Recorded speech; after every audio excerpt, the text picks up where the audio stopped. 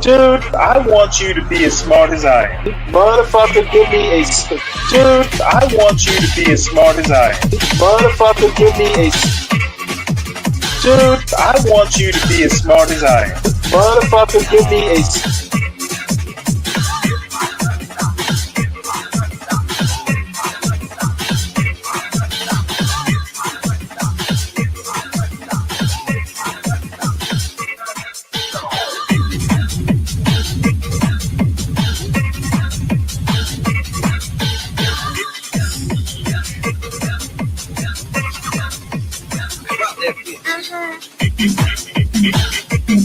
Dude, I want you to be as smart as I am. Motherfucker, give me a specific...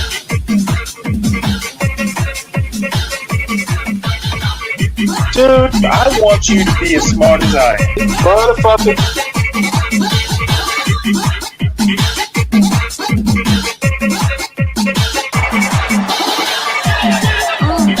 Come on out, you rapist!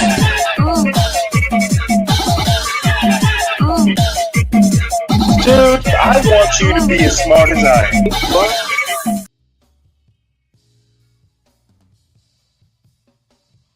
An Essay on Man by Alexander Pope. The Design. Having proposed to write some pieces on human life and manners, such as, to use my Lord Bacon's expression, come home to men's business and bosoms, I thought it more satisfactory to begin with considering man in the abstract, his nature and his state, since, to prove any moral duty, to enforce any moral precept, or to examine the perfection or imperfection of any creature whatsoever, it is necessary first to know what condition and relation it is placed in, and what is the proper end and purpose of its being. The science of human nature is, like all other sciences, reduced to a few clear points. There are not many certain truths in this world. It is therefore, in the anatomy of the mind, as in that of the body, more good will accrue to mankind by attending to the large, open, and perceptible parts than by studying too much such finer nerves and vessels, the conformations and uses of which will forever escape our observation. The disputes are all upon these last, and I will venture to say they have less sharpened the wits than the hearts of men against each other, and have diminished the practice more than advanced the theory of morality. If I could flatter myself that this essay has any merit, it is in steering betwixt the extremes of doctrines seemingly opposite, in passing over terms utterly unintelligible, and in forming a temperate, yet not inconsistent, and a short, yet not imperfect, system of ethics. This I might have done in prose, but I chose verse, and even rhyme, for two reasons. The one will appear obvious, that principles, maxims, or precepts so written both strike the reader more strongly at first, and are more easily retained by him afterwards. The other may seem odd, but it is true. I found I could express them more shortly this way than in prose itself, and nothing is more certain than that much of the force as well as grace of arguments or instructions depends upon their conciseness. I was unable to treat this part of my subject in more detail without becoming dry and tedious, or more poetically, without sacrificing perspicuity to ornament, without wandering from the precision or breaking the chain of reasoning. If any man can unite all these without diminution of any of them, I freely confess he will compass a thing above my capacity. What is now published is only to be considered as a general map of man, marking out no more than the greater parts, their extent, their limits, and their connection, but leaving the particular to be more fully delineated in the charts which are to follow. Consequently, these epistles in their progress, if I have health and leisure to make any progress, will be less dry and more susceptible of poetical ornament. I am here only opening the fountains and clearing the passage. To deduce the rivers, to follow them in their course, and to observe their effects, may be a task more agreeable.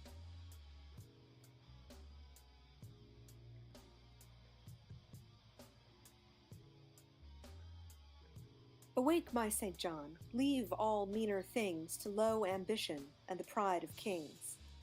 Let us, since life can little more supply than just to look about us and to die, expatiate free o'er all the scene of man, a mighty maze, but not without a plan.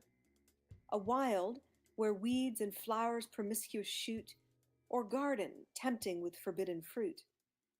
Together let us beat this ample field, try what the open, what the covert yield, the latent tracks, the giddy heights explore, of all who blindly creep or sightless soar.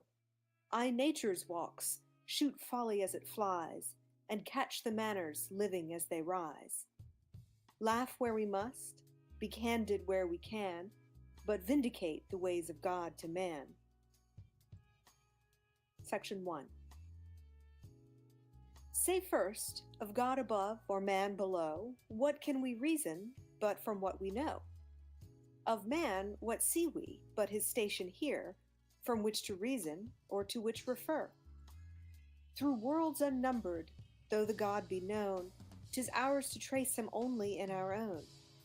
He, who through vast immensity can pierce, see worlds on worlds compose one universe, observe how system into system runs, what other planets circle other suns, what varied being peoples every star, may tell why heaven has made us as we are. But of this frame the bearings and the ties, the strong connections, nice dependencies, gradations just, has thy pervading soul looked through? Or can a part contain the whole? Is the great chain that draws all to agree and drawn supports upheld by God or thee? 2. Presumptuous man, the reason wouldst thou find why form so weak, so little, and so blind? First, if thou canst, the harder reason guess, why formed no weaker, blinder, and no less? Ask of thy mother earth why oaks are made taller or stronger than the weeds they shade. Or ask of yonder argent fields above why Jove's satellites are less than Jove. Of systems possible, if 'tis confessed that wisdom infinite must form the best, where all must full or not coherent be, and all that rises rise in due degree, then in the scale of reasoning life 'tis plain there must be somewhere such a rank as man. And all the question, wrangle ere so long, is only this, if God has placed him wrong. Respecting man, whatever wrong we call must be right as relative to all. In human works, though labored on with pain, 1,000 movements scarce one purpose gain. In God's, one single can its end produce, yet serves to second, too, some other use. So man, who here seems principal alone, perhaps acts second to some sphere unknown, touches some wheel or verges to some goal. 'Tis but a part we see, and not a whole. When the proud steed shall know why man restrains his fiery course, or drives him o'er the plains, when the dull ox, why now he breaks the clod, is now a victim, and now Egypt's god, then shall man's pride and dullness comprehend his actions, passions, being's use and end. Why doing, suffering, checked, impelled, and why this hour a slave, the next a deity? Then say not man's imperfect, heaven in fault. Say rather, man's as perfect as he ought. His knowledge measured to his state and place, his time a moment, and a point his space. If to be perfect in a certain sphere, what matter, soon or late, or here or there? The blessed today is as completely so as who began 1,000 years ago. 3.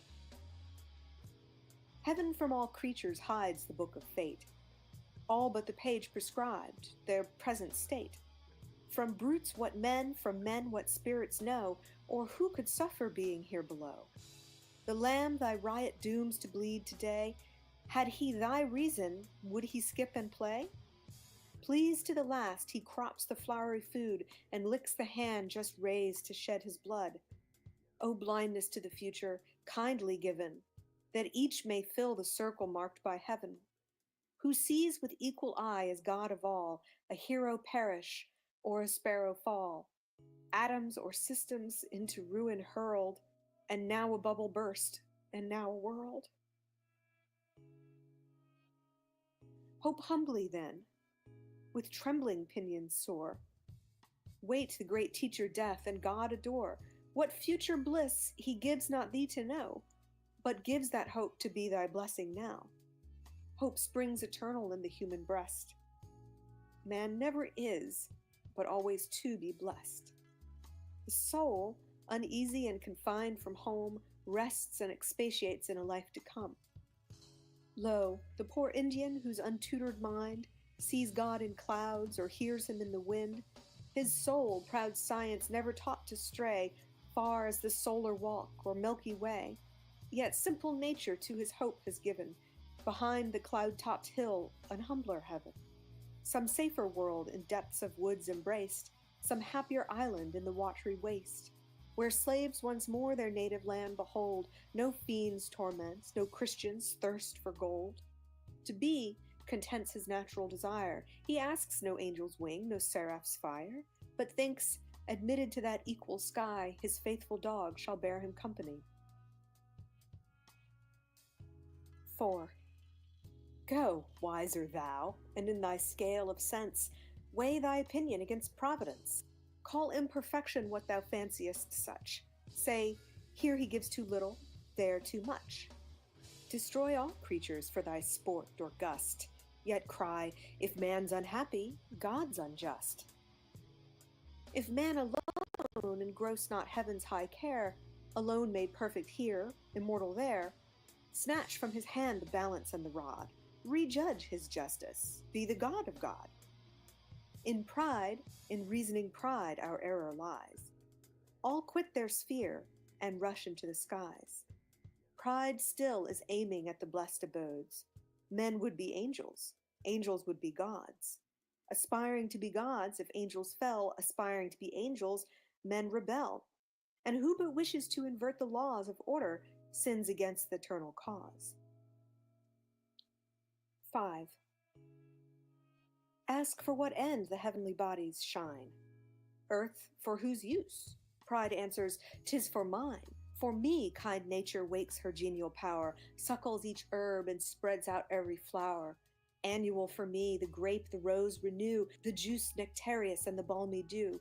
For me, the mine 1,000 treasures brings. For me, health gushes from 1,000 springs. Seas roll to waft me, suns to light me rise.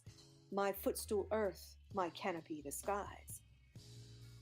But errs not nature from this gracious end, from burning suns when livid deaths descend, when earthquakes swallow or when tempests sweep towns to one grave, whole nations to the deep? No, 'tis replied, the first almighty cause acts not by partial, but by general laws. The exceptions few, some change since all began, and what created perfect? Why then man? If the great end be human happiness, then nature deviates, and can man do less? As much that end a constant course requires, of showers and sunshine, as of man's desires, as much eternal springs and cloudless skies, as men forever temperate, calm, and wise. If plagues or earthquakes break not heaven's design, why then a Borgia or a Catiline?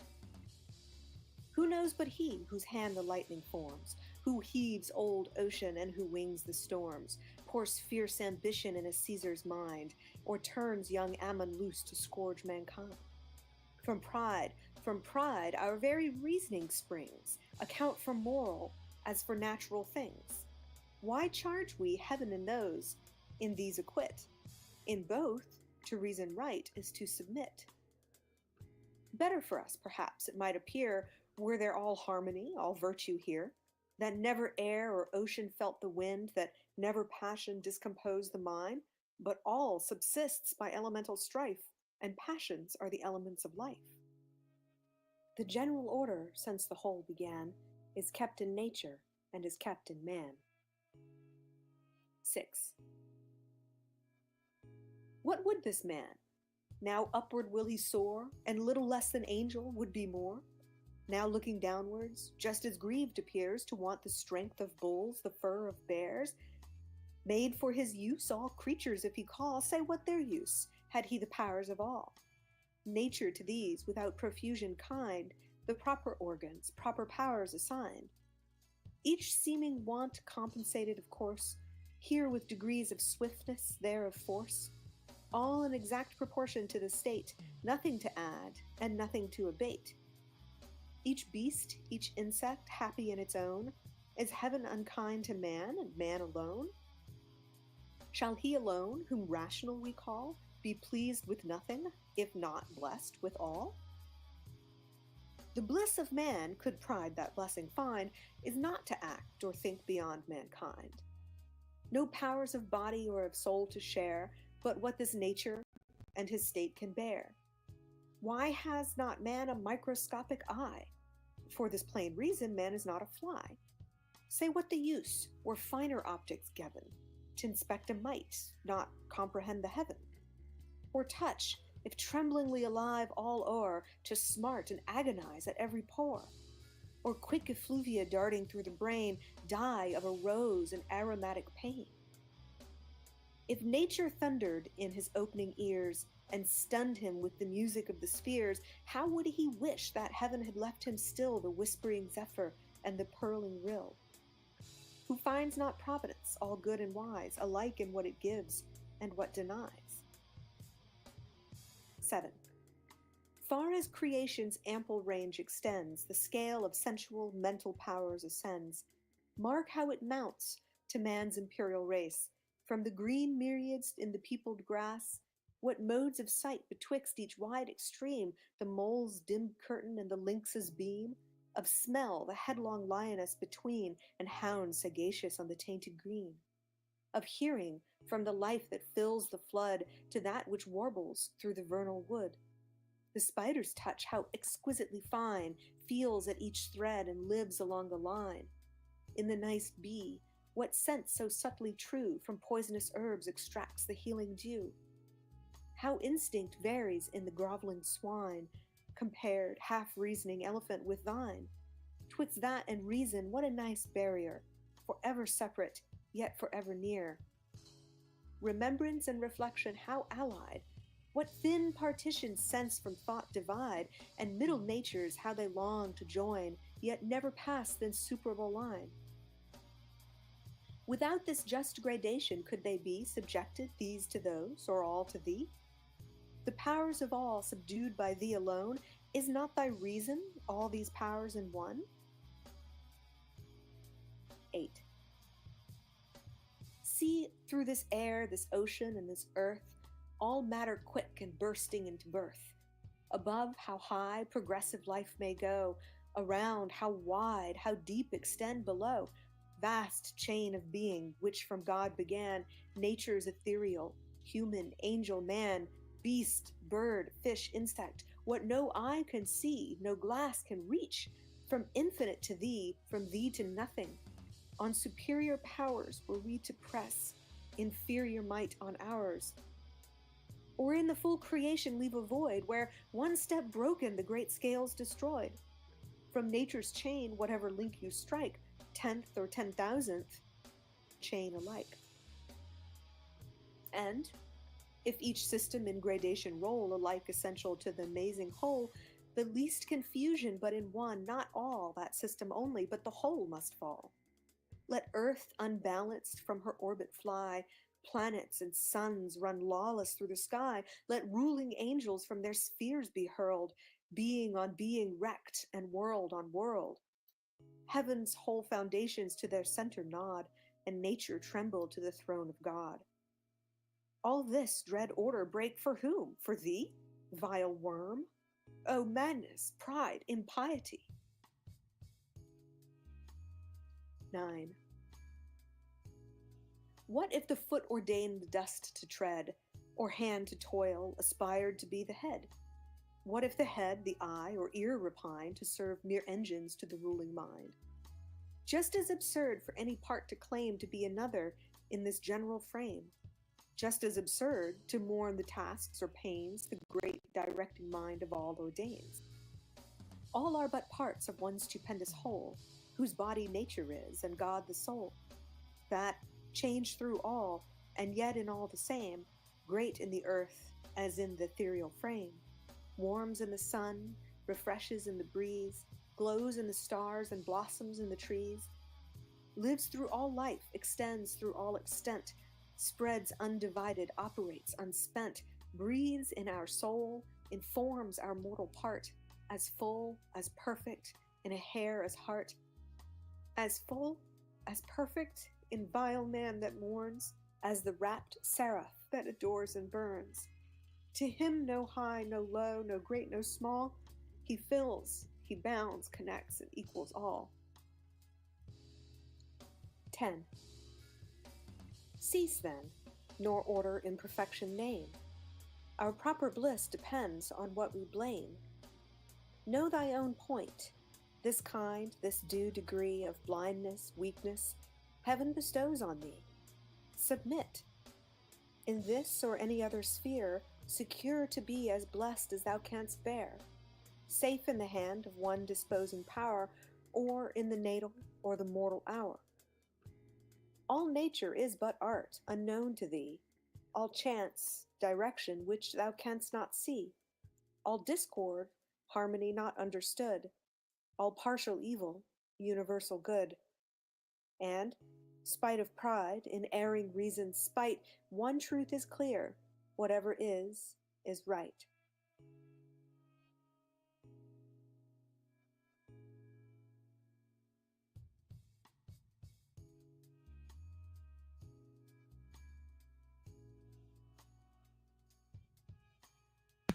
All right. Well, that concludes your high school lessons of the day. So, welcome to Stanley versus the World.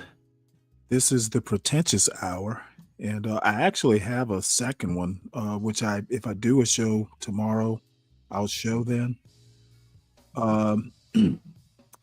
Everyone, please make sure you hit the like button. Please make sure you subscribe to the John Gall Urban Landlord channel. Make sure you subscribe to the Stanley Cross channel if you are so inclined. I did premiere a new video yesterday, which actually in the course of events today I'm going to show because it kind of fits in with the courts and immigration and all that sort of thing. Also, make sure you subscribe to Urban Landlord Clips. That is your safe haven from me. I may have clips over there. I have no clue. If I do, Portia would have done them. But anyway, I don't really go over there much. And usually if John or Portia are doing a show, I'm usually in the main channel, that chat. So let us sally forth into news. By the way, I know it's weird, but I've had a fascination with Alexander Pope. I'll go years and not think about it, but it was something somebody said last week. It was kind of a critique of me in the show. And the first thing I thought about was Alexander Pope's essay on criticism.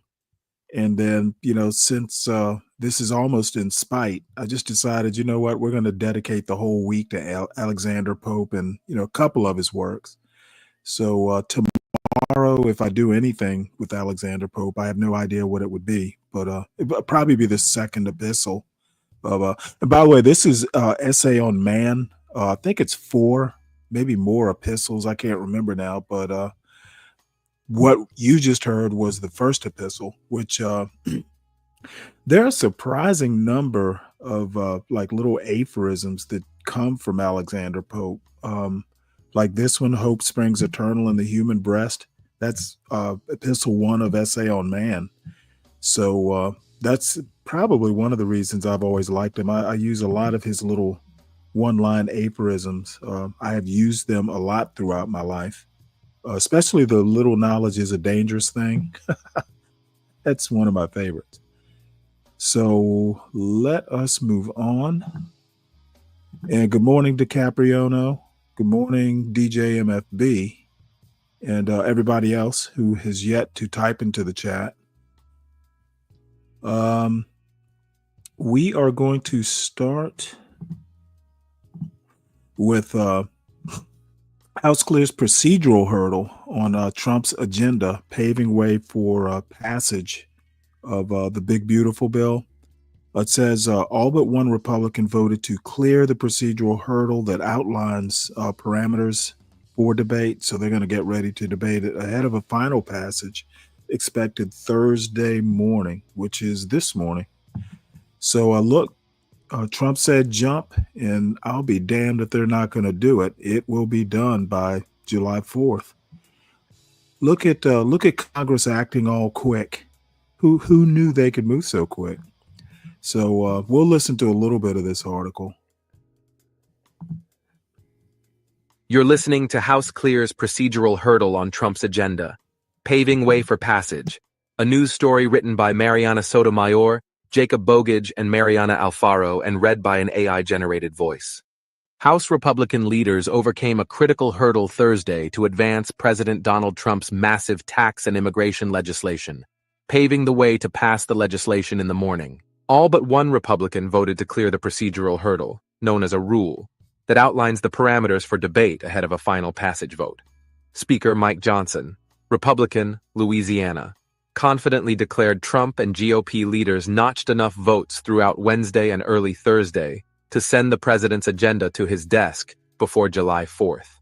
When you're doing a big, comprehensive piece of legislation, you're going to expect a lot of extra time, a lot of questions, and a lot of deliberation over it, Johnson said, adding it took a lot of patience and listening to everyone's concerns ever since the Senate passed their bill Tuesday.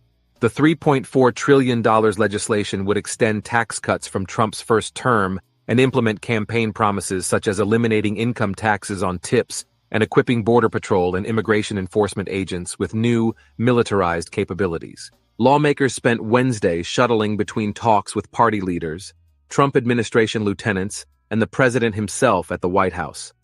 But as Wednesday turned into Thursday morning, Johnson was still working to convince 10 lawmakers to vote to advance the bill. As talks dragged on, leaders left open 2 votes for over 5 hours, a sign of the Republican conference's dysfunction and also the furious backroom dealing to get Trump's agenda over the finish line by an arbitrary July 4th deadline. "I'll keep it open as long as it takes to make sure we've got everybody here and accounted for," Johnson said late Wednesday on Fox News' Hannity.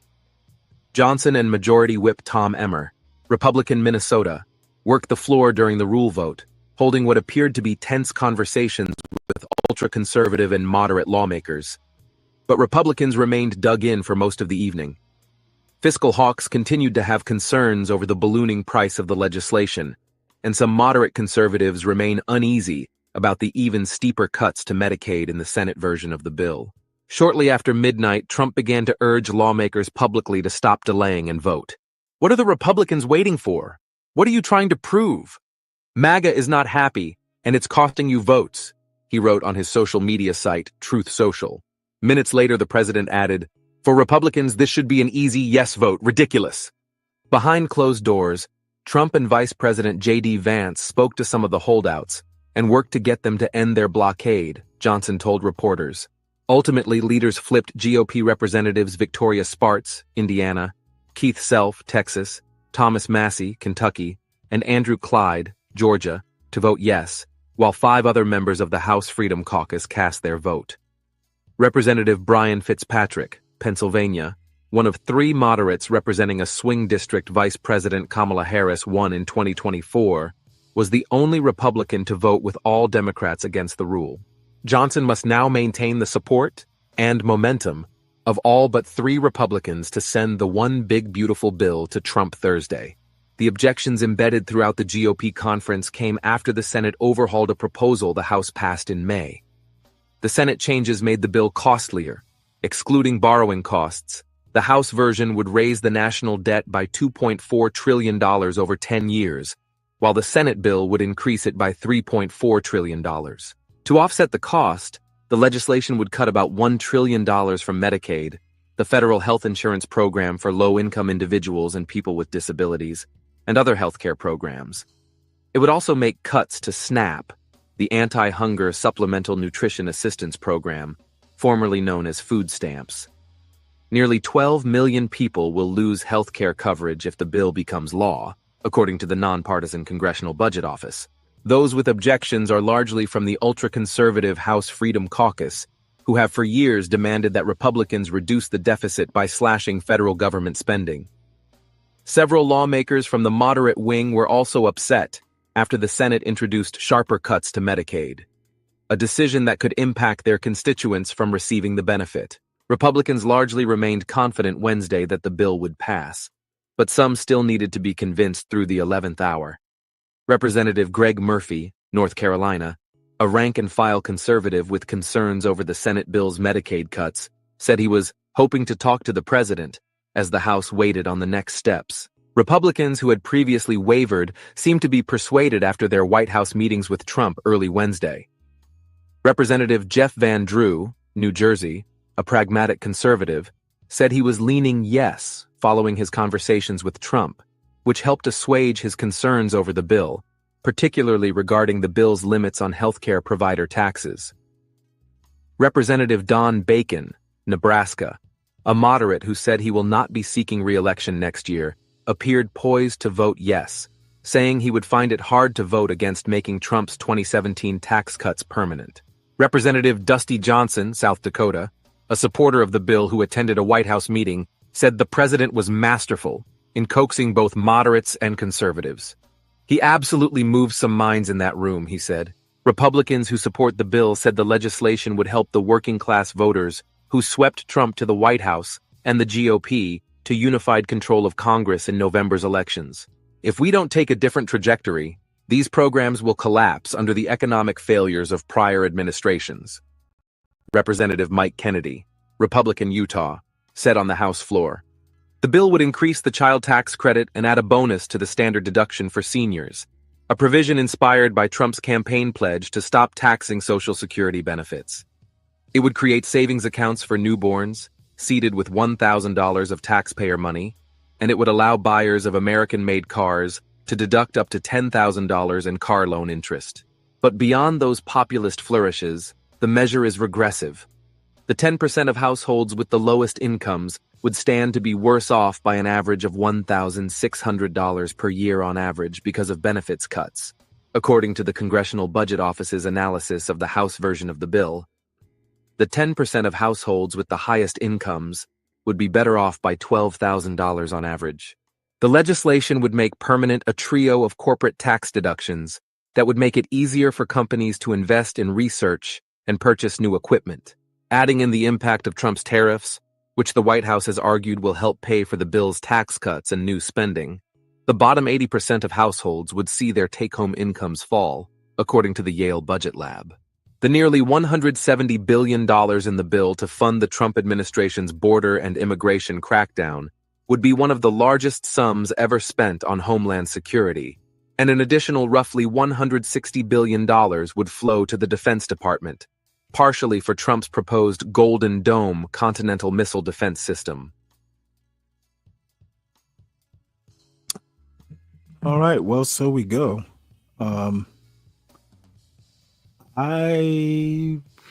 There's a story coming up, where I think a lot of MAGA voters who were kind of, at the populist level, I think they're going to find that they actually voted against their own interests. But I won't go into the psychology of that. So we're going to switch gears, and we are going to talk about preliminary trade deals with Vietnam and China. This is an announcement that the Trump administration has reached a preliminary trade deal with Vietnam. Trump announces preliminary trade pact with Vietnam. This article is by Anna Swanson, Damian Cave, Alexander Stevenson, Alan Rappaport, and Tung Zhou, and read by an automated voice. President Trump said on Wednesday that the United States had reached a trade deal with Vietnam, one that would roll back some of the punishing tariffs he had issued on Vietnamese products, in return for that nation's agreeing to open its market to American goods. The preliminary deal will also indirectly affect China, an important trading partner of Vietnam. It will be a great deal of cooperation between our two countries, Mr. Trump wrote in a post on Truth Social, announcing the deal. According to Mr. Trump, The deal imposes a 20% tariff on all imports from Vietnam and a 40% tariff on any transshipping. That provision is aimed at addressing Trump administration criticisms that countries like Vietnam have become a channel for Chinese manufacturers to bypass U.S. tariffs and funnel goods into the United States. Which products would fall under the higher tariff rate is unclear. It could refer to goods imported to the United States from Vietnam that actually originated in China, but it could also apply to Vietnamese products that use a certain amount of Chinese parts. The deal could include a lower tariff on goods that are made in Vietnam with fewer Chinese parts and materials, and a higher tariff rate for Vietnamese goods that contain many Chinese components. Howard Lutnick, the Commerce Secretary, wrote on X that if another country sells their content through products exported by Vietnam to us, they'll get hit with a 40% tariff. Vietnam was soon scheduled to face a 46% tariff rate as part of the global tariffs that the Trump administration unveiled on April 2nd before pausing those levies for 90 days. Mr. Trump characterized the deal as having Vietnam pay the tariffs, even though they will be paid by U.S. importers. The president added that as part of the agreement, Vietnam would open its market to American businesses, allowing them to export to Vietnam without any tariffs. The announcement came after Mr. Trump spoke with Vietnam's General Secretary To Lam on Wednesday morning. A statement from the Vietnamese government about the phone call said the two countries had reached a, quote, framework for a fair and balanced reciprocal trade agreement, one that would give the United States preferential market access for American goods. The statement said Mr. Trump had, quote, affirmed that the United States would significantly reduce reciprocal tariffs on many Vietnamese exports and would continue working with Vietnam to resolve obstacles affecting bilateral trade relations, especially in priority areas for both sides.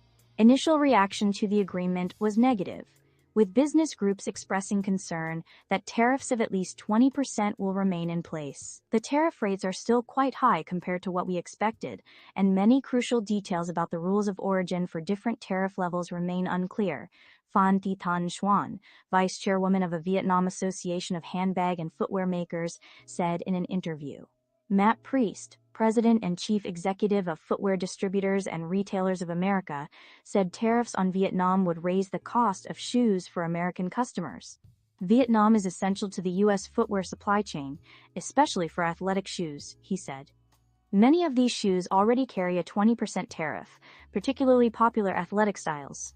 Piling new tariffs on top of that isn't just unnecessary, it's bad economics. The administration should acknowledge the steep footwear duties already in place and avoid adding more strain to American families and businesses. The arrangement is the second that Mr. Trump has announced since early April, when he imposed steep tariffs on dozens of countries globally, but then abruptly paused them for 90 days to try to negotiate trade deals. Those tariffs are expected to snap back into effect next week. U.S. officials have been juggling negotiations with more than a dozen trading partners before that deadline. Representatives from Japan, the European Union, Malaysia, South Korea, Indonesia, and other governments have been cycling through Washington in recent weeks to try to find an arrangement that would avert higher tariffs. Vietnam quickly emerged as one of the most prominent examples of the U.S. effort to redraw the global rules of trade. Some White House officials have portrayed the country of 100 million people as little more than a Chinese proxy, although some trade officials say this is inaccurate. Regardless, American trade officials have been pressuring Vietnam to rely less on Chinese partners and buy more goods from the United States. Many industries in the United States have also accused Vietnam of maintaining high barriers to trade that block American exports, and of manipulating its currency in past years, which gives Vietnamese manufacturers an advantage over American ones. In filings to the government this year about unfair trade practices globally, American producers of prunes, catfish, and kitchen cabinets said that they had been threatened by competition from Vietnam, and that trade cases and tariffs had not been sufficient to protect them. For more than 2 decades, the domestic catfish industry has been decimated by Vietnam's predatory economic practices, with severe negative consequences for U.S. workers and communities, the Catfish Farmers of America said in a filing. Unlike traditional, comprehensive free trade deals that cover many industries and comprise hundreds or thousands of pages, the pacts that the Trump administration is now signing are greatly abbreviated. Trade experts have described them as framework agreements, which spell out some concrete changes, like reducing certain tariffs, but merely say other topics will be negotiated in the coming months. The deal the administration announced with Britain in May, for example, rolled back tariffs on some products and detailed some purchasing commitments. But it also listed half a dozen general priorities and said the countries would immediately begin negotiations to develop and formalize them, ranging from negotiating digital trade provisions to strengthening their cooperation on economic security. Similarly, the Vietnam deal had few details. With Vietnam, the new trade pact could encourage more U.S. exports to the country, though it seems unlikely such measures could erase the U.S. trade deficit with Vietnam. The United States imported $136.6 billion of goods from Vietnam in 2024, but it exported only $13.1 billion. That trade gap between the United States and Vietnam has grown significantly since Mr. Trump's first term. That's largely a result of Mr. Trump's first trade war with China. When the president imposed hefty tariffs on Chinese products, manufacturers started searching for new locations for their overseas factories. Nike, Apple, Foxconn, Mattel, and other major brands shifted some of their manufacturing from China to Vietnam in recent years. Trump officials have also been concerned that Chinese companies are dodging U.S. tariffs on Chinese exports by routing their products through Vietnam and other Southeast Asian countries. Vietnamese officials have promised to do more to police this illicit trade, which represents up to 16% of Vietnam's exports to the United States, according to recent studies. Chinese investment in Vietnam has been growing rapidly in the past few years, but overall, South Korean companies, including LG and Samsung, are still Vietnam's biggest foreign investors, and many of the Chinese imports coming into Vietnam are machines for making products in Vietnam, not just raw materials. Vietnam has also stressed that most of its exports, especially involving multinationals including Nike, Samsung, and Apple, follow international rules regarding country of origin, adding enough value to products with Chinese parts to have them appropriately labeled Made in Vietnam. For example, in a 2022 case scrutinized by U.S. Customs and Border Patrol regarding mountain bikes assembled in Vietnam, U.S. officials ruled that the addition of Chinese wheels, drivetrains, and brakes did not strip the bikes of their Vietnamese identity because the frame itself, deemed the essence of the bicycle, had been made in Vietnam. The ruling shows how a single component can anchor origin even when most other inputs are foreign, said Ebuvehi Ayoha, an assistant professor at Harvard Business School. It's not clear how much illegal rerouting Vietnamese officials will be able to catch. Nor is Vietnam eager to embrace a major redrawing of origin rules that will upset relations or reduce commerce with China, its largest trading partner. The two countries' economies are deeply intertwined, and not just with manufacturing. China is Vietnam's largest market for agricultural, forestry, and fishery exports, adding to Beijing's leverage should it decide to punish Hanoi for its deal with Washington. During a visit to Vietnam in April, the Chinese president, Xi Jinping, called on Vietnam to oppose, quote, unilateral bullying. Many analysts saw this as warning to avoid siding with the Americans. During Mr. Xi's visit, China and Vietnam also signed dozens of cooperation agreements, including a pact to integrate their railway industries and other supply chains. Well, this was a long article, but I actually found it pretty enlightening. I knew that China had a lot of influence in Vietnam, but I really never thought about components of products made in Vietnam, marked made in Vietnam. So it's a little down in the weeds, but it was good for me. Hopefully, it was good for you. And this next story, speaking of China, U.S. lists chip software curbs on China amid trade truce. The Trump administration lifted export curbs on chip design software and ethane exports to China as part of a trade deal finalized last week. This move followed a brief crackdown on electronics design automation software sales aimed at limiting China's semiconductor and AI ambitions initiated in May. The U.S. Commerce Department informed leading companies Siemens, Cadence, and Synopsys that license requirements for business with China are no longer in place under the agreement. Wow. Just under 50% of American ethane exports went to China last year, and China controls 70% of its EDA market, according to a Chinese state report. The deal aims to ease critical technology flows provided China speeds approval of mineral exports, though the trade truce is set to expire in August and tariffs remain high. So there's some sort of, well, they call it a truce. That kind of sounds like the economic version of Iran and Israel. So let's see. We are going to switch gears and talk about Israel and Iran and some Middle East stuff. U.S. contractors say their colleagues are firing live ammo as Palestinians seek food in Gaza. This is kind of shocking, actually.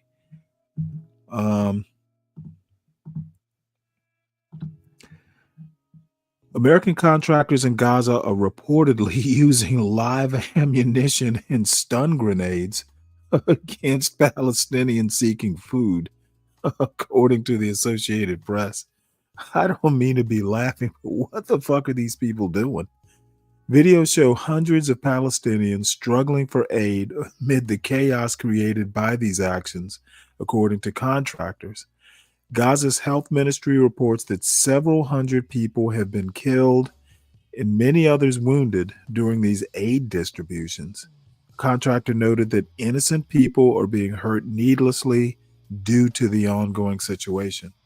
So you can just be going for aid, food aid, medical, and get shot. This isn't, I don't know, that doesn't sound like peace to me. And then this next story, another ground news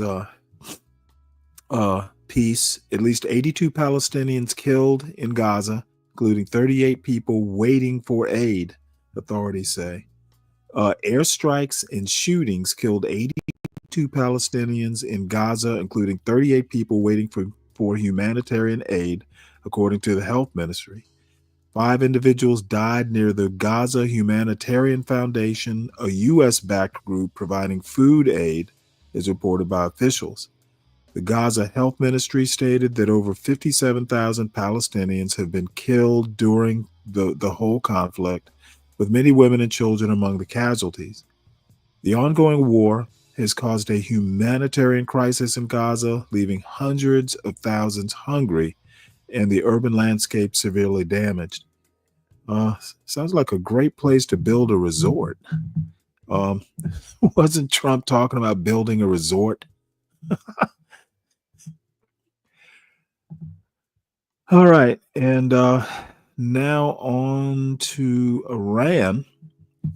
Pentagon says Iran's nuclear program set back 1 to 2 years. On June 20 through the 21st, the U.S. military launched Operation Midnight Hammer using B-2 bombers to strike Iran's nuclear sites at Natanz, Fordow, and Isfahan. This attack aimed to degrade Iran's nuclear program, which Pentagon officials and allies assess was set back by 1 to 2 years, though a low confidence report suggested only months. Chief Pentagon spokesman Sean Parnell stated that targeted facilities have been completely obliterated, and Defense Secretary Pete Hegseth said bombs hit precisely as planned. International Atomic Agency head Rafael Grossi said the damage was severe but not total, and Iran could resume uranium enrichment in months. Trump disputed the report, attacking media coverage sharply. Strike setback to Iran's nuclear ambitions may enhance regional stability, but Iran retains capabilities to rebuild, and intelligence assessments vary on the program's exact status. And consequently, Iran suspends cooperation with UN nuclear watchdog. Two things before we, have this story read. Look, even if it delays Iran 1 to 2 years, in 1 to 2 years, Trump will still be in office in theory, and we're going to be right back where we are. I don't get it. Why not just negotiate it out? I don't get what, if this isn't permanent damage, setting it back 5 to 10 years, and we somehow or another get in there and negotiate. I don't get this. 1 to 2 years, that is just a few months. So 1 to 2 months or 48 months, we're going to be back, with this wrangling back and forth. I don't see how this is I don't see how this is a win, to be honest. So Iran suspends cooperation with the UN nuclear watchdog, IAEA, and let's hear a little bit. I don't know that we need to hear this whole thing. Iran suspends cooperation with UN nuclear watchdog. This article is by Erica Solomon and Sanam Mahouzi and read by an automated voice.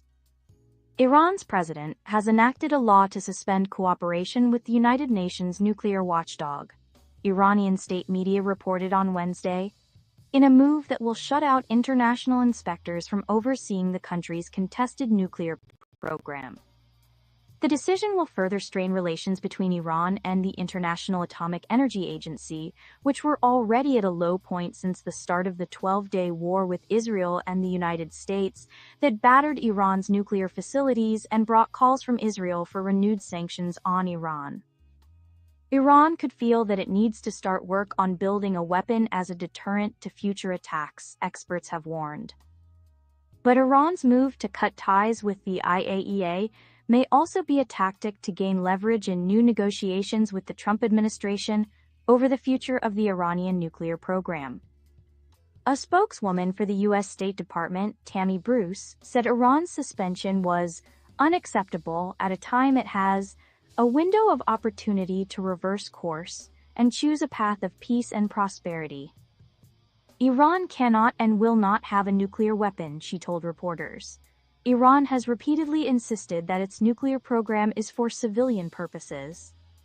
The IAEA has said that while it had no evidence that Iran was building a weapon, the country was stockpiling around 882 pounds of highly enriched uranium, which could enable the government to build 10 bombs. It is unclear how badly the strikes damaged Iran's nuclear program. President Trump insisted it was obliterated, while Rafael Grossi, the IAEA Director General, said that Iran could begin enriching uranium again in a, quote, matter of months. One of the IAEA's main purposes is to monitor the nuclear activity of countries that have signed on to the Nuclear Non-Proliferation Treaty and to try to prevent the building of nuclear weapons. Iran is a party to the treaty. Israel, which is widely believed to have nuclear weapons but has never confirmed it, is not. The IAEA said that it was aware of the reports that Iran was suspending its cooperation and that it was waiting for further official information. Iran's hawkish parliament passed the law last week. But it had not been clear whether the president, Masoud Pezeshkian, considered a political moderate, would put the law into effect or try to block it. There has been widespread outrage in the Iranian government since the IAEA issued a declaration last month that Iran was not complying with its nuclear non-proliferation obligations. The agency released its findings the day before Israel launched its June 13th attack. Iranian officials argue the censure gave Israel political cover for its strikes. Iranian officials also accused Mr. Grossi of saying only after Israel began its strikes that there was no evidence of a systematic effort to build nuclear weapons. In fact, that assessment was in the report Mr. Grossi delivered to the agency's board in May, before the attack. Israel's Foreign Minister, Gideon Sa'ar, called on Germany, France, and Britain to reimpose sanctions on Iran in response to the new law under a provision in the 2015 deal that limited the country's uranium enrichment. The deal was agreed to by the Obama administration, the other 4 permanent members of the UN Security Council, the European Union, and Germany. Mr. Trump pulled the United States out during his first term, but European countries have continued to adhere to it. Under a so-called snapback provision in the agreement, sanctions can be reimposed if Iran is found to have violated the nuclear provisions. There's justification for snapback. But I don't think we're there yet, said Sanam Vakil, the director of the Middle East and North Africa program at Chatham House in London. Iran is trying to calibrate the escalation. It doesn't have too many cards to play, but this is the first opening salvo. Germany's foreign ministry spokesman, Martin Gies, called the new law a disastrous signal. Iran's cooperation with the IAEA is essential for a diplomatic solution, he told reporters on Wednesday, urging Tehran to reverse course. Iranian lawmakers have stipulated 2 conditions for resuming cooperation, according to Iranian state media: that the safety of its nuclear program and scientists is secured, and an acknowledgement of what it says is its right under international law to enrich uranium. Whether those conditions have been met would be decided by Iran's Supreme National Security Council, which shapes the country's security and foreign policy. During the war, Iranian lawmakers also threatened to pass a law that would withdraw Iran from the Nuclear Non-Proliferation Treaty.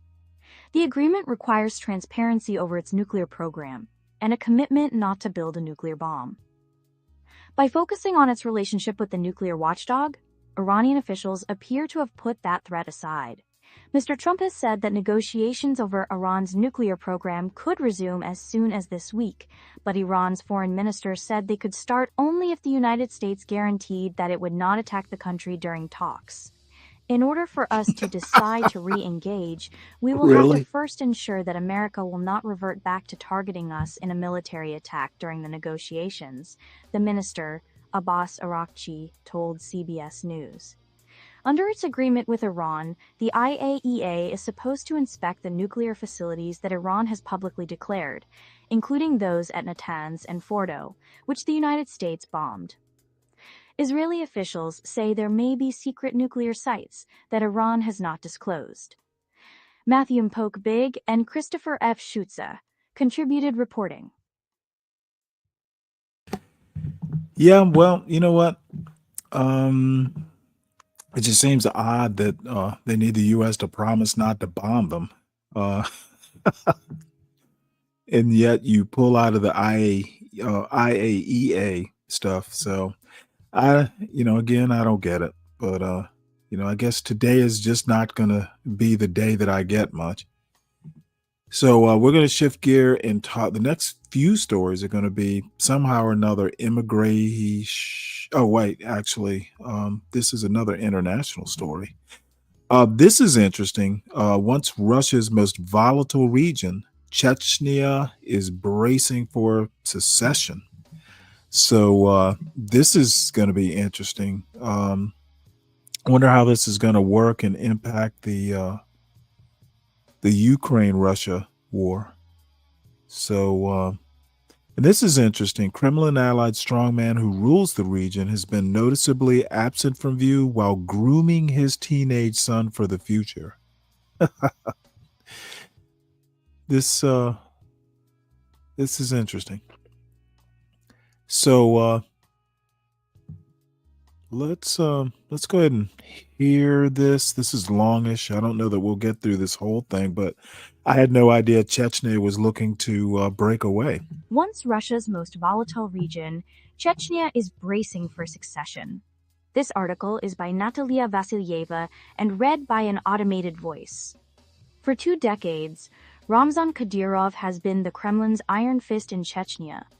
In return for helping to brutally suppress an independence movement, he has been allowed to rule his region as a personal fief, crushing rivals and dissenters, as well as separatists. But Mr. Kadyrov, 48, appears to be seriously ill, presenting President Vladimir Putin with a new challenge in a part of southern Russia, where wars killed tens of thousands in the 1990s and 2000s. When the strongman leaves the scene, who can maintain the brutal control he has imposed over that part of the Caucasus? Mr. Kadyrov's own succession plan could be resting on his 17-year-old son, who got married and received congratulations from Mr. Putin over the weekend. But that would require circumventing Russian law, requiring regional leaders to be at least 30 years old.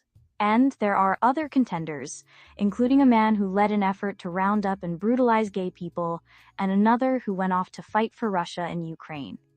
Over the years, Mr. Kadyrov has become a unique figure in Mr. Putin's autocracy, enjoying far more latitude and richer subsidies than other regional leaders.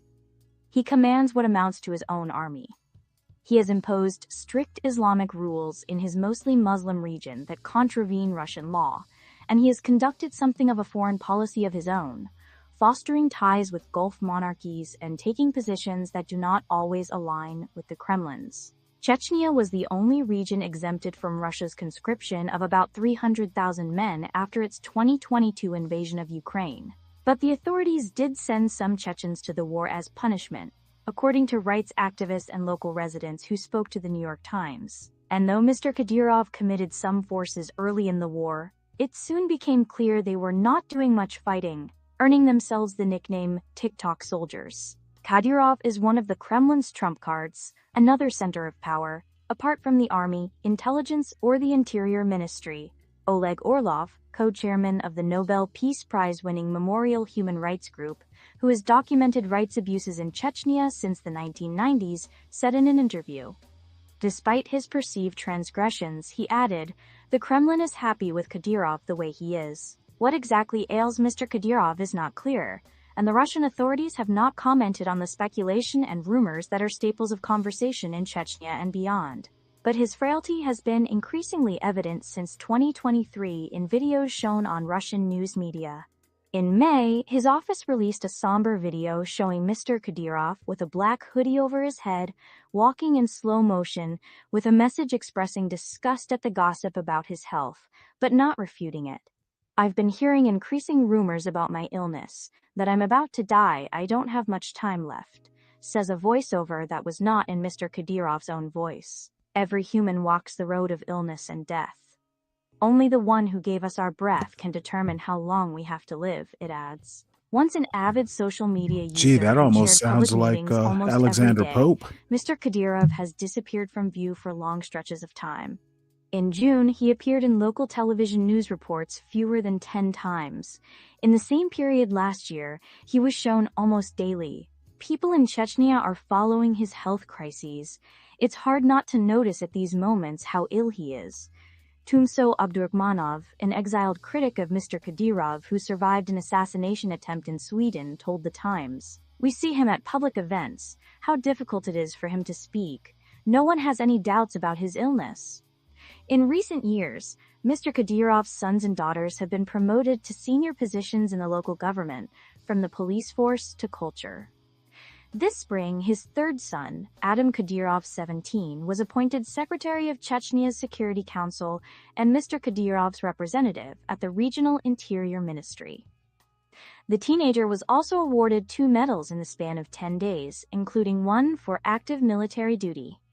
He is still far short of the age requirement for being appointed a regional leader, but Ramzan Kadyrov himself took power, though not the title, while still in his 20s, with Mr. Putin's backing.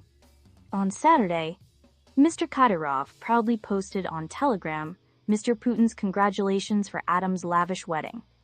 Free speech in Chechnya was eradicated years ago, and no public criticism of Mr. Kadyrov and his family is allowed. But Chechens living in exile say friends and relatives back home are dismayed at the sight of a teenager who graduated high school last year, chairing a meeting of security officials old enough to be his grandfather. "The scenes are absurd. People are laughing at it," said Mr. Abdurrahmanov, a popular blogger who fled Chechnya in 2016. It's utterly surreal to see adult men with veritable military distinctions give reports to and grovel in front of a child. Whether the younger Mr. That sounds Kadyrov like might Trump's actually cabinet. inherit his father's power, or when, is unclear. Two other local politicians who rose in public profile in recent years are cited by analysts as contenders, though they have made no public comment about their own ambitions. Magomed Daudov, a longtime ally of Mr. Kadyrov, who gained global notoriety in 2017 for reportedly leading an anti-gay purge in the region, now often chairs high-profile events in Mr. Kadyrov's absence, reading out addresses from the ailing leader. Another prospect with strong ties to the Kremlin is Apti Alodonanov, a 51-year-old former top Chechen security official who survived a dismissal in 2021 by signing up to fight in Ukraine, where he became one of the main frontline public speakers for Russian TV. His war credentials are highly valuable among Russia's political class right now. Ramzan Kadyrov's father, Akhmad Kadyrov, was a religious leader supporting the rebels in the Chechen fight against Russia in the 1990s. The elder Kadyrov switched sides in 2000. He is widely believed to have made a political bet that Chechnya would be better off with Russia than on its own, and Mr. Putin put him in charge of the region. After his father was assassinated in 2004, Ramzan Kadyrov consolidated power. His rivals and critics have been gunned down at home and abroad, and his assault on human rights has resulted in an international outcry. His allies have been known to arbitrarily detain and torture people and seize their property. Well, I don't know that we need all the gory details. My upshot is that it's just could be another thing that Russia has to deal with, and that's a good thing. So we move into immigration news, and we're going to start off with Kilmar Abrego Garcia. By the way, I'm not going to even bother doing the story. I think probably everybody could figure out. But apparently there's a lot of torture and and beatings going down at that terrorist detention center in El Salvador. So I guess we'll just play this story.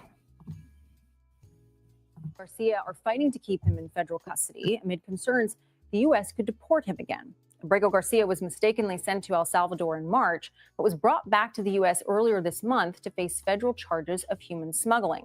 Now, the case is ongoing, but his lawyers say they don't know what the government plans to do with their client. They wrote in a court filing, quote, "The government apparently has little interest in actually bringing this case to trial. Instead, it's chosen to bring Mr. Abrego back only to convict him in the court of public opinion." CBS News immigration and politics reporter Camilo Montoyo Galvez joins us now for more on this and other immigration headlines. All right, so let's start with this. Where does the case stand, and what has the Trump administration said about the possibility of deporting Abrego Garcia? Kelly, there's a really interesting new twist in this case. As you know, Kilmar Abrego Garcia was mistakenly deported to El Salvador and only brought back to face federal charges related to what the Justice Department alleges was a scheme by him and other individuals to smuggle undocumented immigrants into the U.S. and to transport them from the Texas border to Maryland, where he lived with his U.S. citizen child and wife. But now the government was supposed to release him from federal criminal custody so ICE could pick him up and detain him pending deportation proceedings. His lawyers today, however, asked the federal judge overseeing the criminal case to delay that release from federal criminal custody because they are concerned that Mr. Abrego Garcia could be, yes, detained, but also deported to a third country. And that is really important because while the government has no legal authority to deport him to El Salvador because of that 2019 order that blocked that deportation, it does have the authority to deport him to any other country in the world. And the Justice Department prosecutors in this case indicated as much, that they will try to deport him to a third-party country if he is indeed taken into immigration custody. The lawyers have asked for his release to be delayed through July 16. We're waiting on a ruling from the judge in Nashville to see if they actually grant that request. Okay, and that's going to be very important in that Yes. case. I also want to get your take on this. So the Trump administration is set to revoke the temporary protected status for hundreds of thousands of Haitian immigrants, or migrants rather, in September. Why is the administration doing this, and what does it mean for them? Well, we're talking about the Temporary Protected Status, or TPS program, that allows migrants from crisis-stricken countries like Haiti to stay in the U.S. and to work here and live here legally for certain periods of time. And the administration is doing this to expand the population and the pool of non-citizens and immigrants who are eligible to be deported from the country. As you know, the administration has promised to oversee the largest deportation operation in American history. We are talking about 350,000 Haitian immigrants who currently have legal status, but by September 2nd, they could lose that status, those deportation protections, and face arrest and deportation by ICE unless they have another immigration status. The Department of Homeland Security, Kelly, is warning them to self-deport because the department is saying that otherwise they will be found, arrested, and forcibly deported from the country.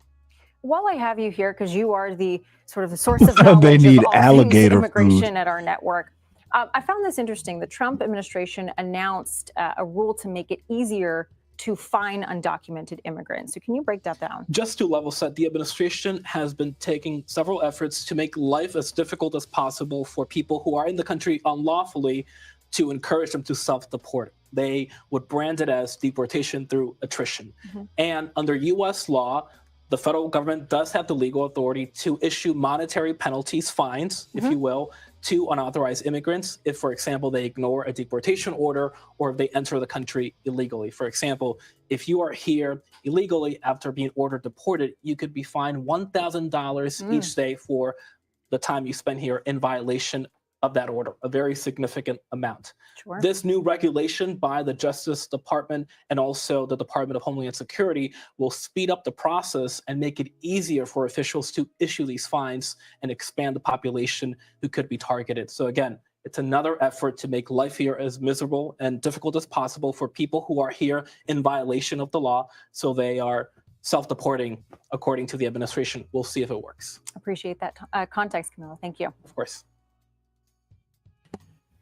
I do not approve. This is a slippery slope, folks.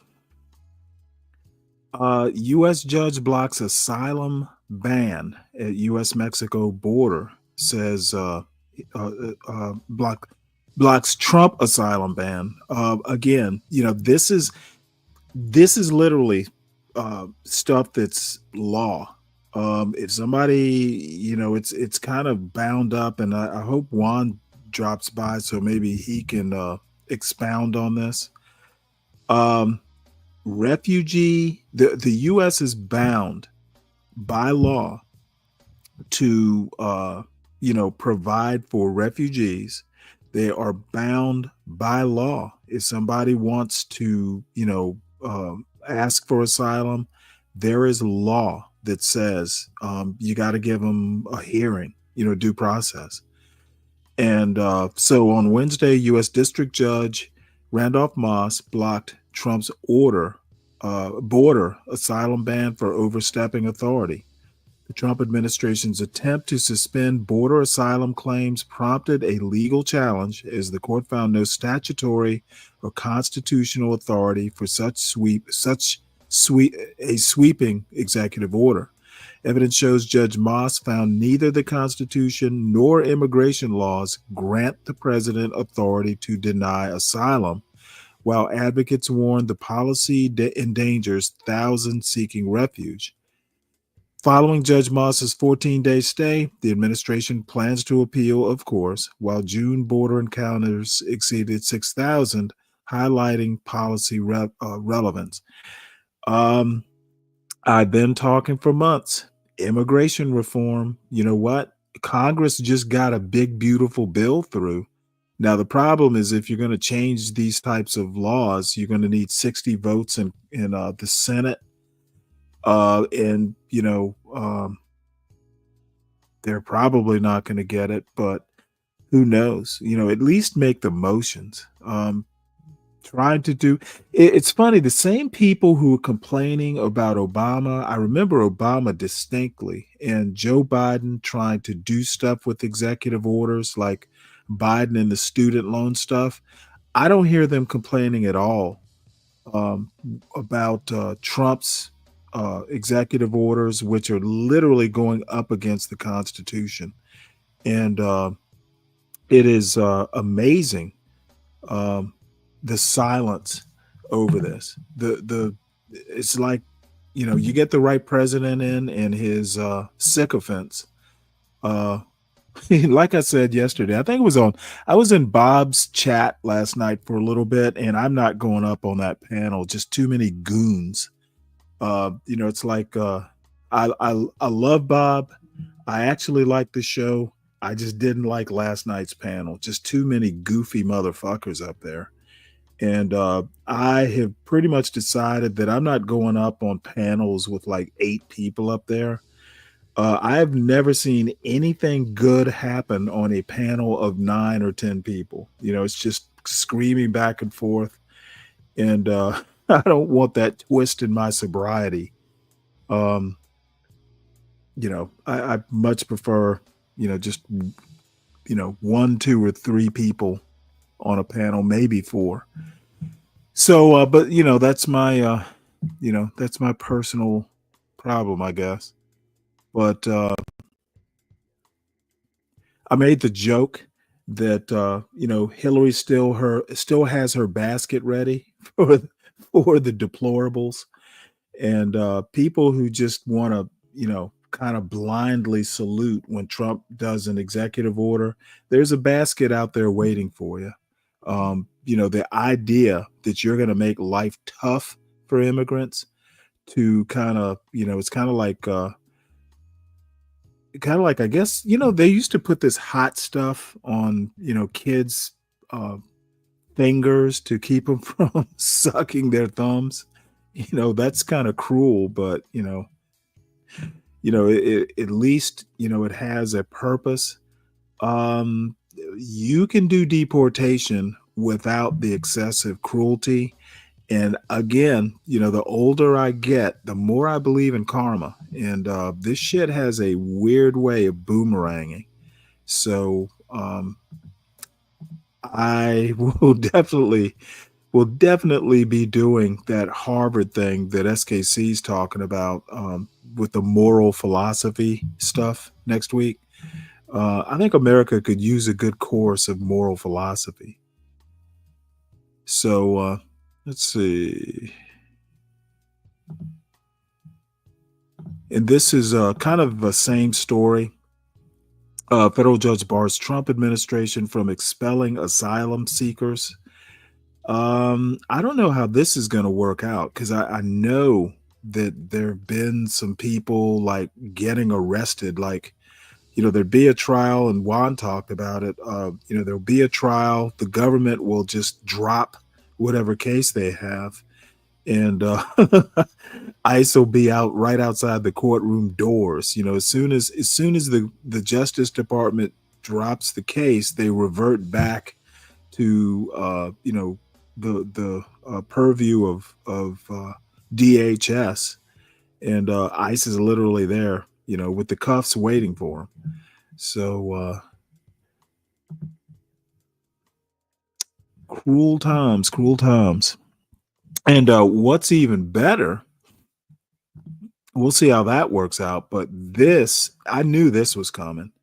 Department of Justice looking at denaturalization for American citizens convicted of certain crimes. And let's see this. Let's have a look at this video. I'm not sure this is going to do what I want it to do, but let's see. This is an ABC News special report. Good morning. I'm Wade Johnson in New York. We're coming on the air because the Supreme Court has just released a potential landmark decision impacting the future of birthright citizenship in the U.S. The justices were asked to roll back nationwide injunctions against the president's attempt to redefine the 14th Amendment, which states that anyone born in the U.S. is automatically a U.S. citizen, regardless of their parents' citizenship status. It's been in place for more than 150 years. But now, in a 6-3 split, the conservative majority ruled that President Trump can move forward with implementing his birthright citizenship change, except for those who brought the case, the 22 states and a group of pregnant immigrant women who brought that case. So it's not directly getting at the 14th Amendment here, but this will have a nationwide impact. Let's go ahead and bring in our Devin Dwyer, ABC's senior Washington reporter, who's been following the Supreme Court on this. Devin, it's not as straightforward as I think a lot of people were perhaps expecting or hoping to hear. So break down what this actually means. Well, this was a big surprise, Whit, and this is coming from the youngest conservative justice on the Supreme Court, Justice Amy Coney Barrett, 6-3, as you said, in a big win for Donald Trump, saying he can move forward with that executive order that he issued on day one, changing the definition of citizenship in this country. Practically speaking, it means the president can, in the next 30 days, begin to develop guidelines for how he would implement that. It does not mean, however, Whit, that this executive order is free from future legal challenge. Legal cases in 3 different districts will continue on the merits. The Supreme Court, in oral argument in this matter, did signal that it was skeptical that it could stand up to legal muster. But at this point, the court is really weighing in on the ability of individual judges in districts around the country to block a president's action nationwide. And what Justice Barrett said today is that an individual federal court judge does not have that authority to broadly block a president. The judge, he or she, can block an individual while a case is being litigated, and in this case, that was upheld. So, this order, as it's implemented, cannot apply to those 22 states. It's going to be messy. It cannot apply to those particular pregnant women that are challenging this.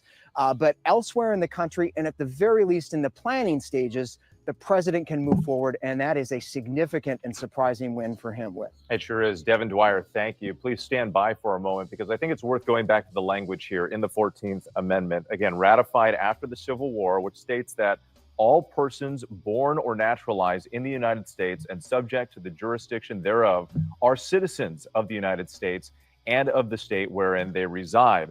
Of course, the Trump administration trying to make changes to that. That's what triggered these series of lawsuits and then ended back at the Supreme Court. Let's bring in our ABC News legal contributor, Sarah Isgur, because Sarah, many are going to be asking now, where does the... Just so you know, Sarah Isgur is a very conservative law person. I don't think she practices law anymore, but I think she clerked for one of the Supreme Court justices. So this is going to be interesting, her take. She's going to be pro-Trump. The process go from here and getting back to the root of that question in the 14th Amendment. Right. This was only about whether the district judge could enjoin the enforcement of that nationwide. What we'll now see is the actual question of what the 14th Amendment means, whether a president acting alone without Congress, without an amendment to the Constitution, can change our understanding of how we've implemented that for the last 150 years. That question will go back to the Supreme Court. Amy Coney Barrett, in her majority opinion, making clear this decision has nothing to do with the merits of that legal question. The Supreme Court can prevent enforcement of that executive order nationwide. I expect we'll hear more about the merits of that question in the fall. As you read it, the real legal question is on what subject to the jurisdiction thereof means. Is someone who is in the country unlawfully subject to the laws of our country, like a diplomat would not be subject to the laws? Hell yeah. See, this is where stupid just defies common sense. If that person who is here illegally commits a crime, you don't send them back to their country of origin for punishment. You do it right there and then. You take them to trial, etc. I have no fucking clue why we're just putzing around with this. Okay, if a person commits a crime, they are under the jurisdiction of the United States and its laws. This is a no-brainer, and that it takes, like, all these fucking Ivy League graduates to toss this back and forth and do a whole interview. Sarah Isgur is a Harvard law graduate, one of the few conservative Harvard law graduates, but she is one. what does under the purview mean? Under the jurisdiction thereof? What does it mean? It means what it says. Man, these guys are fucking morons. Time of the 14th Amendment, someone who belonged on tribal lands was not subject to our laws. So that's the question that the justices will now have to look at in the fall. Sarah, thank you. I want to go back to Devin Dwyer. Devin, we're getting more on the dissent. Of course, again, as we pointed out, this was a 6-3 majority decision. So what are we hearing from the liberal justices on the court? This one did break along ideological lines, Whit, and Justice Sonia Sotomayor, we are told, is taking the rare step of reading her dissent aloud in the chamber behind me right now. And she has said in her written opinion that this is a gross mistake by the Supreme Court.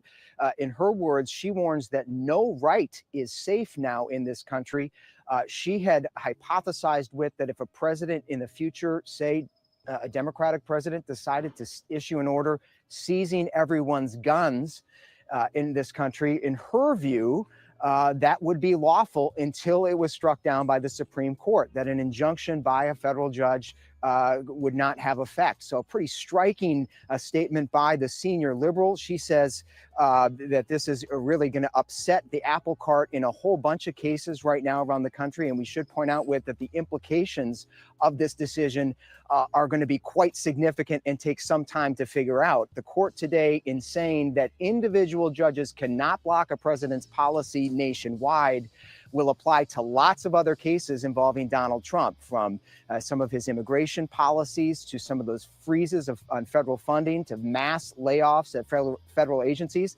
Judges have blocked those things on a universal basis, and some of those orders may now need to. Okay, humble president, I understand. I was just using the criminal case as an example.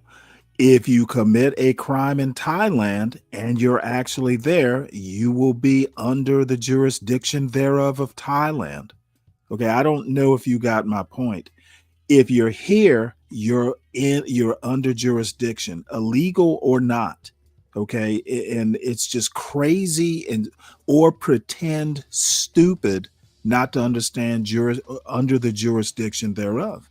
If you're here, if you're in Thailand, if you're in France and you break French law, they're going to put you in jail or at least try you. So this is just crazy with this birthright citizenship. There is a way to change the Constitution. It's damn hard, damn near impossible. But you know what? Taking shortcuts really causes bigger problems than actually attempting to go through the process. Subject to the jurisdiction thereof includes allegiance. Okay, no, it doesn't. Absolutely. Allegiance has fucking nothing to do with under the jurisdiction thereof. Dude, hit the link because you're damn wrong. Not only are you wrong, allegiance is a personal thing. Okay, the law is not a personal thing. You cannot by law demand allegiance. At least right now you can't. So I don't get what you're saying here. Allegiance has nothing to do with jurisdiction of the United States. You pledge allegiance, that's not a legal thing. That's like a promise. That's like an oath. Right now, no one can demand allegiance. Need to be rolled back or eliminated with. And as you pointed out, implementing all of this will be really complicated in the coming days. I do want to go to our chief political correspondent, Rachel Scott, who's joining us now from the White House. And Rachel, just for perspective, from the White House here, I want to go to this quote from Press Secretary Caroline Leavitt. This was back in February when she was explaining this. She said the administration believes that birthright citizenship is God damn it. What is it? Dumb so question really Thursday? So where does this, now I'm being asked by his ghetto point of view, so then we have no problem with people who illegally migrate. What the fuck? If you illegally migrate and you break a law, you are under the jurisdiction of the United States. if people who came here weren't under the jurisdiction of the United States would not even be able to deport them because they're under the jurisdiction of the country they came from. You guys have no clue. You're just batting around silly ideas and not quite understanding what what jurisdiction is. Juris is law. You are under the laws that apply within our borders, whether you're illegal or not. Having a problem with the illegal migration is a totally different question. Man, this is going to be frustrating. I might have to shut this shit down until some people read a book or two. This is like high school stuff. It is at the heart of all of this, and this is something that the president campaigned on. It was once considered this sort of fringe theory years ago. It's something that President Donald Trump campaigned on and that the Republican Party has embraced. We have not heard directly yet from the administration or from the president himself on this, but I could tell you I can imagine they're going to be very satisfied by what they are hearing in this news from the Supreme Court, because for them, this is, of course, much broader than just this issue of birthright citizenship. This administration and the president's top officials have long argued that these district court judges have too much power, that they should not be allowed to block things that the president campaigned on, that they believe the American people elected him to do and to carry out. And birthright citizenship is one of those things. But also, as Devin did mention there are a series of other things that have been challenged and blocked by some of these lower court judges when it comes to the president's other immigration policies, even some of these freezes that we have seen within the federal government. And so the question now, and what this administration will be looking at, is how broad can this go potentially? Does that mean that some of those other issues will now have to be rolled back? But when we're talking about on the constitutionality of birthright citizenship, we know that is something that, of course, will continue to come up and could very well find itself in front of the Supreme Court again. And while the administration feels firm about this, as you just read from the press secretary right there, they do feel good about their legal standing on the issue of the constitutionality of birthright citizenship. You did hear from some of the conservative justices on the bench during these oral arguments, including Justice Brett Kavanaugh, who was skeptical of just how exactly that could go into effect, raising some concerns about it. But again, this was not necessarily on the merits of that issue, at least for now. Yeah, that's the thing. The long-term path, still a lot of questions and unknown. Rachel Scott for us, thank you. I want to bring in ABC's Maria Villarreal, joining us now from Dallas. Maria, I know you've been speaking with immigration attorneys and advocates. This is going to leave a lot of families in limbo. You know, Whit, at this point, immigration attorneys are saying, listen, this feels like we are splitting the baby. And obviously, we're talking about the merits of, universal injunctions, not necessarily the merits of the case when it comes to birthright citizenship. That being said, most people out there don't really understand the difference between these two. And so this could create a lot of fear in immigrant communities. And that's what they're most concerned about, is the ripple effect, the potential. Well, that's fear. the plan. You want fear in the immigrant communities, right? As a win for them. It's going to right, push his them to ghetto move point forward, of view. not just on immigration, but other big issues as well. And really, try to get to the community and say, we listen, want this is a win for us and a loss for you guys. So you might as well just go ahead and fall in line. Nonprofit organizations right now are trying to get the word out, trying to educate people in these immigrant communities that this is not an absolute loss for them, especially when it has to do with birthright citizenship. But their big concern is if communities feel like this is a loss, we might see more protesting. We might see more issues within these communities because it is creating fear. Maria Villarreal for us and our entire team, thank you. Once again, in a 6-3 split decision, the conservative majority ruling that President Trump can move forward in implementing his birthright citizenship change. However, questions still remain about the 14th Amendment and what that could mean in terms of the constitutionality going forward. So we'll wait to see how that plays out. This is the final day of the Supreme Court's term, and there will be more decisions coming out later today. We will bring them all to you as our coverage continues on ABC News Live, abcnews.com, and then I'll be back with our entire team here on World News. Yeah, we'll just go ahead and end it there. Yes, by the way, I've read the laws, and Why do you ask? Why do you think, Ghetto, why would I even be this passionate if I hadn't read the laws? I am not like you and unable to separate immigration from the 14th Amendment. The 14th Amendment doesn't talk about crime. Well, what is it? Section 3 or whatever it is of the 14th Amendment does not deal with crime. It deals with birthright citizenship, which, while related, tangential, it is not talking about immigration. It is talking about where you were born and saying that anyone born under the jurisdiction is the law, under the law of the United States, and diplomats are accepted. They have, sorts like diplomatic immunity. If they commit certain types of crimes, they literally will get deported, but they don't get tried or due process or anything like that. So there are exceptions to the rule. Basically, if you were born here, you are a U.S. citizen under the right circumstances. And under the jurisdiction means the law applies to you. I don't know why someone as smart as you, Ghetto point of view, I really don't understand why you can't wrap your head around this. But you can love me all you want. You can talk tough about get them out of here. You're not getting my point, and I'm not making a complicated point. You really need to slow down. Get rid of your hate, your xenophobia, and your hate for immigrants.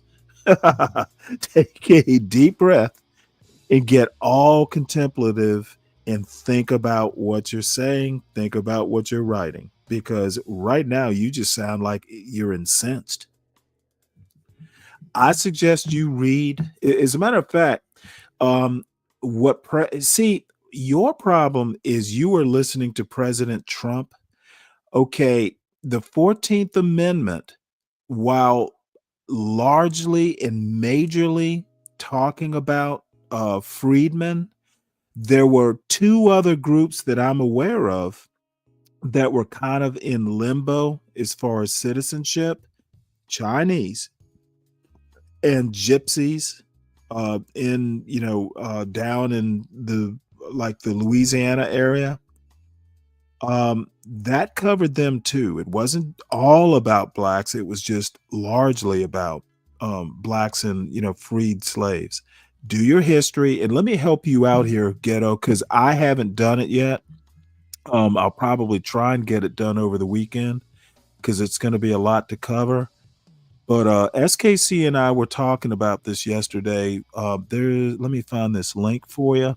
It's a Library of Congress link that I think you should probably familiarize yourself before you come up here and talk bullshit. You don't know what I know, son.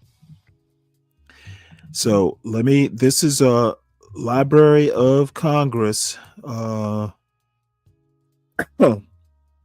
It's largely the debates that they had around the 14th Amendment before it was passed.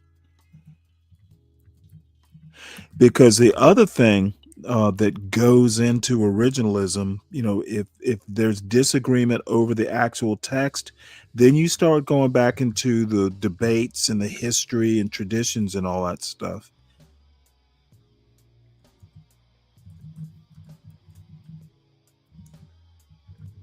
So there you go. Have at it there. And once you've read it, then you can come back and talk to me. I don't give a fuck about Trump. Trump's a moron. Let's see. Gypsies were enslaved groups, Stanley. There were free gypsies.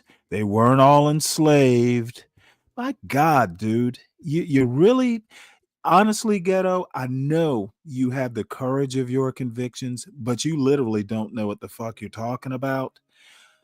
You don't even know what jurisdiction means. Okay, if you are born here, it says it plainly in the text. It was not all. See, It's not all about the blacks. Okay, the Chinese weren't black. The gypsies, while there was miscegenation, they weren't black, and not all of them were enslaved. If they were not enslaved, they were still not necessarily citizens. I dropped the link. Do your research. I've provided you the tools for knowledge. So in the meantime, we're going to move on. I didn't get to this essay yesterday, but I think it's very timely now. I'm pretty sure Joyce Vance is a lawyer. Let's hear what she has to say about this Supreme Court decision. Wait, hold it. Oh, that's not the right one.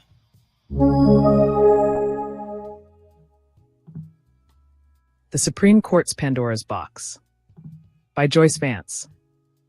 The Roberts Court let Pandora out of the box, and now there seems to be no putting everything back in. First, it was criminal immunity and the pass on prosecution given to presidents. Last Friday, it was CASA, the birthright citizenship/nationwide injunction case, where Justice Amy Coney Barrett wrote that just because the president acted unconstitutionally, that didn't mean the courts could tell him no, in essence taking away the best, quickest, broadest remedy that could be used against a president hell-bent on imposing his own policies on the country, whether or not, and it has been mostly not of late, the Constitution authorizes him to do that. The big things are bad. Presidents can't rewrite amendments to the U.S. Constitution. There is a process for doing that. But in 30 days, birthright citizenship will be gone, unless the Supreme Court, which has just left on vacation after delivering the bad news in CASA, decides to step back in. As Justice Sonia Sotomayor wrote, the gamesmanship in this request is apparent, and the government makes no attempt to hide it.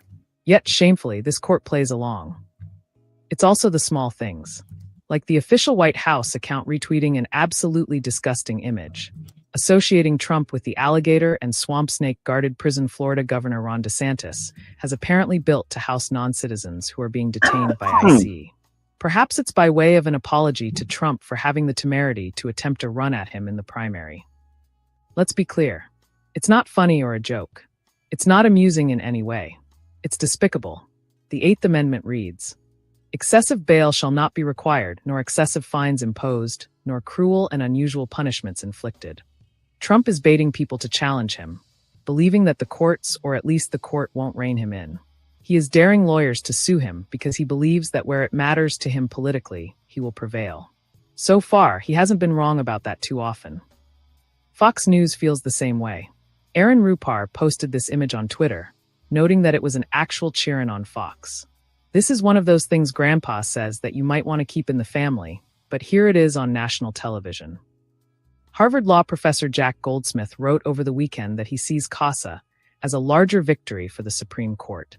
He reasoned that the court had made it clear in ways that it never has before that it expects executive branch compliance with its opinions and judgments on a universal basis. I'm not sure at what point in our history it wasn't clear that the president is expected to comply with the Supreme Court's decisions. Is this some newfound insight? I thought we were supposed to be guided only by history and tradition when it comes to interpreting the Constitution. And what's more historical than the obligation to follow Supreme Court decisions? In footnote 18 to the CASA opinion, Justice Barrett wrote that she was relying on the Solicitor General's representation at oral argument that the executive branch would respect what the court says. But we'll see. I'm not optimistic that this president feels bound by what his lawyer tells the court in argument if a decision in a case goes against him in a big way. Beyond that important issue of compliance with the rule of law, there is something else at work here. Trump wants us to feel so completely downtrodden that we will not push back against anything he does. A prison guarded by alligators is something out of a Southern Gothic novel. It's not what real presidents do. They also don't do this, or rake in profits off of meme coin. But Trump does. From the sublime to the ridiculous, he wants you to think he can do anything and get away with it. Like he did with this December 2024 post about perfume. Like he did with the big, bad, ugly budget bill that the country will now have to live with the consequences of because Republicans were too scared of Trump to vote it down. Trump is a classic bully dressed up in the mantle of the presidency, and we would do well to never forget that. What it means for us is that no matter how awful his actions look and how awful they make our country look, we cannot give up. Don't let him make you feel hopeless or powerless. Remember that the ultimate power in this country belongs to us, to the voters. Our This job is to motherfucker. confront the He's lunacy got of his this own alligator swamp fragrance. administration and commit to getting to work on the coming election. Wow. Thanks for reading Civil Discourse. Your paid subscription. I had no idea he had his own fragrance. Wow. That is nice. Let's see. When I went to the cupboard this morning, you already... No, sir. I don't eat vitriol flakes for breakfast, ghetto. Let's see. This is something that I think it was premiered yesterday. I lose, doing this show, I kind of lose track of time. But this is called Professor Pablo Pacheco's Law Class Part 2. And I have to remember to slow it down. I have a question, and actually, Solid Snake said it was a good thing. I have been recording these, or actually, I record them at normal speed, and then when I put them through the editing process, I speed it up to 1.5, which compresses the video somewhat. So if you play it just right off, off of YouTube, just without slowing it down or anything, someone says I sound like a chipmunk, but I think I speak really slowly, and it just annoys me. So anyway, it doesn't matter. I'll just, if it fails, I'll just slow it down and put it up at normal speed. But I'm slowing this down because people complained about it yesterday.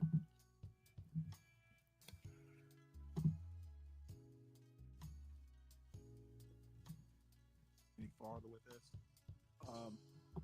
This next story, DOJ sues every federal district judge in Maryland, challenging due process. This assault on due process is actually kind of scary. I think they're basically doing this because it's interfering with their deportation plans. What's up, Juan? I'm glad to see you because they can basically do it via legislation. And I don't disagree that, hey, if you cross illegally or come here illegally, we're not going to even talk to you about asylum. That's a little too stark for me. I'd want some sort of due process, because sometimes, how Korea, every now and me and the North judge Korean that pilot, enjoined Trump from doing that. Will Steal a plane and cross the border, which I guess would be illegal, but you know what? You want them to stay because they got valuable intelligence and stuff. What do you think about? I think it's a good idea. I just think it should be grandfathered. I don't think you should pull the rug out of all these people who currently have a legal status. You're just gonna upend their lives. If they have a criminal record, fine. You have a reason for doing it, but some little 5-year-old who was dragged along with his parents. I have a thing, I don't like seeing children hurt, especially because children, for better or for worse, kind of get dragged into whatever it is their parents want them to do. They have a choice, right? I mean, they're 5. You're coming with. They have no choice. Yeah, they have no choice. But the thing is that the kids kind of get dragged into it. But there's one other thing I want to talk to you about after this story is done, also, which I found interesting. But go ahead. I keep interrupting you. Well, are you talking about the? Are you talking about the DHS attorneys just terminating the cases? Yeah, I think that's what they're going to wind up doing. They're already doing it. Oh, really? I thought it was legislation they were working on. Maybe I'm mistaken. No. The thing, and this is where the problem is. I voted for Trump, but this is against immigration law, and it also violates the UN treaty. That's what I wanted to ask you about. You can't just get rid of asylum. How is that going to work? If he says screw it, I'm going to do it anyway, what can the international community do? the UN do. The thing is, what we're doing is we're just simply filing objections because they're not doing it by legislation. What they're doing during the master calendar hearings, and for context, master calendar hearing, think of it as an arraignment where you have to admit and concede or deny. It's almost like saying, Juan, you've been charged with assault. How do you plead guilty or not guilty? Right. In a master calendar hearing, it's Juan, you've been charged with entering the country illegally without inspection or parole. You have no basis for being in the country, and you are a native of Djibouti. Then at that particular point, I would either say, that's not true, I'm a U.S. citizen, and we'll have a 309 hearing, or I'll say, you know what, I admit and concede to the allegations, but I'm claiming asylum, and in the alternative, I'm requesting for withholding of removal under the Convention Against Torture Treaty, and or in the alternative to that, I'm requesting for suspension of deportation. What they're doing is they're just simply saying, Your Honor, we're moving to dismiss the case. That's all. The problem with that is for any attorney that doesn't know what's going on. I want to make one quick point, and it's off this topic. It's a question that Lupin said. The link for Bob's show, his show is called The Gospel of Bob. And if that doesn't work, I'll hunt it up and drop it into the chats. But I think that's a pretty distinctive name. And this is my critique of the show. Bob himself is always going to be cool. And I didn't go up on the panel. He and I did chat in his chat. And I just told him, to be yourself for starters. But I think, like, for instance, all the one-on-one conversations I've had with CT have always been substantive. CT is actually a really good interviewer. But the thing is, the worst thing about Chaotic Truth Live is the panels. CT is fine. It's his panelists by and large who suck. And you know what? I'm going to be indiscriminate. Some suck, some don't, but most of them do. And, it's CT's purview. He's known these people way longer than he's known me, but that's just my personal opinion. I just hope that Bob doesn't do the same thing. There were a lot of motherfucking midwits up there. And, they were trying to roast each other. General Dave was up there being General Dave. It is amusing if you like that sort of thing. But, having Orthodox guy roasting General Dave, and then you have Black Crow, cackling with that weird, laugh of his in the background. It floats a lot of boats. It just doesn't float mine. And you know what? I'm gonna tell you how I see it. Bob will be fine. Everybody loves Bob. Everybody does not love his panelist, but he'll figure it out. And Juan ain't no lawyer. Well, he's been to law school. Have you, Ghetto? You do know you can teach law without passing the bar. He's got a legal education of which you do not, sir. So all I'm saying, Ghetto, oh, look at this little dude. You know what? Ghetto, you're acting white.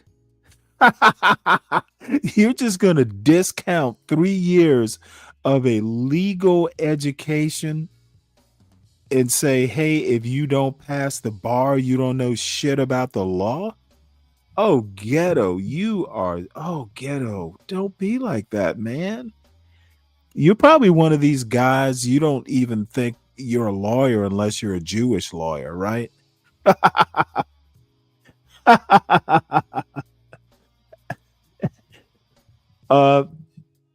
Well, crows are black, are they not? Are storm crows not black, Deacon Dave? So anyway, I think the world of Juan. He knows what he's talking about, at least when it comes to immigration. And he and I disagree on all kinds of things. But you know what?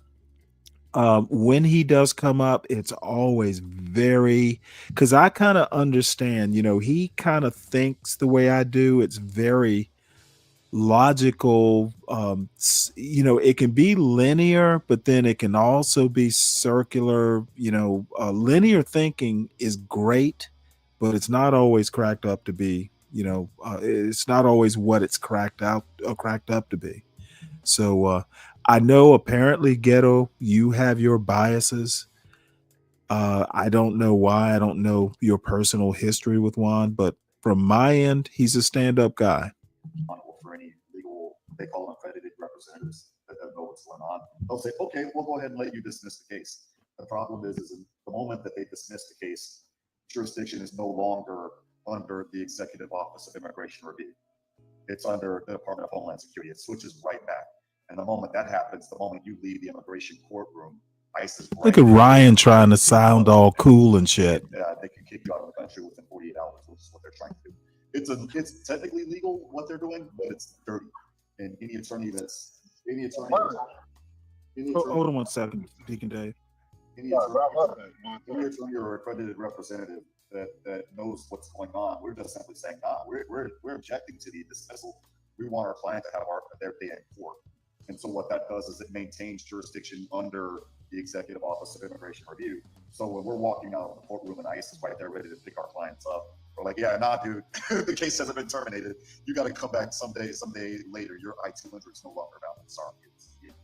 Can I ask you a question, though? This is actually kind of the long-term effects of, this policy. I think we're going to create a lot of pissed off people around the world. There is such a thing as karma, and I'm not particularly religious, but I actually do think there is karma.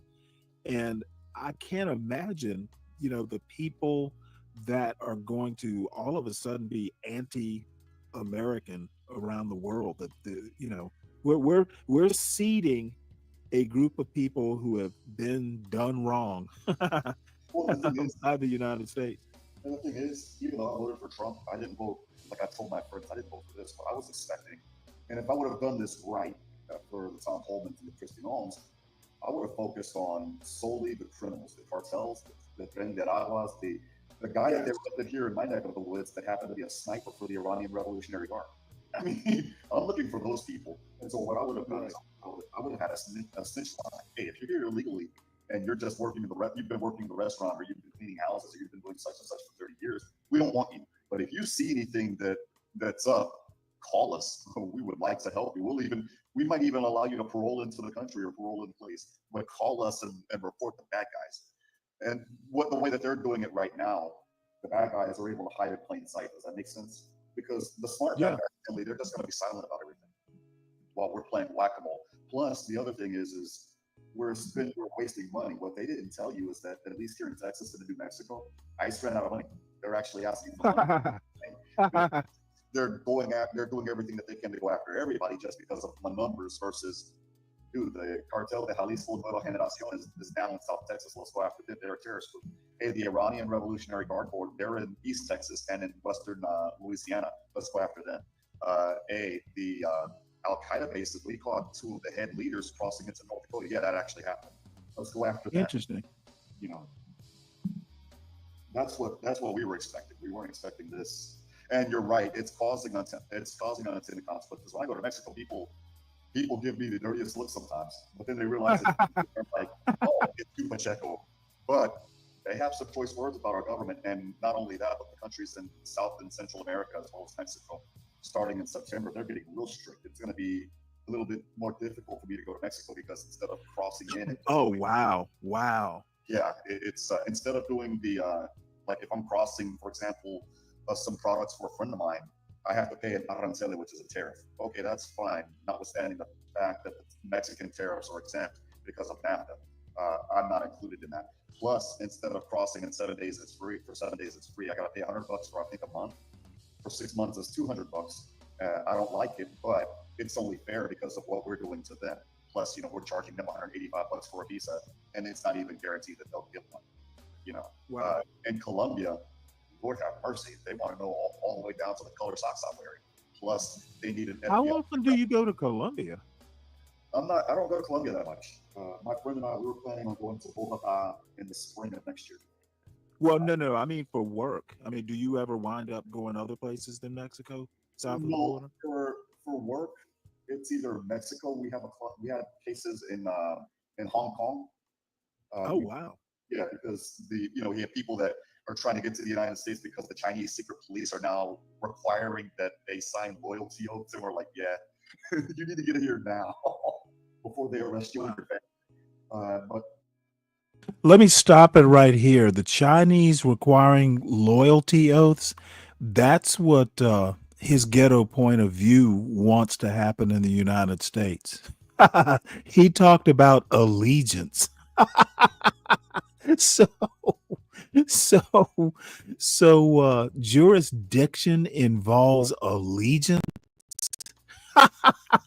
Dude, you want us to be China, ghetto. I refuse to do that. And you know what? While I have this stopped, uh Ryan's comment is, meanwhile, Stanley is like a New England progressive, pro-immigrant as long as they don't go to well, if they're raking leaves, they're gonna have to be in my leafy suburb. As a matter of and you know what? The sad part is I do live like literally like in the best spot, because I got trees around the house, and in the winter they're all like are they deciduous when the leaves fall? So in the winter I get direct sunlight, in the summer I do not. So yeah. However, Ryan, apparently the next step is Trump issuing an executive order for people, individual citizens, to not have compassion. It's going to be the anti-compassion manifesto, and Trump is going to issue it in his first day of his third term.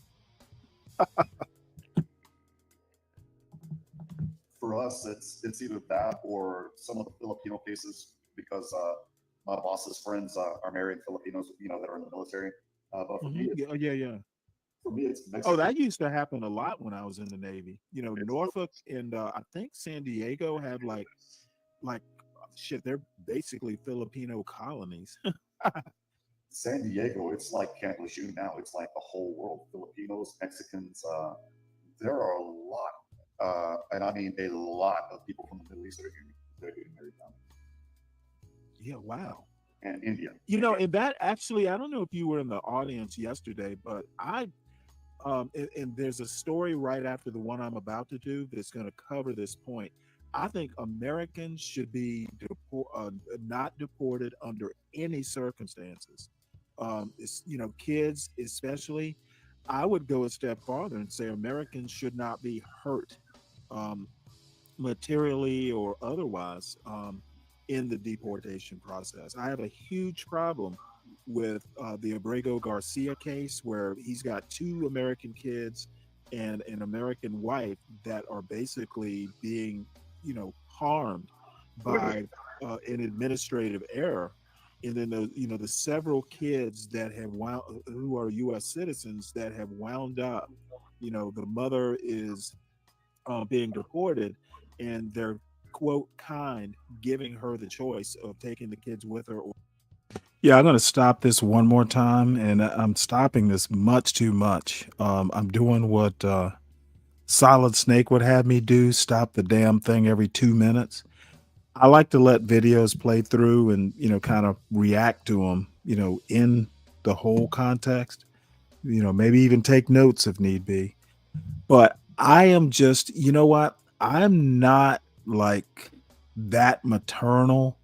I just do not like seeing innocent people hurt. Kids, I think there's a law going through Congress right now that's got bipartisan support that kids, that American citizens will not be deported.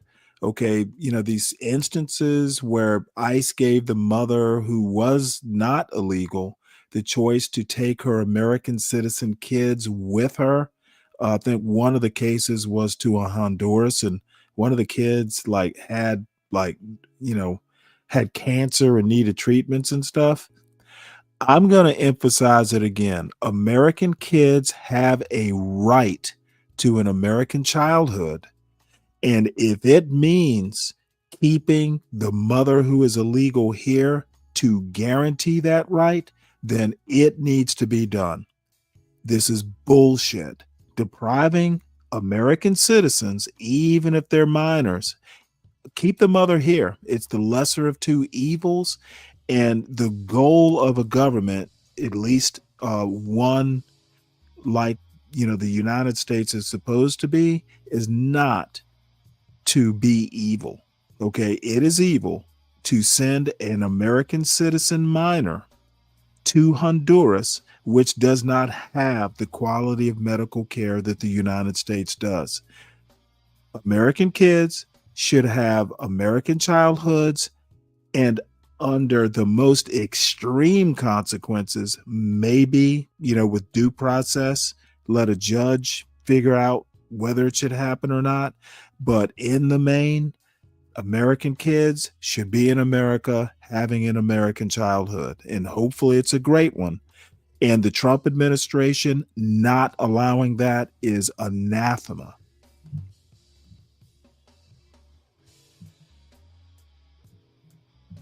Or leaving the kids. So of course the mother's going to take her kids. Those American citizen minors are being deprived of an American childhood. I have a huge problem with that. Have a dog in the fight. The problem with that goes back to, again, we were looking for the criminals. We're not. Yeah, exactly. Break the law. Say something. I'm sorry. What, Dave? The criminal wants to come in illegally. Now, why the hell should dude, how many child, dude, you're going in the back. Yeah, dude, calm your ass down or go. I want to crash out. Children, I don't know too many children criminals. Children should not be. The mother was a criminal. Children should not. You know what? Then we need to put them in jail and put the kids in foster care. We don't. Children should not be hurt by the deportation process, period. Well, it's a lot more. Big ass heart. Especially, hey, I have a thing for American citizens. What can I say? I'm pro-American. I am pro-American. America is for Americans. They come over here or not, and no American child should be deprived of an American childhood. Apple pie, baby. Every American kid should have a free slice of apple pie. It makes no sense, man. Well, it makes perfect sense. It's just you don't want to accept it. The dark side of the MAGA force has blinded you to basic humanity. No, this is the problem I have with you. You have such a big heart that you will ignore the rules just to get your way. No, not goddamn right. Damn Skippy, I will. I used to do it in the Navy all the time. That's an advantage that can be exploited, Stanley. That's the problem. It's weak. Well, you know what? The trick is not to let people exploit it. Well, you're going to get exploited, and that's what they're doing. And No. I never got exploited. I used to bend rules. Believe me, son, you can bend rules creatively and not be taken advantage of. You just have to be smart. You just have to be smart enough to not be manipulated. Juan, listen, I went through the USCIS process. If they made me wait, them motherfuckers gotta wait.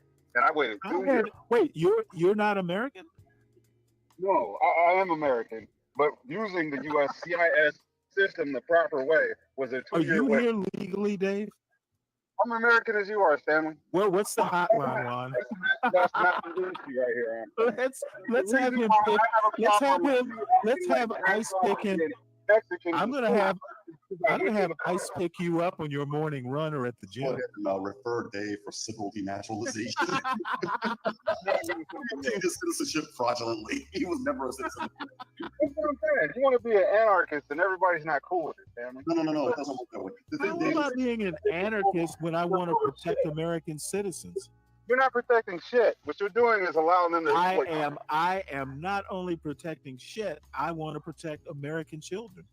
If you're illegal when you came here and you fell out of think all American kids and you should go with your mother.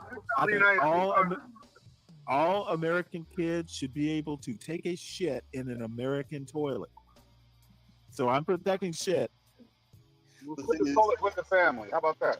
Well, the thing is this. The thing is this. It's a lot more, like I mentioned in the chat, while you guys are going at it with each other. It's a lot more. Oh, yeah. No. I'm not going after Dave. Dave is going after me. Yeah, both of us. The thing is it's a lot more. It's a lot more complicated than just let me go ahead and file an I-130, which that's a straightforward process. Or let me go ahead and file an I-129 to bring a worker here, which is what the farmers should be doing. The farmers, I don't feel sorry for. You have a process. With those people, I know what they're up to. They're doing everything that they can to avoid what's known as the prevailing wage, which is a document that you get from the U.S. Department of Labor that says the prevailing wage in your, or the majority of people in your area are getting paid X amount of dollars per hour, and you will pay this foreign employee X amount of dollars per hour. And what they want to do is they want to bring them over and say, look, we can start you out at $8 an hour, which part of my language is bullshit. That I have a huge problem with. Or you have people, I've seen it in South Texas, that will bring people over and they will pay them, Stanley, as little as $5 an hour. That I have a problem with, but that's not the migrant to me. I'm sorry, because, with the migrants, including, with the migrants, they're like in the glory because the minimum wage in some of their countries is like $5 a day, right? So they're going to, they're going to love it regardless. They're not going to complain. And if they do complain, they're under the gun because the farmer or the business owner, the real evil ones, what they'll do is they'll just simply call ICE on themselves. That's how evil those people are. I've heard that. I've seen it happen, and it's free labor. That is infuriating because now what you've done is you've imported a bunch of de facto slaves and de facto serfs. And in my honest opinion, that's was the migrant here illegally? Technically, yeah, it's a civil infraction, the first offense. That's fine, but you know what? I'm not going after them at that particular point. You know what? You knew what you were doing. Matter of fact, the source of the call came from your number, Mr. Ranchant or Mr. Business Owner. We're fining you $25,000 per person that you hired. We're gonna, and what I would do is I would make it look like a big old production. I would cuff them with the little zip ties, have for the optics, put them around back, cut the zip ties, and say, hey, look, you got 30 days. Do not commit any crimes. Get out of here. Oh, he caught 30 people, Mr. Business Owner. What's $25,000 times 30? You're getting fined $500,000. And it's due instantly, which basically would run them out of business, as it should. How dare you do that? But the other thing is for the people that are here that are claiming asylum, when you're in the deportation process, that's known as a defense to deportation. And under the UN treaty, if they're defending their deportation with an asylum claim, we have to at least allow them to make their case heard. Now, if their asylum case is denied and their appeal is dismissed and their motion to reopen because new evidence came in is denied or has been granted, but then the case was re-dismissed again, well, dude, we went through due process. You didn't preview the case. I'm sorry. I'm sympathetic to you, but you got to go. There's no way around it. They're not doing that. That's the problem. If you're going through the USCIS process and your I-130 got approved, however, your I-485, your application to adjust status was denied because they found out that you got convicted of trafficking controlled substances 20 years ago. That's an aggravated felony. Well, buddy, you're lucky that USCIS didn't do a criminal referral to the U.S. attorney because you could be here in the United States penitentiary system for up to 20 years. Well, is there a statute of limitations on that? No, there's not. Interesting. Okay. There's not. But and you know what, Stanley, that goes to Abrego Garcia's case, Armando Abrego Garcia. What they did was so dirty, and they had to defend it, or they tried to defend it. That I have a problem with, again, because of due process. So he was, the facts of the procedural history of his case were that he was ordered deported. he wasn't found affirmatively to be a member of MS-13. That is not true. When I read the his deportation order, what it said was there was evidence that he could be. That doesn't mean that they did. And in fact, what he did was he admitted and conceded to him not being here illegally. So they didn't even have an opportunity to prove that he was a member of MS-13. Yeah. He conceded to that. He actually applied for the withholding of removal. Dave, your volume's really low. They applied for withholding of removal under the Convention Against Torture Treaty, and it was granted because this thing was, if I leave, El Salvador will kill me, and if you send me to Guatemala, which is what the U.S. government wanted to send him, in the alternative, they would kill me because the Matasalos were fighting the 18th Street Gang at that time. We were dumb enough to send the people that formed the Matasalva Trucha Gang, by the way, which was formed in Los Angeles, back to El Salvador, literally post-Civil War, and those people were responsible for that government collapsing twice. Oh, wow. Yeah, everything that happened in El Salvador pre the arrival of what's his name, Nayib Bukele, pre the arrival of Nayib Bukele, that's our fault. We did that. We sent them. They had a weak government structure. The Matasalvas basically collapsed the government again.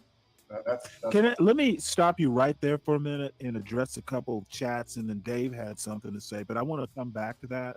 Dude, I am so happy to have you up here. I do, Stanley, real quick. Okay. Well, no, you know what? Your time is valuable, but let me DiCapriono, you were here yesterday. Abbott has pretty much either gotten rid of or severely limited funding for the wall in Texas. The wall is dead. It may get built, but it'll be one brick at a time. Well, we actually have a wall. That's the thing they don't tell you. Here in South Texas, we have a wall, and here's the kicker: that wasn't. Well, why do they need money?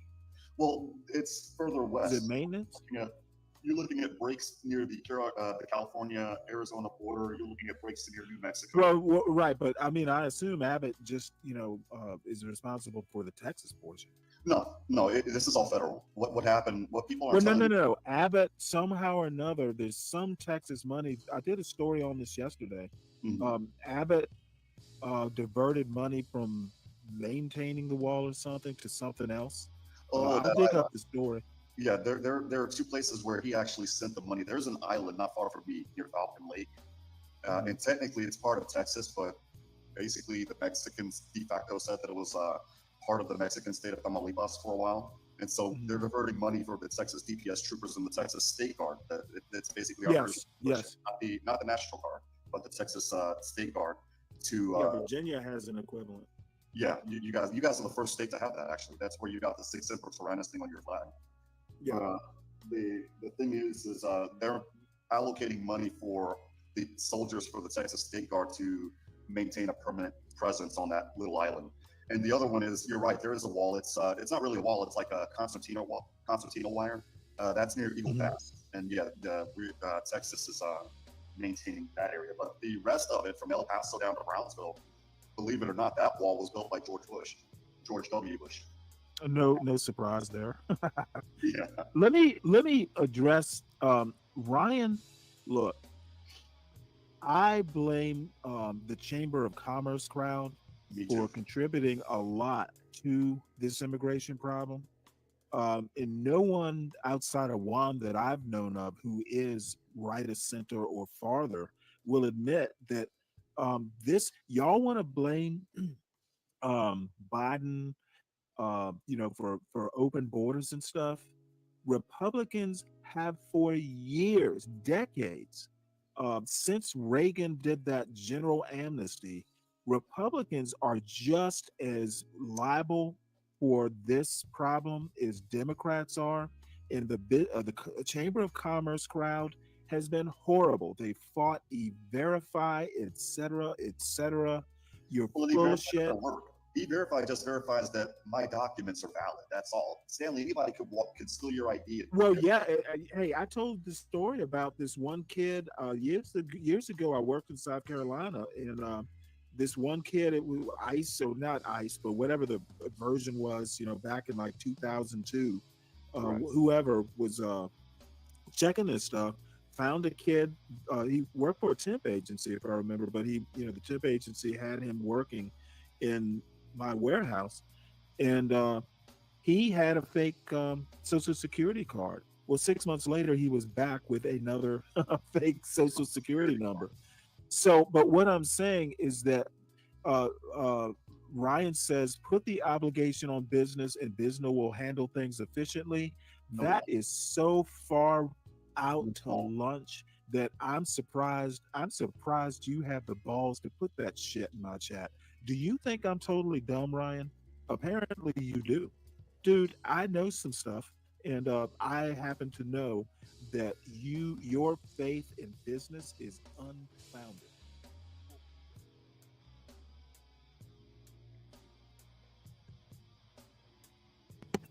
All right. Well, I don't know. That's what I premiered yesterday. I get him, Ryan. Ryan didn't have the courage of his convictions to come up. So Ryan will have to get me today. Let's see what else. Most of the rest of the stories are kind of miscellaneous things. Tesla reports a 14% decline in vehicle deliveries, marking the second straight year over year drop. So looks like Elon has some work to do. And speaking of Elon, 1 billion people backing you. China transfixed as Musk turns against Trump. So apparently, the Chinese are kind of turning this into some sort of reality TV show type thing. Tesla CEO's feud with U.S. president dominates Chinese social media, with many praising Musk's tech-driven mindset. Few breakups have as many gossiping observers as the fallout between the once inseparable Donald Trump and Elon Musk.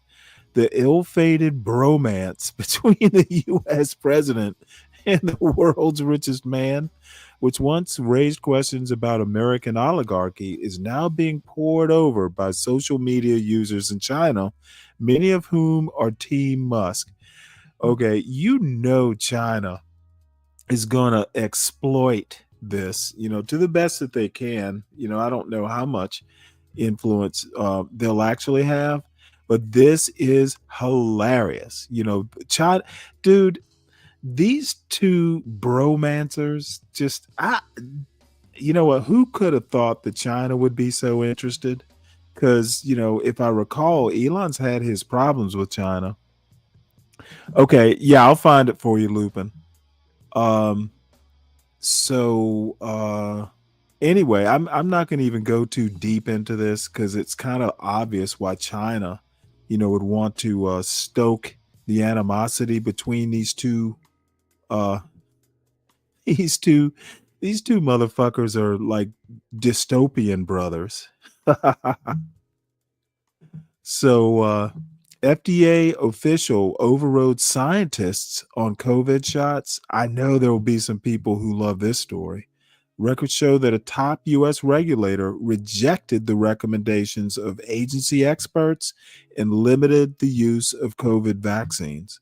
So, you know what? Good that they limited whatever, but apparently the vaccines are so good that they didn't just outright get rid of them or ban them. So we'll play a little bit of this. Top FDA official overrode scientists on COVID shots. This article is by Christina Jewett and read by an automated voice. The Food and Drug Administration's top vaccine official rejected broad uses of 2 COVID vaccines, citing unknown risks or injuries despite assurances of safety from dozens of staff experts, newly released documents show. The decisions by the official, Dr. Vinay Prasad, the agency's new chief medical and scientific officer, stunned agency veterans. Records show that the FDA's vaccine staff members had signed off on approving the Novavax vaccine, an alternative to mRNA shots, and weeks later, on the next generation of the mRNA COVID shot by Moderna for anyone 12 and older. Dr. Prasad overruled those recommendations by the end of May and instead advised restricting the use of both COVID vaccines. He wrote in 2 memos that the threat from the virus had fallen and changed the risk-benefit balance of vaccinating healthy younger people. The changes for the 2 vaccines aligned with the agency's broader plan that limited the use of all COVID vaccines to people 65 and older. For those younger than 65, the FDA rolled back eligibility for COVID vaccines to those with a medical condition that would put them at high risk. The new documents offer a window into Dr. Prasad's vision for the agency and his thinking on vaccine policy. The records reveal that FDA staff members concluded that the vaccines were safe and effective based on clinical trials of the shots tested in thousands of people. But Dr. Prasad wrote that there could still be vaccine-related injuries that have yet to be discovered. Even rare vaccination-related harms, both known and unknown, now have a higher chance of outweighing potential benefits in non-high-risk populations, he wrote in the documents overriding the staff members on the Novavax shot. His decisions were part of a broader FDA reversal of years of COVID vaccine policy announced in May by Dr. Prasad and Dr. Marty Makary, the agency commissioner. The changes mean that doctors will have to write so-called off-label prescriptions for younger people who want protection from the virus, which experts said could be a barrier for some patients. On the Moderna approval, Dr. Prasad filed a, quote, Center Director Override Memo, a document signed on rare instances when top officials substitute their decisions over the findings of staff experts. Andrew Nixon, a spokesman for the Health and Human Services Department, disputed the account. The idea that Dr. Prasad overruled FDA scientists is a distortion of the facts, Mr. Nixon wrote in an email. He evaluated the totality of the evidence and made a judgment rooted in gold standard science, he said. That's not political. It's what principled leadership looks like. Vaccine and infectious disease experts who reviewed the memos said that Dr. Prasad had failed to weigh the well-documented harmful effects from the coronavirus itself, including long COVID and other post-COVID lung, heart, and blood clotting problems. The FDA staff members, in their records, had noted that long COVID has been recognized as a significant and serious consequence of contracting the virus. It is a dark time in the history of public health when political appointees overrule expert recommendations, pick and choose data to support their ideology, and use their position to advance personal agendas, said Dr. Daniel Griffin, an infectious disease expert at Columbia University. The FDA has been profoundly changed since the Trump administration took charge. About 15% of its staff, or roughly 3,000 employees, have recently left or were fired. Some departures were so disabling for the agency that officials scrambled to hire employees back. Dr. Makary, the FDA commissioner, has given Dr. Prasad authority across the agency with the role of chief medical and scientific officer, in addition to appointing him to oversee the vaccine, cell, and gene therapy division. Some see the changes as a hopeful sign. Dr. Prasad rose to prominence as an academic who exhorted the FDA to reserve its stamp of approval for drugs that demonstrated crystal-clear benefits. He has said recently that he will be more flexible with drugs for rare diseases. Others view his sweeping authority with concern, given his shift during the pandemic toward frequent and sometimes expletive-laden critiques of policies and people who disagreed with his views on COVID safety measures. Mr. Nixon of HHS said the expanding roles for Dr. Prasad were a response to years of fragmented decision-making that often lacked evidence-based judgment. Disagreement at the FDA over COVID vaccines and other drug approvals is not unheard of. In 2021, 2 top vaccine specialists left the agency over concerns about the decision to offer COVID boosters at an interval that they viewed as too close to the initial vaccine rollout. Dr. Peter Marks, who preceded Dr. Prasad as the head of the Vaccine and Gene Therapy Division, overruled staff scientists who opposed approval of a drug to treat Duchenne muscular dystrophy, a rare condition that tends to be deadly for younger adults. Some patient groups applauded Dr. Marks's decisions, which they believed recognized the need for a risky option when facing imminent decline and death. Before joining the FDA, Dr. Prasad criticized Dr. Marks for the Duchenne drug decisions, saying on social media that he was an ally of pharmaceutical companies and did kill that boy, referring to a teenager who died from acute liver failure linked to the therapy. After a second teenager's death in recent weeks, also related to liver failure, a known side effect of the drug, Dr. Prasad announced a safety review. Dr. Marks defended his actions, saying that he felt terribly about the deaths and that there's always benefit and risk in everything we do, and we take some risk, and hopefully we learn from it. He added, "I'm the first to admit that my regulatory decision-making was not always perfect, but it was well-intentioned and respectful of process, and respectful of patients, patient advocates, their families." Dr. Prasad stands to face similar scrutiny if his view of COVID as a waning threat turns out to be wrong. Dr. Peter Hotez of Actually, I kind of agree that it's a waning threat, but I mean, that's how viruses work, if I recall. So, who is Foxy Moxie? You mean Moxie Wits? Interesting. Yeah, 12th man. Ugh, yuck. So, anyway, we will move on. And this is kind of a hodgepodge of stuff between, now and the end of the stuff that I kind of planned out. This is Jack Dorsey. He's got a ring in his nose, for God's sake. Why the fuck do people put rings in their nose? If you put a ring in your nose, I expect you to moo. Otherwise, why would you do this? So this is Virginia Heffernan. And I used to actually subscribe to her Substack. And I don't know. I think she's a good writer, but sometimes it's kind of a hodgepodge. Sometimes, I find her essays really engaging, and sometimes I just find them not. But I kind of wish I did subscribe now. But I'll read, what is above the fold. What's after the fold, I have to pay to see, and I'm sure it's not that great. But her Substack is called Magic and Loss. So this essay is called "When Did Everyone Change Their Minds?" And the subtext is the rich used to try to seem well-meaning. Now they flaunt their lies and depravity. Oh, she must be thinking of Trump and Elon.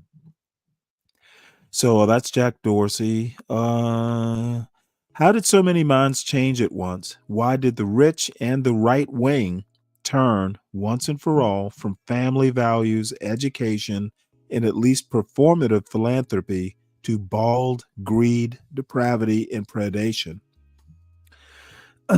She forgot to add deplorableness. Do you have a working theory? She's asking us. I do not.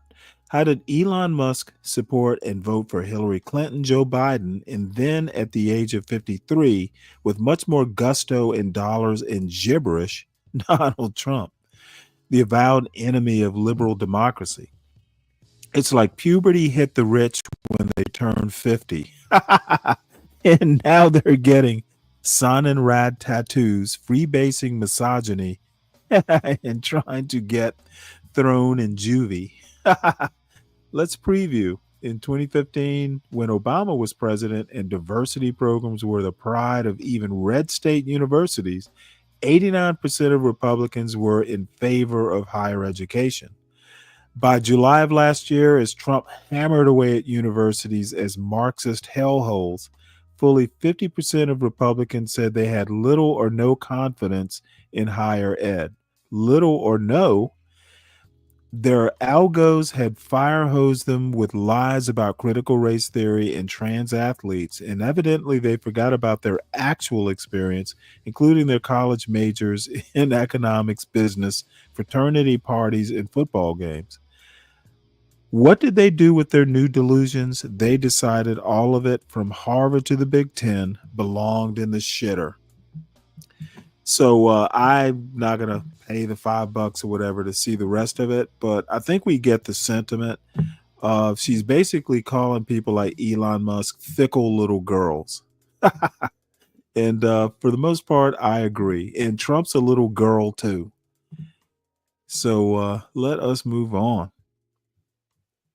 I'm sure I hurt some feelings out there, some fee wings. If I hurt your fee wings about Donald Trump and Elon Musk, let me know. I care. Let's see here. Scientists. Give me one sec here. Let's see. We did that. So we are getting almost to the end of the stuff I had planned out. So I wish SKC were here. I'll go ahead and drop the link. This is let's see. I am at I'm not even at 3 hours. But oh well. I feel this is going to be shorter than usual. Well, let's see what 12th Man has to say. Stanley still thinks the United States is a democracy. No, I think it's a republic. Even though that word isn't found. You know what? You obviously instead. Why don't you go back to drinking beer? The dumb juice isn't helping you much, 12th Man.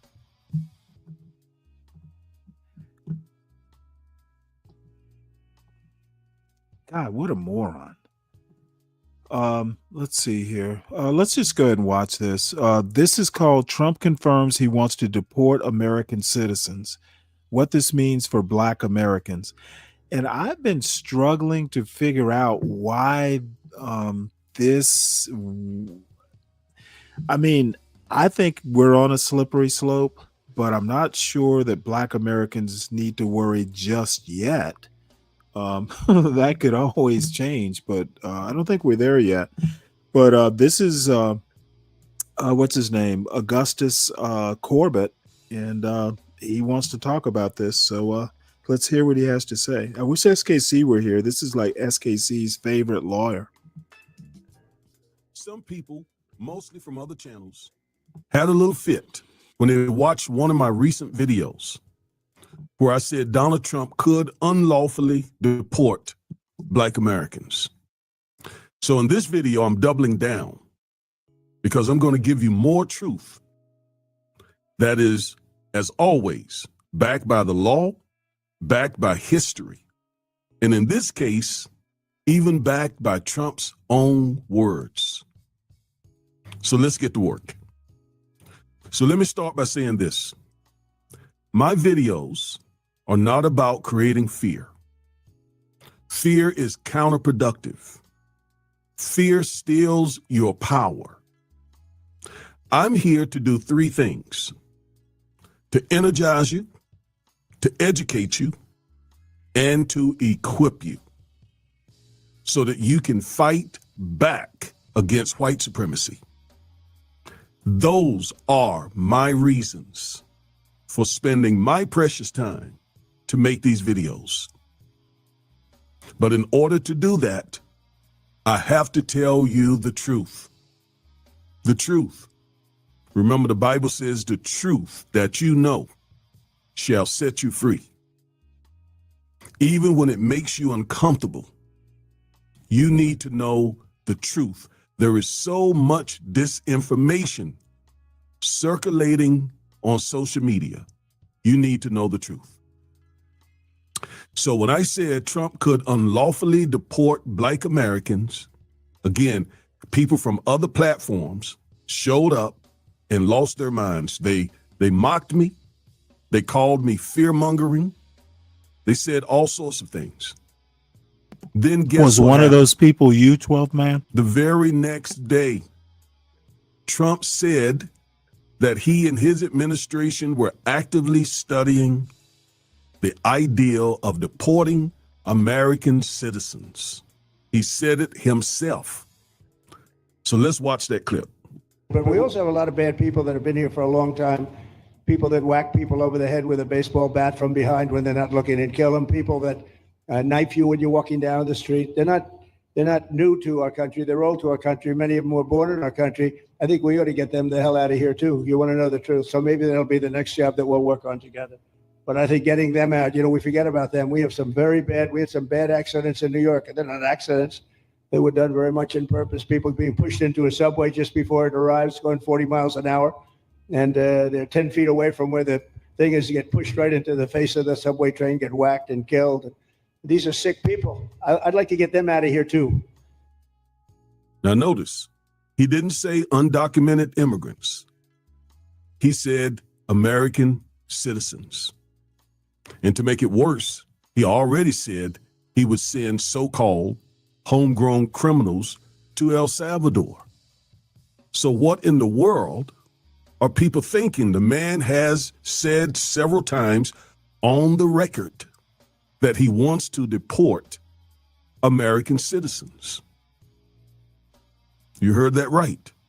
An American president is floating the ideal of sending U.S. citizens, including Black Americans, to foreign prisons. And you all are still, some of you, defending him. And don't forget that executive order that he put out several months ago, where he said he's unleashing militarized cops, presumably in our neighborhoods, since he said last year that blacks commit most of the crime in this country. And I don't know if you've forgotten or whether you even knew, but in that executive order, he gave his administration 90 days to pull all that together. That 90 days is up the 28th of this month, the 28th of July. So let's see what all that results in. Now, let's talk about the Reconstruction Amendments, where lots of confusion exists. I saw them in the comments yesterday. There's a dangerous myth that the 13th, 14th, and 15th Amendments are basically bulletproof, or they make us bulletproof. Some blacks say they were added because of black people, so we have special protection. That's false. Yes, they were added because of us, but they are not just for us. Second, white supremacists. Let me stop it right there. Ghetto point of view. Is ghetto point of view still in the chat? I literally said this, and he literally wanted to ridicule me. Poor ghetto point of view. I wish he were here so he could get this education. Have been attacking the Reconstruction Amendments since day one, ever since they were added to the Constitution. The truth is, those amendments didn't even protect us for 100-year period that we called Jim Crow. We were segregated, we were impoverished, we were being lynched, we couldn't vote. All of that occurred during Jim Crow, 100 years after the 13th, 14th, and 15th Amendments were added to the Constitution. From the 1870s to the 1960s. Again, we were still segregated, just being denied all of our constitutional rights. And those amendments couldn't protect us, and they really didn't gain any real teeth, any real power until the Civil Rights Movement, which occurred about a century after the amendments were ratified. And that's when for example, the Civil Rights Act of 64 gave some power, some strength to the 14th Amendment, to the 13th Amendment. And that's when the Voting Rights Act gave the 15th Amendment some teeth. But by listening to pro-black imposters and supporting and trusting Trump, you are allowing Trump and MAGA to undermine the amendments as they attack the civil rights legislation. I mean, you're literally helping them when you support Trump in any way. That is voting for him or not voting at all. So when you do that, when anyone does that, don't then come in my comments saying they can't deport us. The Constitution protects us. They can't do that. They can't do this. You are allowing them. You are helping them to do this.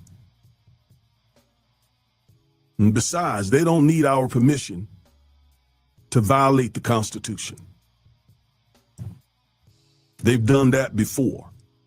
As I told you, for 100 years during Jim Crow, they violated the Constitution. And they're doing it now.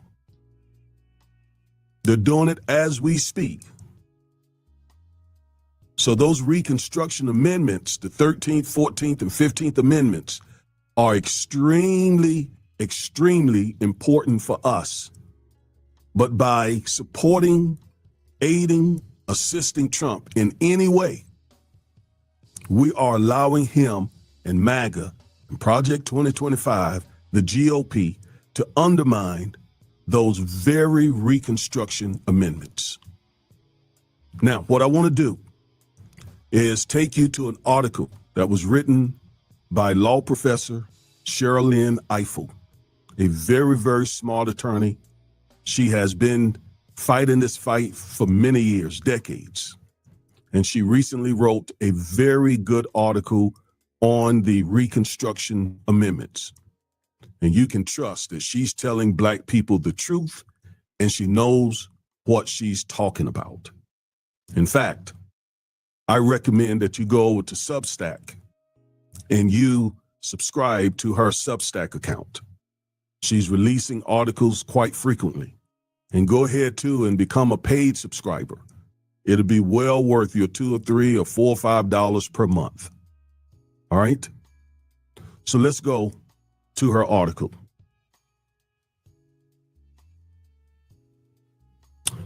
And she calls it A Court Without the Range, the Reconstruction Court 2.0. She says, and we're not going to read all of it, it's a long article. She says the conservative majority on the Supreme Court wrapped up the term with a decision that allowed the court to check off as complete several long-standing targets of the right-wing legal movement. That's what we're fighting, a right-wing legal movement. And what I'm trying to point out, one of the biggest things I'm trying to point out is when we support Trump, we are assisting this right-wing movement, which our ancestors fought during Jim Crow, during slavery. We're fighting those same descendants of those people. So don't assist them. Don't help them. In Trump v. Casa, the much anticipated decision in the case challenging the authority of a federal district court to issue a nationwide injunction against President Trump's attempt to limit by executive order the 14th Amendment guarantee of birthright citizenship to certain children born in the U.S. to non-citizen or permanent resident parents. Birthright citizenship is set forth in the very first sentence of the 14th Amendment. It was recognized as necessary of ensuring the citizenship of Black people, both formerly enslaved and free, and to the project of eliminating a caste system in our country. Birthright citizenship set our nation on the path of building a multiracial democracy grounded in principles of equality and justice. Its framers fully understood that it would apply to the children of non-citizen immigrants, non-citizen migrants. As historian Martha Jones explained, birth was the great equalizer. But no matter, this case provided opportunities for the Supreme Court to advance an agenda that it has grown increasingly sloppy at hiding. By striking down nationwide injunctions, the court furthered its determination to free up this president to exercise virtually unlimited power. More than a unitary executive, this conservative court imagines an unfettered executive. Indeed, even old school unitary executive adherents must be taken aback by this majority's extension of the executive's power to allow the president, watch this, to flagrantly violate express guarantees of citizenship under the Constitution. Professor Eiffel says that they have allowed Trump to flagrantly violate express guarantees of citizenship under It's one of my favorite the words, Constitution. flagrant.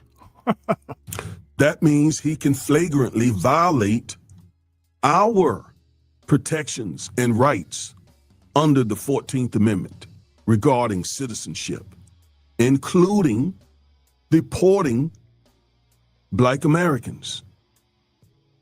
She goes on to say, I say this, President, because the court's hands-off approach to nationwide injunctions issued against Biden administration initiatives, student loan forgiveness, moratorium on new oil and gas leases, makes clear that it is only Republican presidents, or maybe only President Trump, who the conservative justices believe must free from the constraints of district court orders. And that's a great point, because the Republican Party used nationwide injunctions against Biden to stop him with his student loan forgiveness programs. And that same court said nothing. But now, nationwide injunctions are bad. Why are they bad now? Because they restrain their guy from pushing forward his agenda to protect white supremacy. The court's immunity decision 2 years ago, which essentially freed up President Trump to commit crimes while in office with lifetime criminal immunity for official acts, was an obvious tell is of a piece with this agenda. But at the center of the nesting doll of conservative agenda items this case presented was another tasty favorite, the opportunity to further weaken the guarantees of the 14th Amendment. And those of you who've been rocking with this channel for the last year, you know I have told you, I warn you that they're coming for the civil rights legislation. They're coming for the 14th Amendment. I told you that over and over repeatedly, that they were going to do this. And one of the biggest mistakes we made as a people was two mistakes: not voting in large numbers in 2016, because that, connect the dots, that allowed Trump to put 3 justices on the court. And it's those 3 justices that give them the majority to do everything Trump wants. This has been in the plans for a long time. And why is it that we have been bewitched such that we don't see it, and over 2 million of us vote for this? It is largely because of disinformation. Okay? Disinformation. So back to the article, she says this has been an evergreen project of conservative Supreme Court justices since 1873. That was right around the time the amendments were added to the Constitution, when the Supreme Court gutted the privileges and immunities clause of the 14th Amendment, and an ongoing project of the broader conservative movement. Trump v. Casa, presented to the court by the Trump administration in the cloak of a nationwide injunction case, allowed a conservative majority to weaken the birthright citizenship clause and hide its hand. The applications do not raise, and thus we do not address, the question whether the executive order violates the citizenship clause or nationality act of the 14th Amendment. All right. So, well, let's read this last paragraph. By acquiescing to the administration's context-free presentation of the nationwide injunction issue, the court facilitated the administration's, watch this, clear intention of gaming the system and bypassing the Constitution to violate countless individuals' constitutional rights, including Black Americans. The court was well aware of this likely consequence if the nationwide injunction were lifted.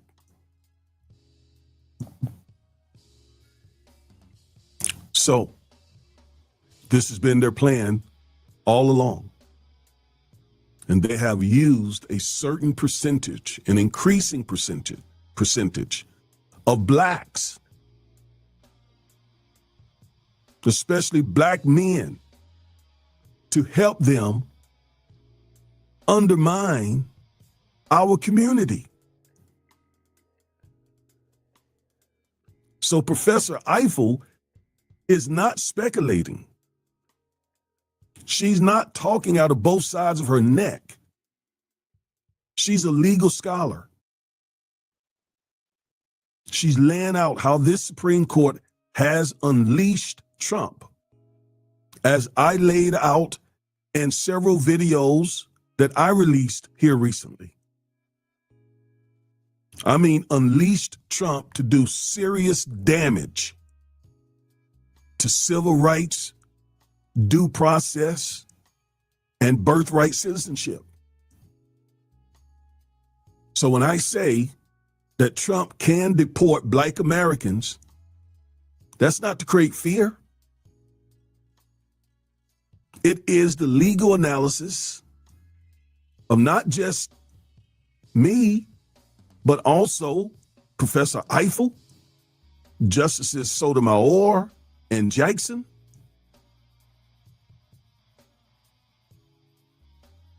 These folks are experts. Well, you know, one of the hallmarks of populist movements and right-wing populist movements, first thing they're going to go, well, Sotomayor, you know, let's check her her deportation status. And Ketanji Brown Jackson, and I've heard black people say this, oh, well, she's a DEI hire. These motherfucking anti-black blacks and their overseer white shades are really, again, I made that joke. There's still Hillary's basket that waiting for the deplorables who voted for Trump. And let me just put it to you this way. I will piss a bunch of people off, but I don't care. If you voted for Trump, you're a deplorable, especially the second term. And I don't care if I hurt your feelings. Yeah, Stanley, I wear a t-shirt that says deplorable on it. Well, good. You know what? On the back, it probably has your inmate number, right? Experts at what they do. Come on, damn. And this is something that I've been doing. Oh, wait, hold it. Studying and hold it. We have our our frequent our guest racist in the chat.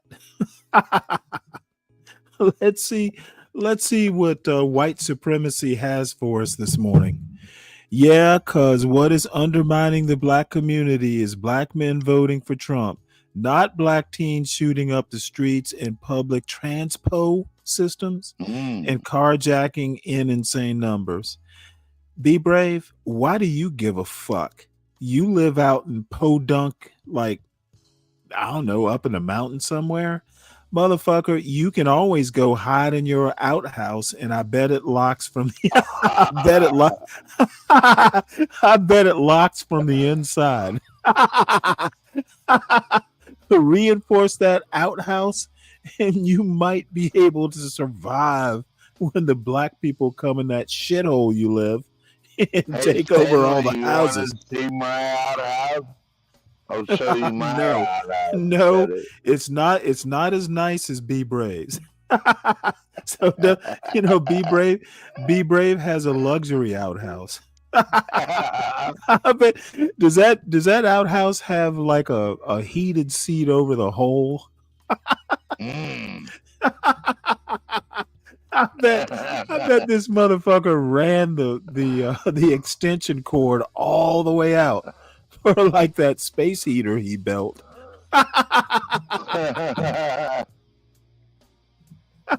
Practicing the law. You know 2 decades. What? Hey, he knows where he is. But instead of listening to us and other experts, y'all choose to listen to non-lawyers, MAGA supporting, content creators on TikTok and YouTube. Let me help Tropes out. I'll be Tropes, following you back. hold on one sec. Tropes, you would be incorrect. They've been black people, at least on my part, you know, some of the folks in my algorithm have been talking about this for at least a week. So he's not jumping on any bandwagon. In a way, well, I don't disagree with his argument. It might be a little hyperbolic, but not that much. If we start, I mean, this assault on the 14th Amendment, this birthright citizenship thing, without going through due process, which would be the amendment process, it is disturbing. It is literally something that the founders did not intend to happen. And if you're putting all your eggs in a Trump deplorable basket, God help you. You know, maybe it turns out okay, maybe it doesn't. But don't be blaming this guy for what Trump is doing. It's unconstitutional. Just a blow. Okay, motherfucker, do not. I'm not in the mood. It is unconstitutional what Trump is doing. And just because, you know, it sounds good doesn't mean it is good. So I'm not even going to entertain the notion that what Trump is doing is proper. So can I ask you a question? Some of these people. How many Black Americans do you know that have been deported so far?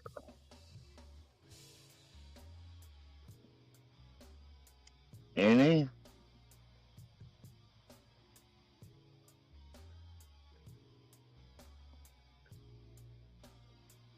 You know any Black Americans that have been deported? None? Okay. That's what I thought.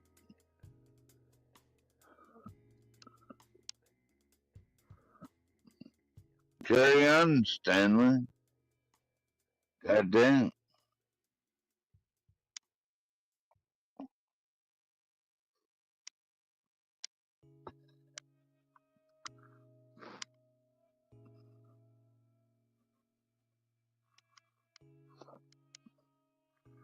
You right, Stanley?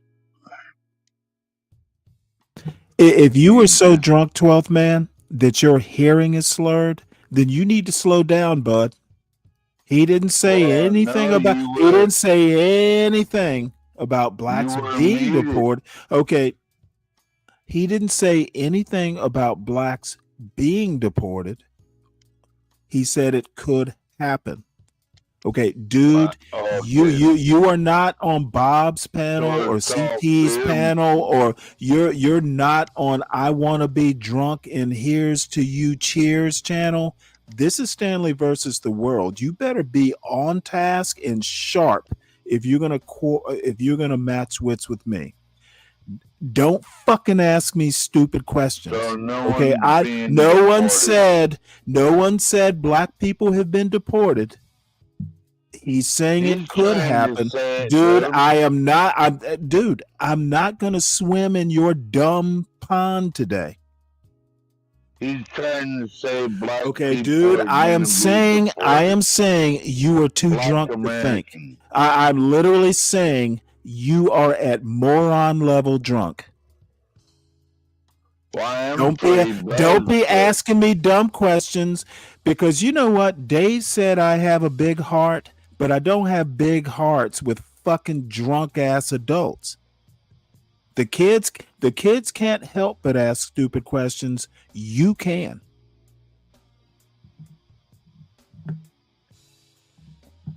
I'm just trying to figure out where I don't give a fuck what you're just trying to do.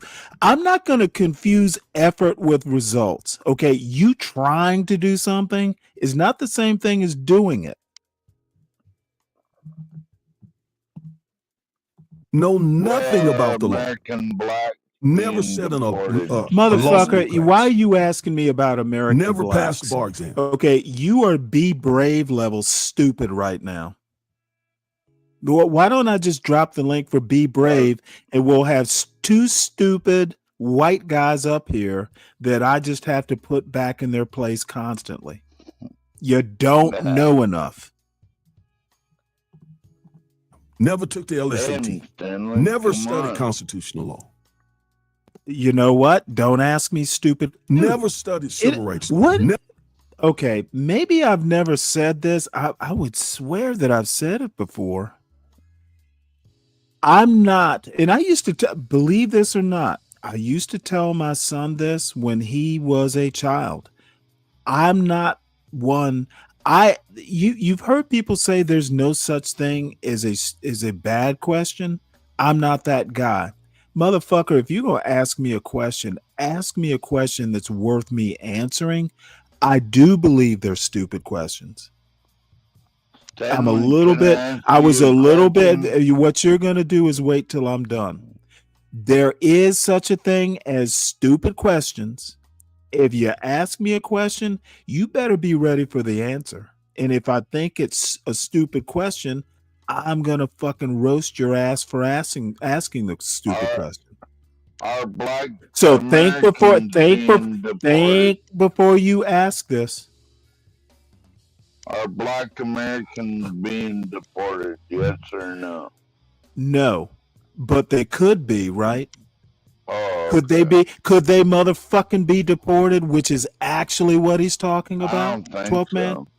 Okay, well, motherfucker, your quality of thinking is literally down Be Brave's shitter. Your quality of thinking belongs in Be Brave's outhouse. So don't ask me to respect what you think. Never represented somebody in court. You wouldn't do that if you needed medical service. You wouldn't go to the jack leg and trust him or her with your medical situation.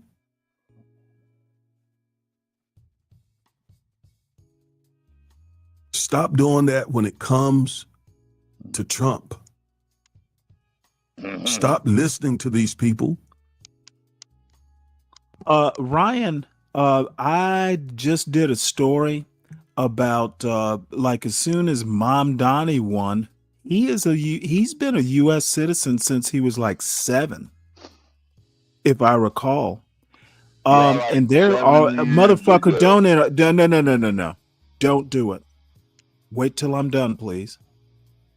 They're talking about revoking Mom Donnie's citizenship, and he's been a citizen since dude, I don't want to be disturbed. They were talking revoking Mom Donnie's citizenship, and he's been a citizen, I think I heard, since he was a kid.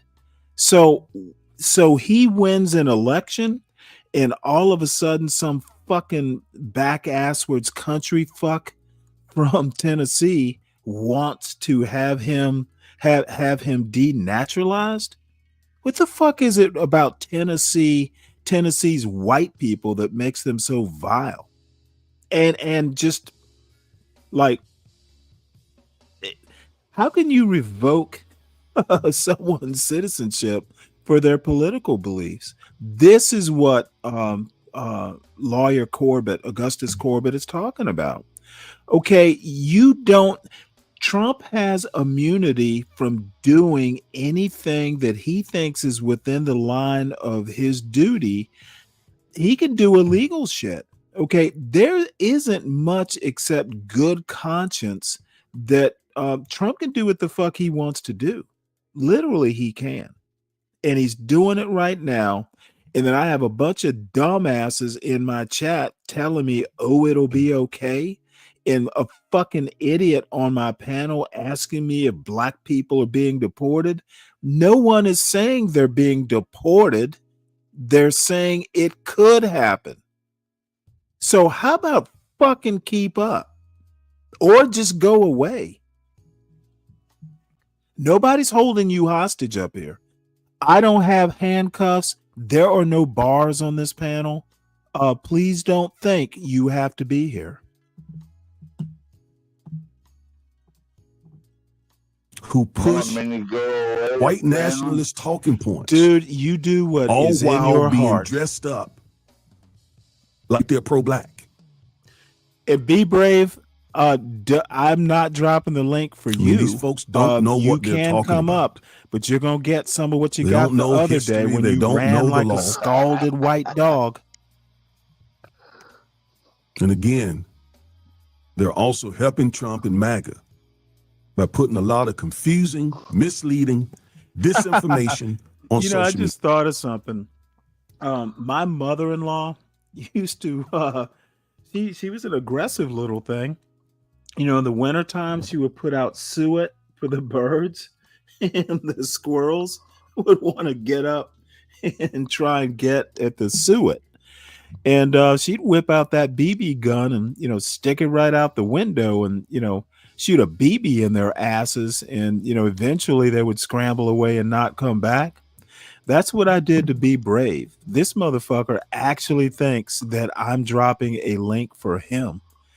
Dude, I didn't think you would have balls enough to come up. If you do, I will send you an engraved invitation with the link. But don't think you're going to come up here. John Galt's not here to protect you.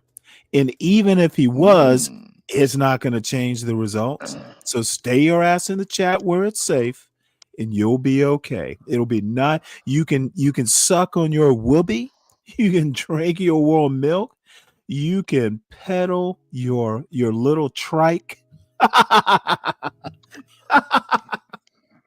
You can just have a good old time. But dude, you are not capable and you don't ask good questions. I don't give a fuck. Dude, tell me about a ghetto I don't live in and you're not going to make a persuasive argument, motherfucker. What's up, Solid Snake? You've come up here to annoy me too? You know what I was thinking about it? When I was thinking about this Denaturalization Act, I was looking at the citizenship. What aspect of it, right? Denaturalization Act? I haven't heard of that one. Well, where he was studying about denaturalizing citizens. But my thing was, okay, couldn't he deport? Well, there is a process. There is a process, but it involves someone who basically did fraud in the application process. They lied about, some trouble they'd been in their country, something that they lie. It's almost like if you do, you've heard of people getting fired for lying on their job application. It's kind of like that. See, and that's something I do agree with.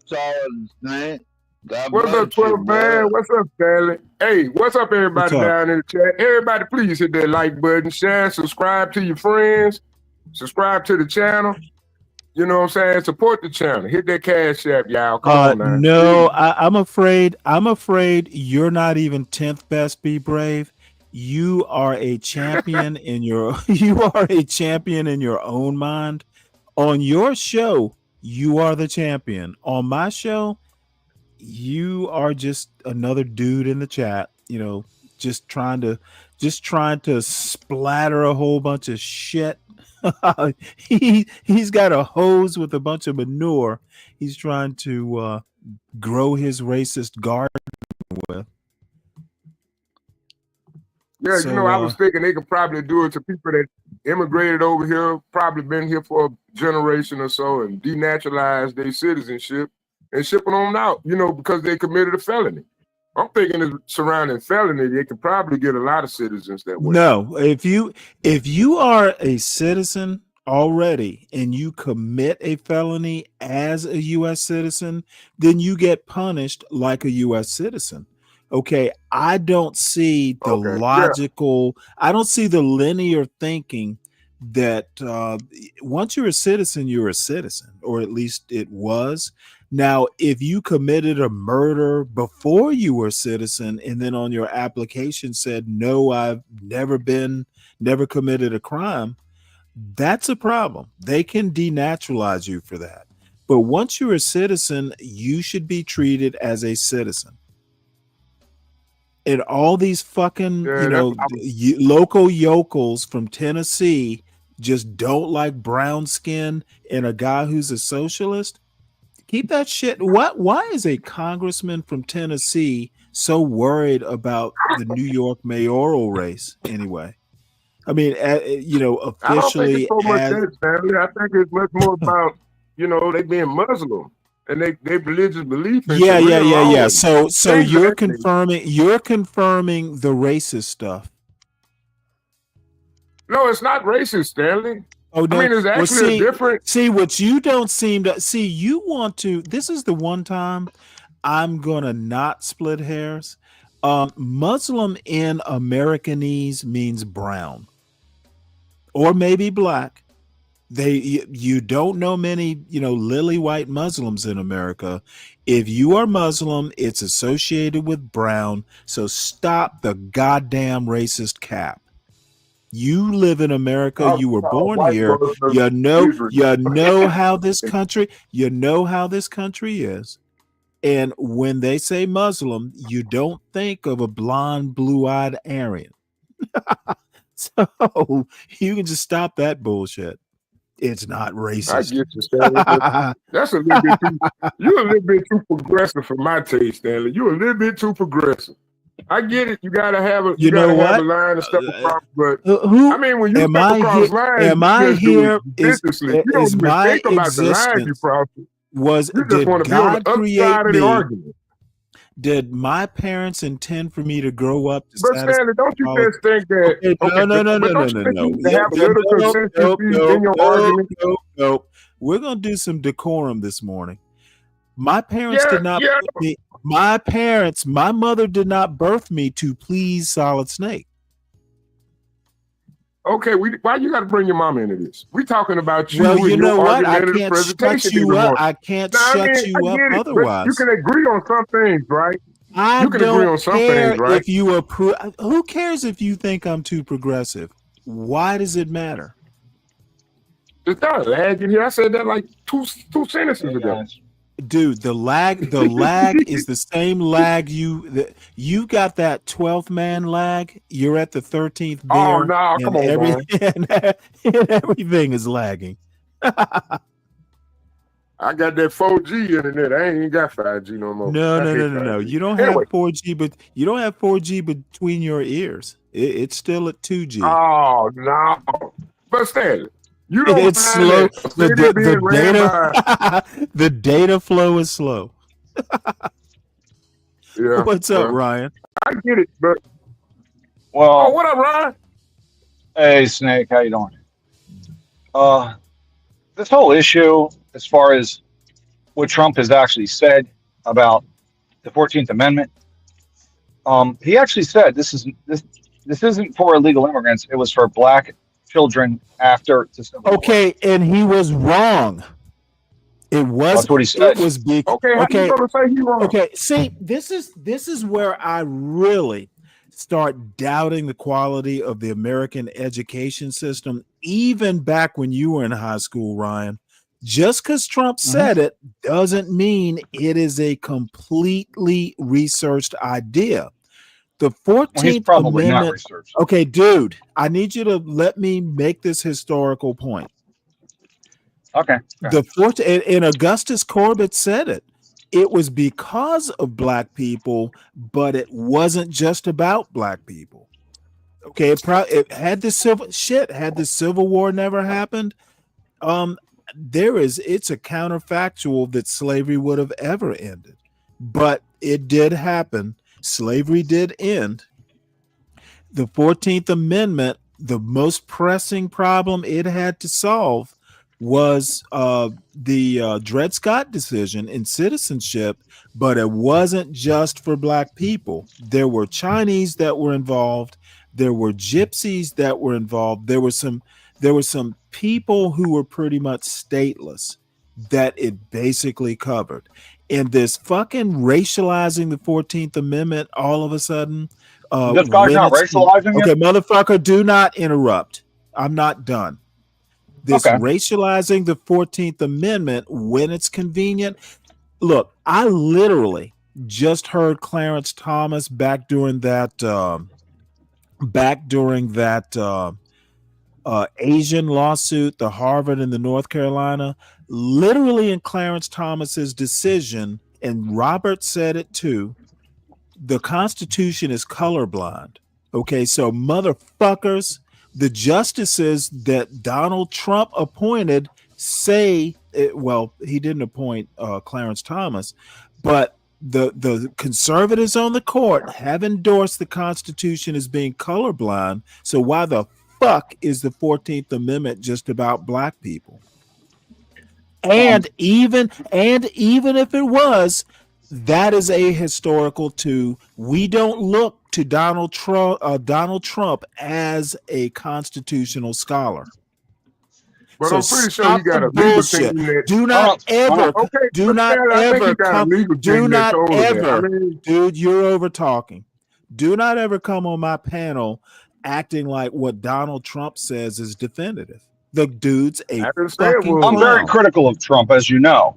Okay. Okay, and what is that? Well, you're so critical of Trump. You're coming up here telling me what Trump said, acting like it's like some historical fact. No, I'm but telling you you what did it say said. You're the you one. did say that You're the the 14th Amendment. dude. You're the one who brought up Trump, not me. So don't tell me you're. Don't tell me you're. Don't tell me you're critical when you're quoting him. Okay, can I respond? The gentleman, dude, you that need you to have a- acknowledge. You need to don't pretend like you didn't. Dude, you're the one with the dilemma, not me. You're critical of Trump, yet you want to come up here telling me what Trump said. I was responding to the gentleman. Does that not seem weird to you? Okay. Can I Does respond? that not seem weird? Can I at least respond? What I need you to do first is acknowledge your internal conflict. You want to love There's Trump. no internal conflict. I was responding to the gentleman you have on the guy you have talking made several points. My response was to his points.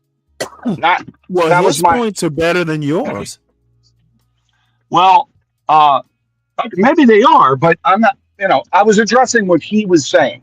This is what Trump said. What did he say that Trump? He's talking about Trump deporting black people and by birthright citizenship. He didn't say. See, again, do you guys have a problem with verb tense?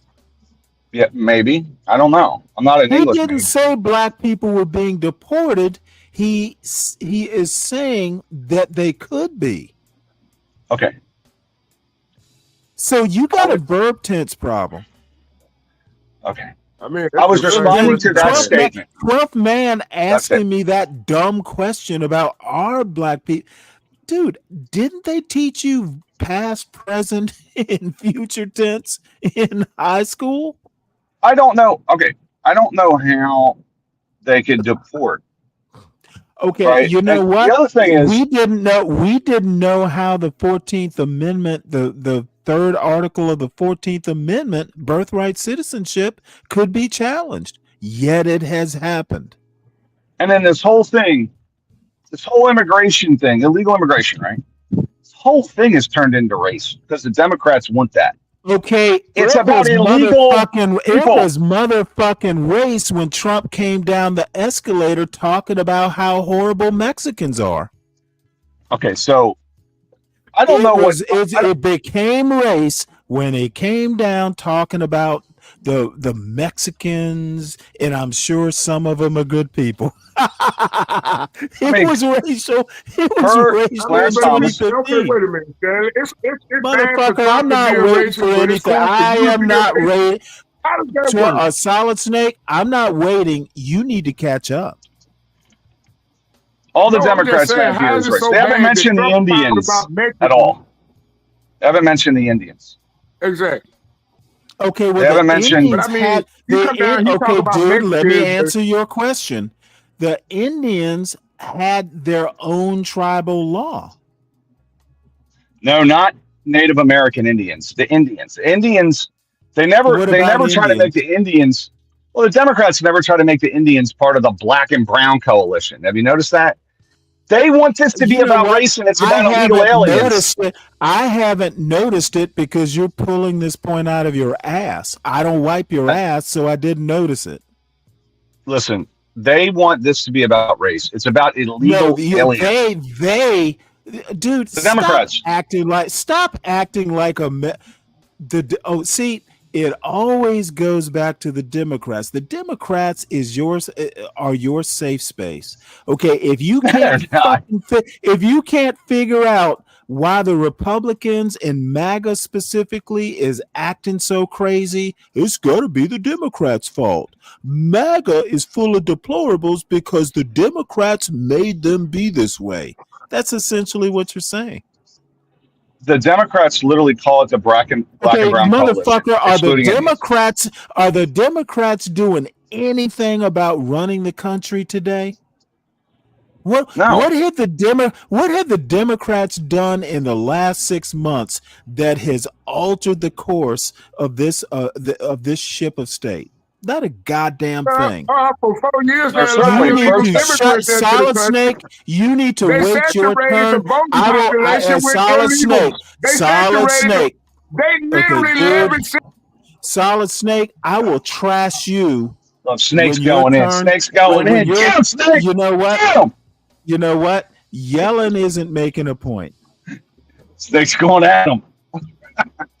All I have to say is, Snake, I'll trash you. I will trash you when your turn comes up. What you need to do is stand still. You're gonna get some. I know you're hungry. I know you're hungry for some of this beatdown, but wait your turn. Did you put him in the back, Stanley? You didn't put him in the back, did you?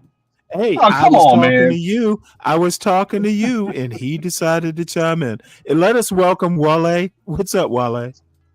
I swear, man, I cannot see who joining the panel. Hey, good morning, man. I'm sorry, you caught us at a heated moment. I just remember enjoying Dwale saying, "How can you?" I think that was DG a long time ago had asked this question. Are you pro why illegal? the fuck are you talking over Wale?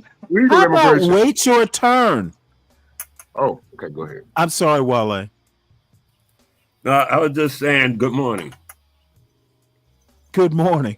Morning, sir. Tyrone Sly says, I see you're on your BS again.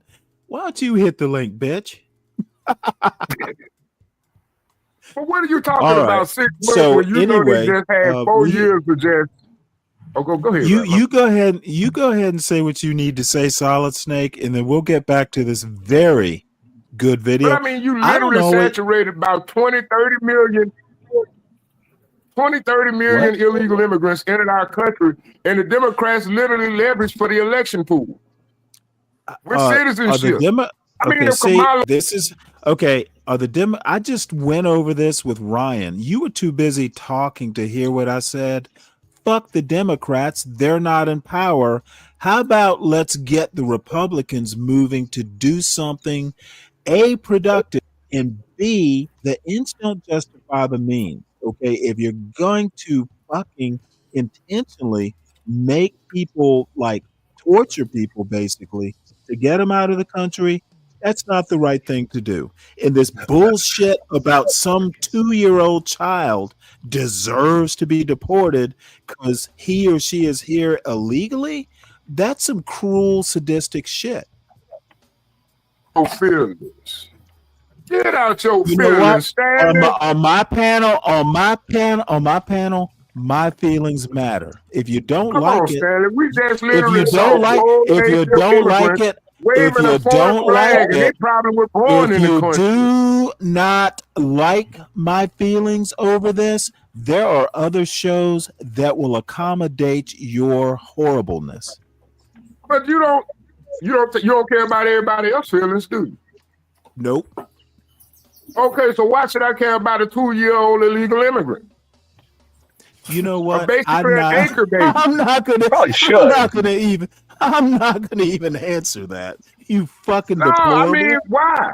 Why should I care about a 2-year-old? Wait a minute, let me get this right. I should care about when my son was 2 years old, he was America. When my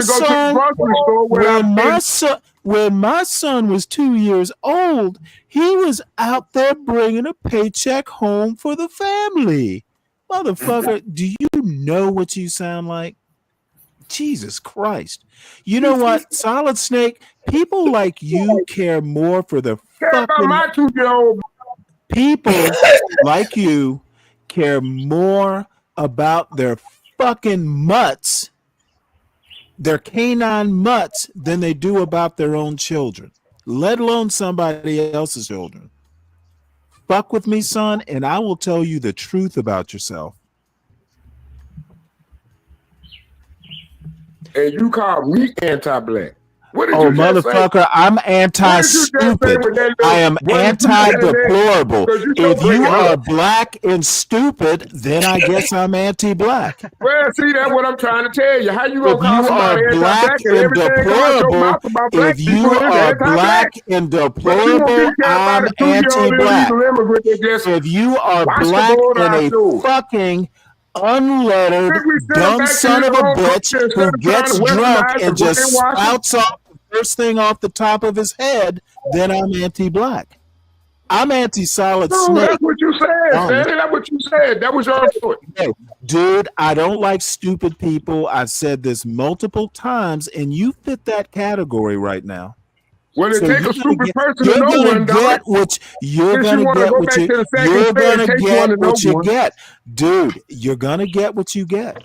It takes one to know one. Motherfucker, that little kindergarten level bullshit That's what you doesn't just impress did. me. That's what you're doing, Stanley. That's the whole argument. Just go na na na na next. That's what you want You to do, gonna though. get na na na boo boo yet? Solid Snake, you've been up here before. When you come in hot, I'm gonna cool your dumb ass down.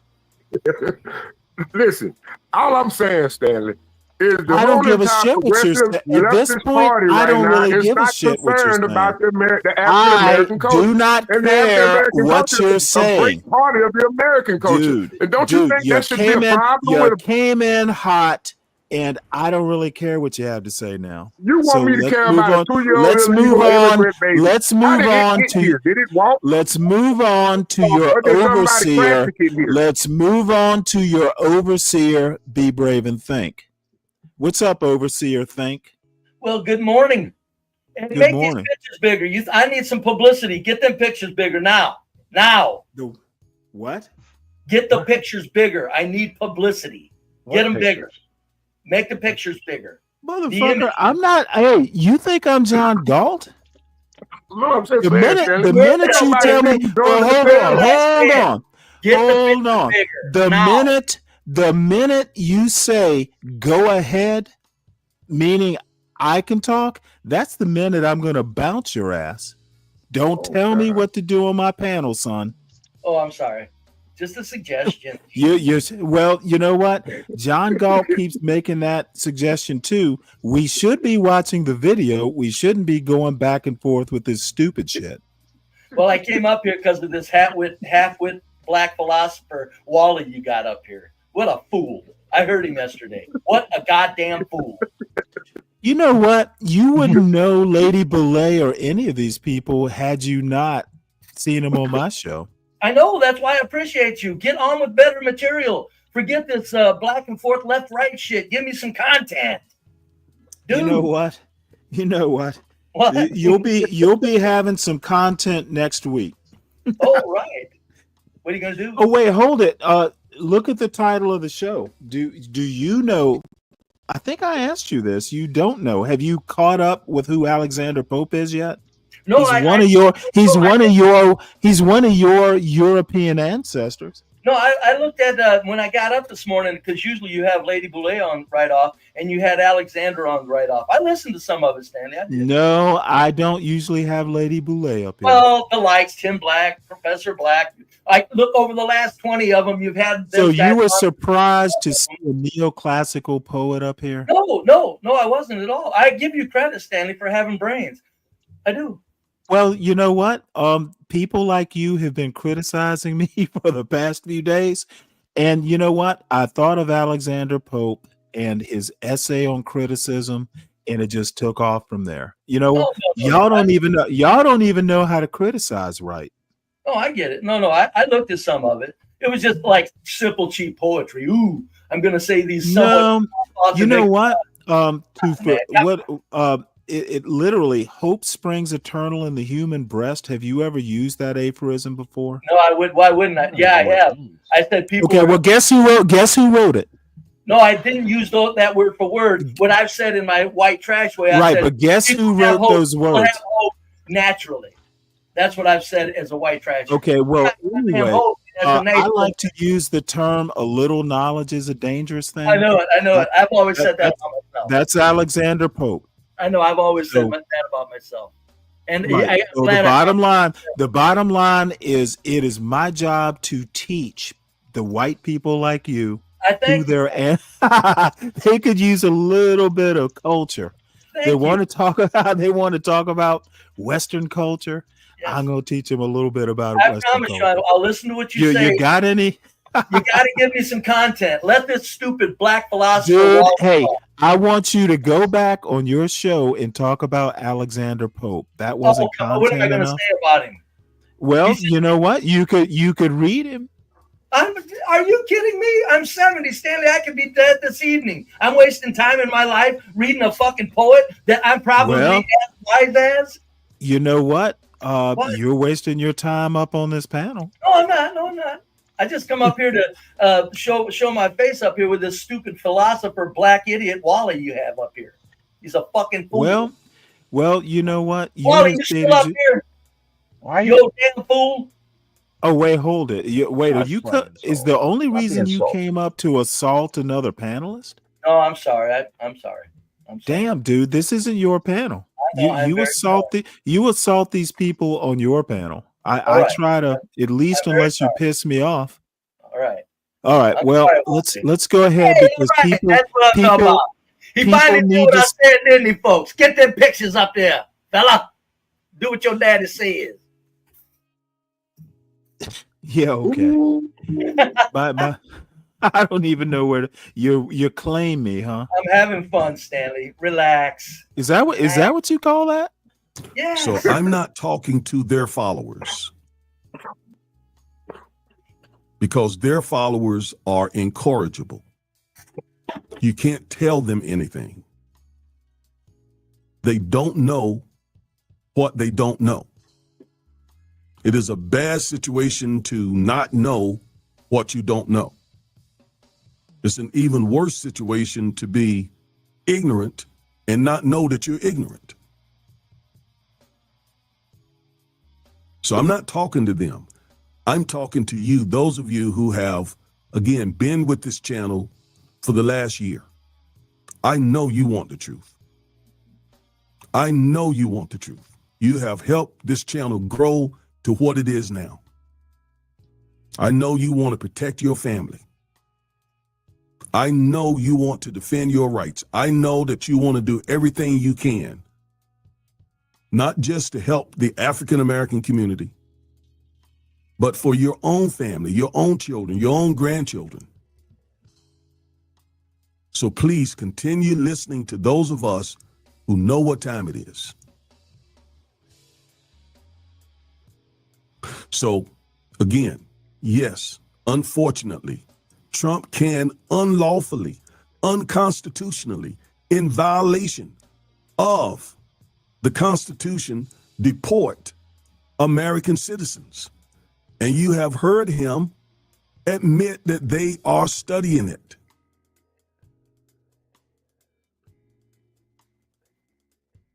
I want to make one point, and it's kind of a counterintuitive point. You know, Trump is essentially destabilizing, kind of the fabric, the constitutional fabric. Who's going to wind up winning? The Mamdanis. Oh, I'm sorry, the Mamdanis. I've literally heard people, and this was back maybe around 2015 or so, or maybe shortly after Trump won into his presidency. You guys want to fret about the socialists and the Marxists. They love seeing destabilization in our government. They literally want revolution. And I think, there are people on the right who are their equals or their opposites, their polar opposites. This destabilization is playing in to extremists' hands. And Trump's not bright enough to understand this. Okay, Mamdani's not set to win, and it's not a shoo-in that he's going to win the mayoral race. But one of the core tenets, if you guys who pretend that you've read Marx know anything about the DSA types and the people who are left of them, they want the destabilization. They literally think someone like a Trump is a quote useful idiot. So Yeah, but Stanley, okay, dude, don't interrupt me. Unless you have something that you can respond to my specific point, don't prattle on about Democrats and some other bullshit. Okay, I'm not making this up. I've literally heard people on YouTube say stuff like this. So I think there are things, and like I said, it's counterintuitive. I'm not saying it's happening. I'm not saying it's gonna happen, but I have heard people who kind of relish this sort of destabilization. People get unsettled, and people just basically want peace and calm and predictability, like businesses want predictability. That's when businesses do well, when they can predict. The problem with this is that, people want to talk about the Democrats and I want to talk about Trump. Mamdani is doing well in New York City, and y'all want to talk about the Muslim part and the denaturalization stuff. The most interesting thing about Mamdani is that he is a democratic socialist in a city that is a financial capital, arguably of the world and definitely of the United States. How does someone talking about raising taxes on the rich and white get into office? He won. So, I'm sorry. He won the primary, and he could very well, and I won't say probable, but very well could become the mayor. How does this happen? So I'm just saying, y'all want to, Corbett is describing maybe a symptom. The biggest problem and the biggest want of, a lot of people at the farther extremes to the right of MAGA, and maybe even MAGA itself, the DSA types and to the left of DSA types, Trump is just their useful idiot. So this is a bigger problem than even Corbett is describing. He's hyperbolic. It probably won't happen. But you know what? There is no guardrail that guarantees that it won't happen. So y'all want to talk bullshit all you want. It's not happening now. But, I, for one, never thought something like birthright citizenship would be challenged. As a matter of fact, I remember Trump talking about it,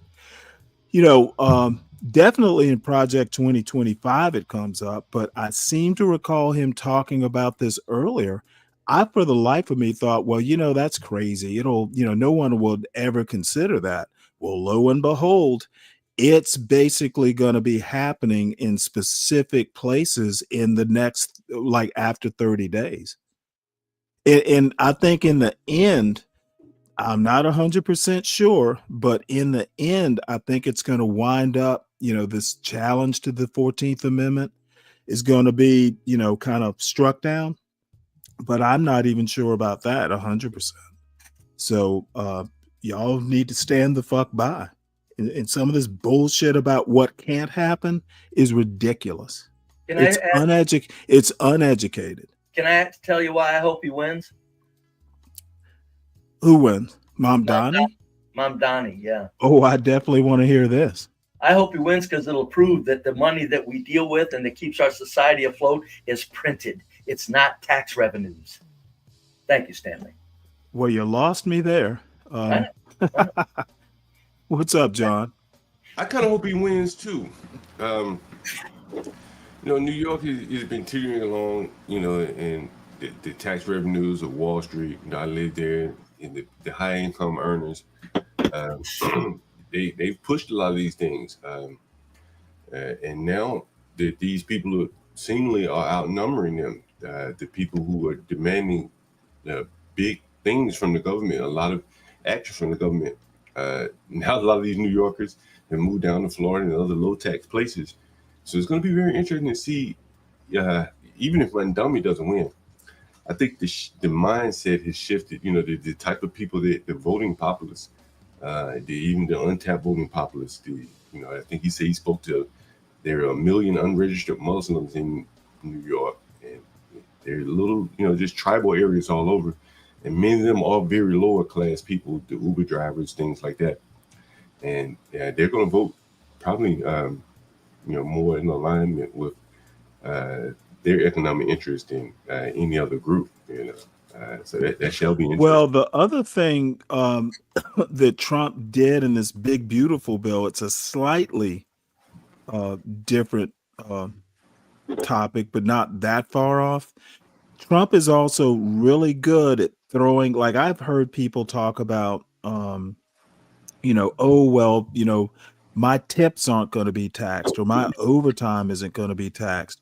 He is very good at throwing just enough, red meat, to keep the populist tigers satisfied. But on the other hand, a bunch of you are going to be losing benefits, or, there are going to be work requirements. And I'm not necessarily against work requirements, but somebody called me, was it Juan or Dave, on that little clip that I showed earlier? I'm a natural rule bender. Okay. If a rule says something, but I on the spot or in the field determine that, hey, this rule is too rigid one way or the other, I like to have leeway. And judges used to have that. Okay. I don't particularly like that someone at the district court level. Okay, so what if you make a nationwide injunction? All the executive needs to do is appeal it. Okay, what it is Trump wants to move quick, get the fucking poison injected before anybody has a chance to go, oh, hey, it's poison. Okay, there was no reason to restrict these district court judges like that. You got appellate courts. So this is going to come back. Now, there are workarounds. You can do class action suits and stuff like that, but it makes it a lot harder. It also makes it a lot more expensive. And again, your tips aren't going to be taxed, but if you have a case, it's going to cost you an arm and a leg to bring a class action lawsuit. It's more expensive to bring a class action lawsuit to achieve some sort of national injunction. Ketanji Brown Jackson was right. If you deem a federal law or a constitutional amendment, a section of the constitutional amendment, if you say that the president is violating it, well, the Constitution doesn't just affect the plaintiff in a case, it affects everybody in the country. That's a natural nationwide injunction. If you strike down an executive order, that is a de facto nationwide injunction. And I think the Supreme Court, this is going to be something that they will either change or they're going to regret doing. They did not do the right thing. And there's nothing, I haven't read the actual, the dissent and the Amy Coney Barrett stuff, but just on the surface, because I heard the arguments, me and SKC right up on this show, heard the arguments in real time. And there was nothing that Sauer said, the Solicitor General, Trump's Solicitor General. It was a fucking flim-flam show. He did not have solid arguments. These justices just kind of did what Trump wanted to do, and it's going to cause problems. That's what I have to say. You know what, Jihad Bell? Trump's end game is to get his way, unopposed. You know, basically, he has pretty much said that the only people he wants to hear from is the Supreme Court, the circuit courts, the appellate courts. Those don't mean anything because he's the top of the food chain in the executive branch, if not in the government. He only wants to talk to the Supreme Court. You know, if you're below the Supreme Court, you don't have the power. And I just don't think presidents have to follow laws. And if a district court says, hey, you're not following the law, I just do not agree that you localize it like that. Stanley, the Supreme Yes, 12th Court man. the Supreme Court just ruled that lower court rule doesn't matter so much. So why do you think? I have no motherfucking idea what you're slurring, and I don't have the patience for it. Can I give another opinion on the mayor? Oh, I'm sorry. Well, hold on one sec. 12th man, you're talking about the last week decision, you know, saying that district courts couldn't do nationwide injunctions? That's right. Okay, dude, you're about fucking 10 minutes too late.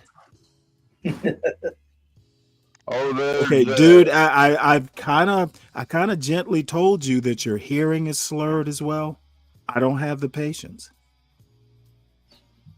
Well, the Supreme Court. Okay, dude, you are not going to bull your way into this conversation. Well, you're So not gonna stop roll it. the Stop it. Supreme Court You're wrong slurring. You are either. slurring, and I'm not in the mood. You're So not be gonna brave. roll What the were Supreme Court wrong, right? be brave? What were you going to say?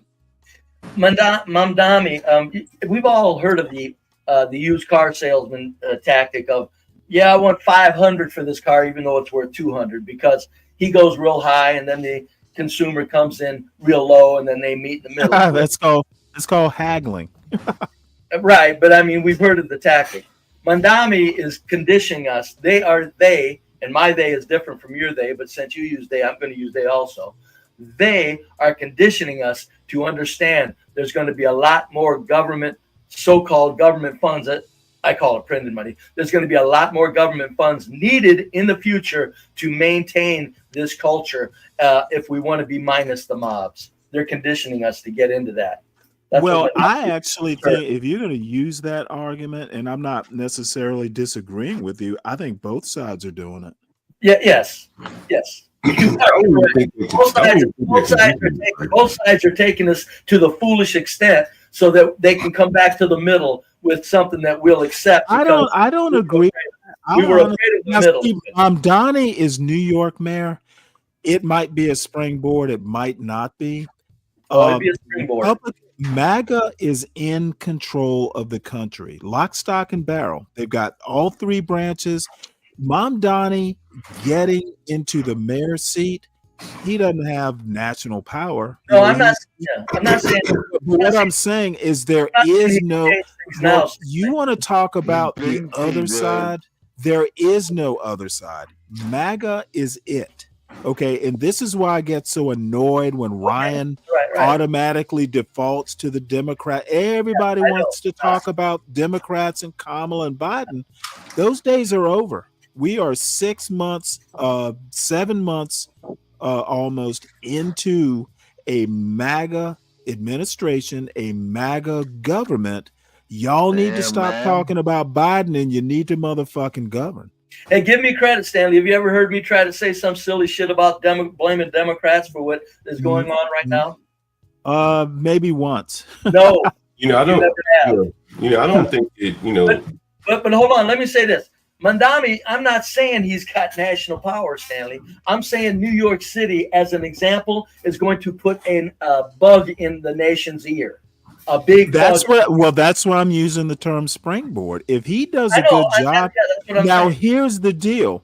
And this is why I think that is the most interesting. The Muslim part really doesn't matter. The Democratic Socialists. You aren't a little bit suspicious of the Muslim guy in there? Yeah, well, you know what? You're a You know, a little racist, bit so wonder, like, you go ahead. You go ahead and have your little soup song of race. I'm just going to basically say, It's just so it's something so new. If something is I'm real new, you got to be a little suspicious of okay. it. Well, we've had Muslims in high power before. Ellis, I want that back the way it was because I'm going back to that video. I don't really care how that looks. Ellis, he was attorney general of Minnesota, and he was also a congressman. I think he might have been like the first Muslim congressman. Having Muslims in, national office or high office of some sort, it isn't new. People need to get over that. Right? Isn't it new though to have a Muslim in a very nationally watched position? Have you ever heard of Keith? Have you ever heard of? See, you've never heard of Keith Ellis. He was literally the dude who prosecuted. He was like the mastermind or the head dude prosecuting the George Floyd case. Right. That's my point. Nobody. So I mean, how much more national can you be? No, I'm not disagreeing on the national. I'm talking about the prominence of the individual. Well, I mean, I think he was pretty prominent. People I mean, don't know now his he's name. not. Everybody knows you where can't. Academy is. New York, people know who the mayor of New York is before they ever know who the governor of New York is. Right. I agree. But what I'm saying is that the way I see this, if you are a Democrat, can you hold on 1 second, 12th man? If you are a Democratic socialist, and let's just say you do a good job in New York, the Democratic Party is going to change. It's going to move the Democratic Party left. Okay, the DSA types have been tried. They went up against Pelosi and got their asses spanked. And Pelosi's not in, she's not going to be Speaker of the House. Hakeem Jeffries, I don't know that he has the testosterone that Pelosi had. If you do a good job, if Mom Donnie does a good job, they're going to be able to go, hey, look, what we did in New York City, we can do for the country. These normie Democrats are weak. We're going to take over the party. And yeah, it's possible you move the country left. But Stan, I don't think anybody knows your true position on something. And maybe if you would answer this. Well, I mean, I'm center left. So am I. I'm center left, further left. Is that what you are? Yeah, I am. Yeah, I am. Yes. So minus, hold on, Stanley. Minus men using ladies' bathrooms and drag queens reading to kids. Right. Well, see, I don't care. It is such a small percentage of people that happens. It's a smear on the Democrat Party. It's smearing a standing institution. Right. Well, let me get back to my point. The point is there are some things within reason that I would agree with, the Democratic Socialists on. We probably do need to be a bit more populist, but I'm not a populism fan. The one thing I'm not is a populist. So, I guess I'm kind of, PMG or PMC or whatever it is.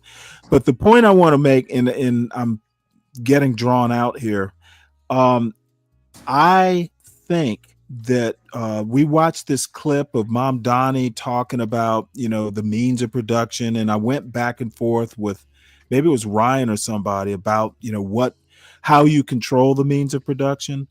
The one thing that I do know, the progressive left has an equivalent in the MAGA right, maybe a little bit to the right of MAGA. The only way you're going to get America the way a DSA type or a MAGA type wants is by force. Okay, you are going to have to be cruel and force people to do things, especially as polarized as things are. You're going to have to force 50% of the country to do what you want. Okay. And that's what Trump is doing right now. Yeah. And I guarantee you, if there was a progressive leftist as president with the power that Trump has, it would be happening in the other direction. Stanley, when So, somebody, oh, I'm sorry, go ahead. no, go ahead. I'm pretty much done. When somebody speaks of controlling the means of production, do you think that the common folks have ever had any control over the means of production? Okay, you know what? And the other argument, well, hold on, I'm answering your question. The means of production doesn't automatically mean the government is central planning it. I know there that. are a lot of socialists. Question, Stanley. Come on. Have the common people ever had control over the means of production other Not than in the United States. Thank you. Thank you. But they have there've been, No, what's not his anywhere. name? I say nowhere, Richard. Stanley. Well, no. There's a Nowhere in company that. Do you know who Richard Wolf is? I'm not saying here and there a company didn't happen. I'm saying the actual means of a production within a nation. The common folks have never had any say on that. No, You know that, it's always been like a Politburo level stuff. It's always been the government planning the economy, and then their handlers. So that's where But you cut. If I think you're saying what I'm saying, we don't know. We don't know the socialism that somebody like a Mamdani is talking about. Everybody just automatically wants to go to the Soviet Union. Oh, I agree. Okay, and communism. Let's get on. No. You go at my pace, not the other way. I'm sorry. Communism is a form of socialism. Not all socialism is communism, and that's what people like Donald Trump would have you believe, but that's not the case. And I'm not that much of a socialist, to be honest. I agree, Stanley, by the way. Right. So when people want to call Mamdani a socialist, they're being hyperbolic, and it sounds good. Okay, dude, I'm not going to be hyperbolic when I say you're drunk as balls. So tread lightly, sir. So I'm pretty much done. So whoever wants to pick up a ball, because I guess we're done with this now. Okay, hold on. Let me say this before I hit the road. Then, listen. My firm belief, Stanley, is the right make me sicker than the left right now. Okay, here's what's going on.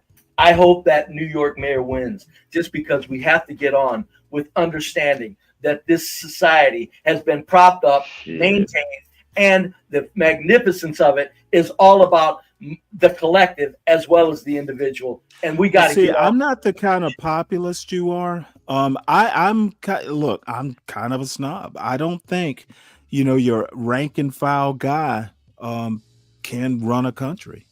I don't and either. I'm not in wisdom of the crowds. There have been the problem with this wisdom of the crowds. That's kind of what socialism is. Wisdom. Because I'm not saying that. Please, I'm not. Right, but let me say what I'm saying. I'm an aristocratist. I am. Well, this wisdom of the crowds, it's hit and miss. And if you go back and you look at history, and one thing about American capitalism, you go back and you look at like a Wilmington, North Carolina, it was either 1896 or 1898. I can never remember. Blacks and whites were I forget the name of the party, but it was essentially a populist party where blacks and whites were basically running Wilmington, North Carolina peacefully. And at the state level, the white supremacists, they were like, nope, and they were more or less, the planter class types.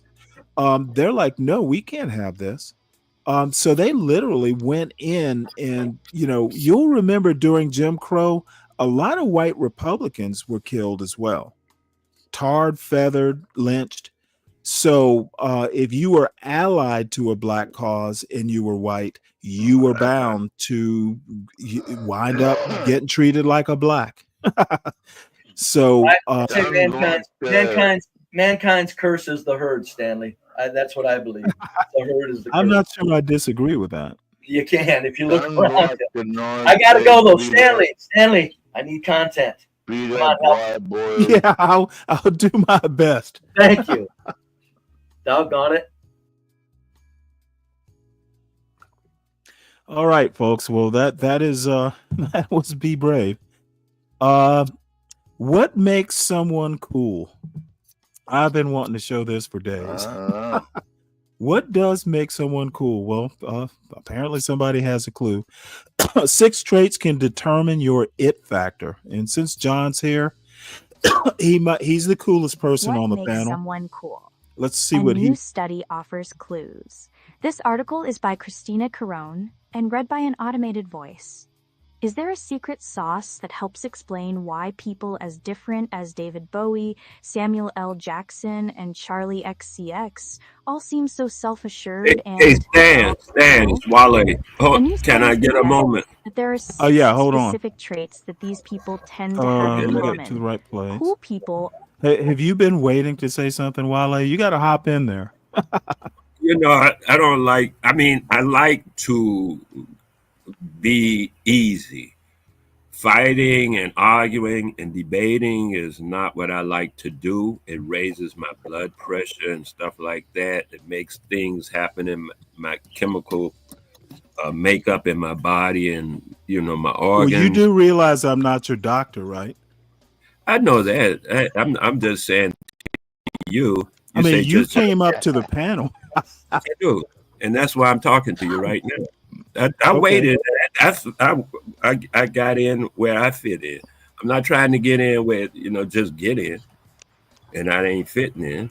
So I just let Okay, that go. so what's your point? We know it raises your blood pressure. Are you saying Okay, I my shouldn't point do it? is what I asked for a moment to speak, though. Okay, dude, I don't work like that. We discussed this yesterday. Tell me how Make you your work. point. Tell me how you work. Oh, that's what I wanted to get to your point is how I work. Okay, that's what I love to do. Get to my point. I was just curious. My point is a curiosity. My point is a curiosity that goes like this. Like, as you know, I have mentioned I met John Gold on another panel. And the name John Gold, I take it as how do you say, it's not his name per se. So then I'm going to ask you, because I've been on the YouTube just, you know, about 700, 800 days. And I'd like to ask you, is it your name is Stanley Cross? Yes. Is your name Stanley Cross?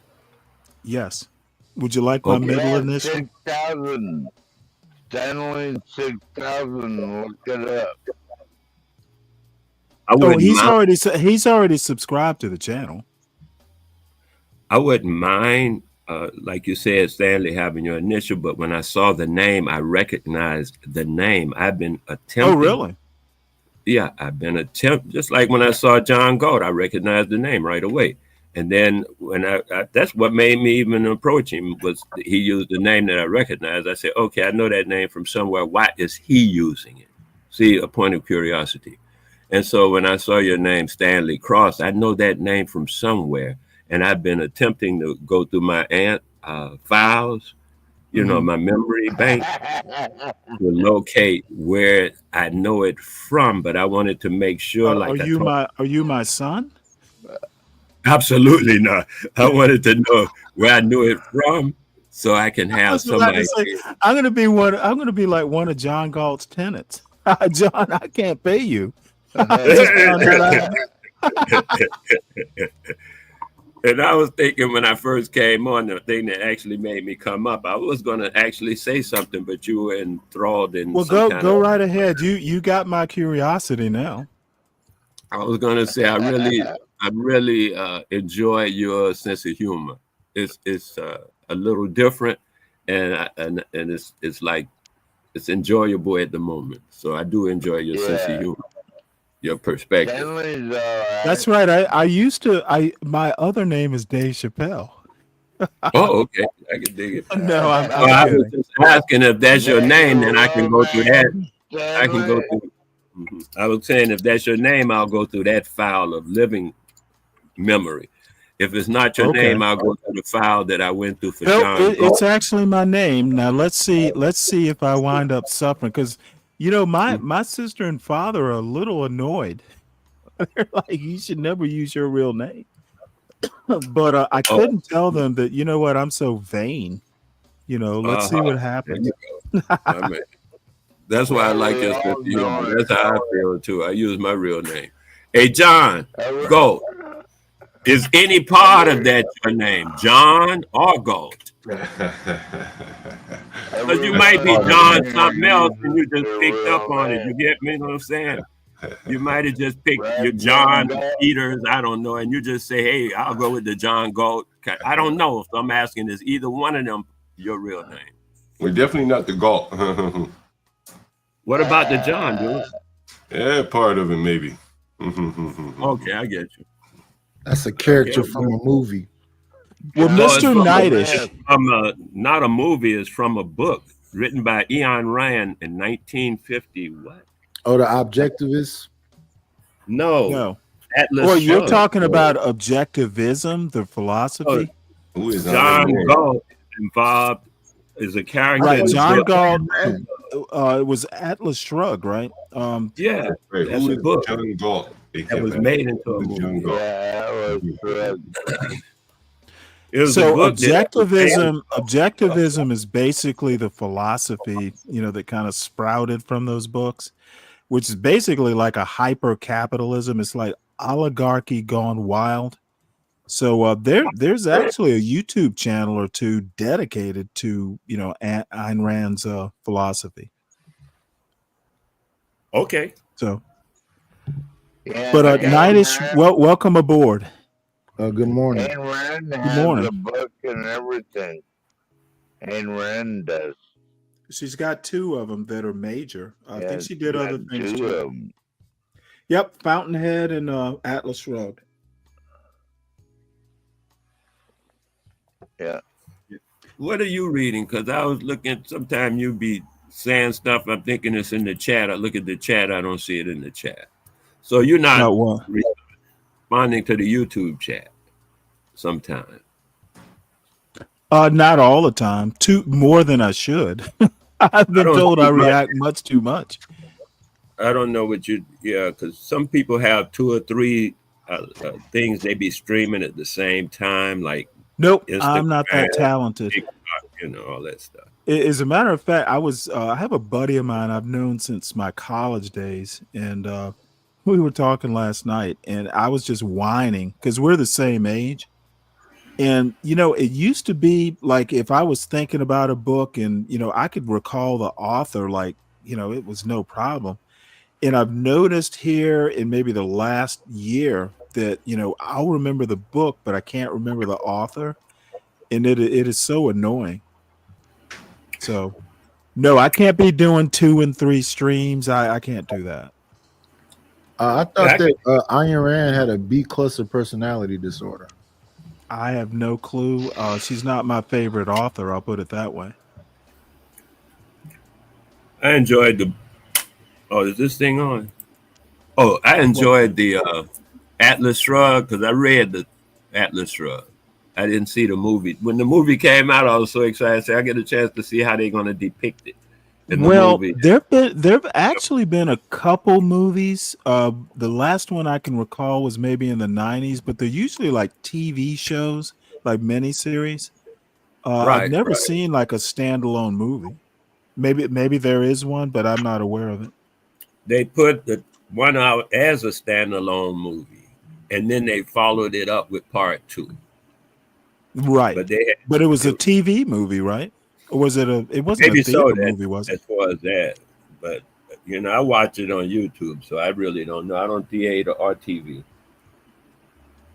What are you saying, Be Brave? Master teaching blacks are sound silly so often. Can you clarify that? Is that a chat thing? Yeah, it's Be Brave saying something, and I'm not quite sure what he's saying. I'm wondering. The title of the show is Hope Springs Eternal in the Human Breast. This is Alexander Pope Week. Oh, okay. And if you were here over the past couple days, you know why it's Alexander Pope Week. But this is pursuant to what Be Brave just wrote. I had my 10th grade English teacher, Father Bryant. It was a grammar class, but that's where I learned about, kind of learned to love Alexander Pope, especially. Milton is another one. But master teaching blacks are sound silly so often. It was a grammar class primarily, and that's why I'm trying to figure out what Be Brave and Think wrote here. Oh, you Leave got the this word. on John Galt's channel as well. This is John Galt's channel, and then I simulcast it with his blessing to my channel. Oh, that's what I was asking you about, and you say you're not whatever enough to be able to do that. However, you're actually doing it. I was recognizing for real. Then I see, because I'm on Stanley. I mean, this is how I got my start. You know, between John Galt and Portia, they had no clue what they were getting into.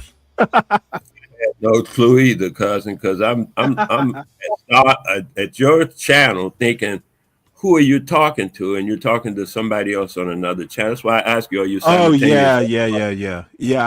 Okay, I I'm understand wondering where this noise yeah. coming from that you're reading about, and I don't see it. Well, I can see both chats or all the chats that are streamed to from StreamYard. StreamYard basically consolidates all the chats. I could dig it. All I have to do is go to John Galt's channel. Now, if you should be able to see both chats now that you're up on logged into StreamYard. Oh, maybe so. I didn't try the StreamYard connection yet. You're on it. Just look at the chat. Somewhere off to the right should be something. Okay. I I don't see even it. remember what it is. Comments, private chat versus comments. Yeah, I get you now. See, you got all that stuff going on. I even know. So, John, what night is you're the last one up? What you got? About Alexander Pope? Whatever you know. You know what? Look, I said right after we did Essay on Man, the first part of it, and I did say welcome to Stanley versus the World, the pretentious edition.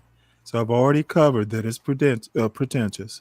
So we all know that, but hey, it's me. So what you got outside of Alexander Pope, unless you want to talk about Alexander Pope? Yeah, I want to know what unblemished let me live or die unknown or grant an honest frame or grant me none. What does that mean? You know what? I'd have to read it. You know, the dude lived in like the 17th, the 17th into the 18th century. And one of the reasons, you know, Shakespeare and, you know, these older guys are so unpopular is they're really tough. Sometimes you actually need like a guide or a teacher to help you understand what it means. Okay. So recite it again. Unblemished let me live or die unknown. Oh, yeah, well, without sin is the unblemished. Yeah. So you got me? So he's saying we supposed to live like what, angels or something? No, he's just saying that everybody sins. You know, there is no unblemished. He's talking to God, asking him to live without sin, but it doesn't happen. Oh, okay. You know what, do Stan, though? I've noticed By the way, just so you know, Knight, I literally haven't read Alexander Pope, and my son is 19, probably 12 to 13 years. And before that, since high school. So, you know, I don't have this stuff other than, you know, there like a couple aphorisms that I have committed to memory. So I don't have it, you know, I'm really just kind of getting back into it. And you know what? This is the week. I'll probably go on to something else next week. So I'm not gonna break out my lute and start playing, you know, spoken words. You know, I'm not gonna become a troubadour. You know what a troubadour is, right? But you could get into it though. Yeah, like dressing old timey, wearing. Oh, hell no. Schools and no. That would take too much work. I'm way too lazy for all that. You know, people with riding unicycles and handlebar mustaches. I have never been to a Renaissance fair. I'm not that big a fan of turkey legs. So no, I'm not that kind of guy. I fish. And the only reason I don't hunt is because getting out in the cold at my age, just leaves too much ache for the rest of the week. But see, that's the wonderful thing about living in the South. Nah, I ain't sleep. The wonderful thing about living in the South is you can read Alexander Pope while you're catching fish. Oh, okay. So while you're catching fish, do you sit on the bench and whittle? Get little pieces of wood and a little knife. No, I'm not a bobber fisherman. I'm a cast and retrieve guy. I got to be active. Oh, okay. I whittle. Do you really? Do you carve?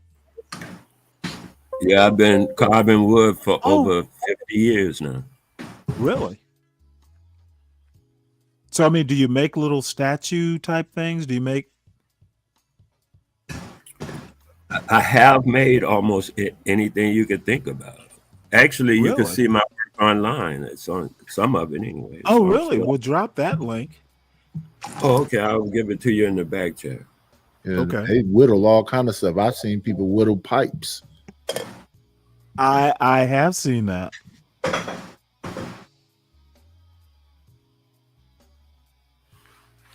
So what else you got, Knight?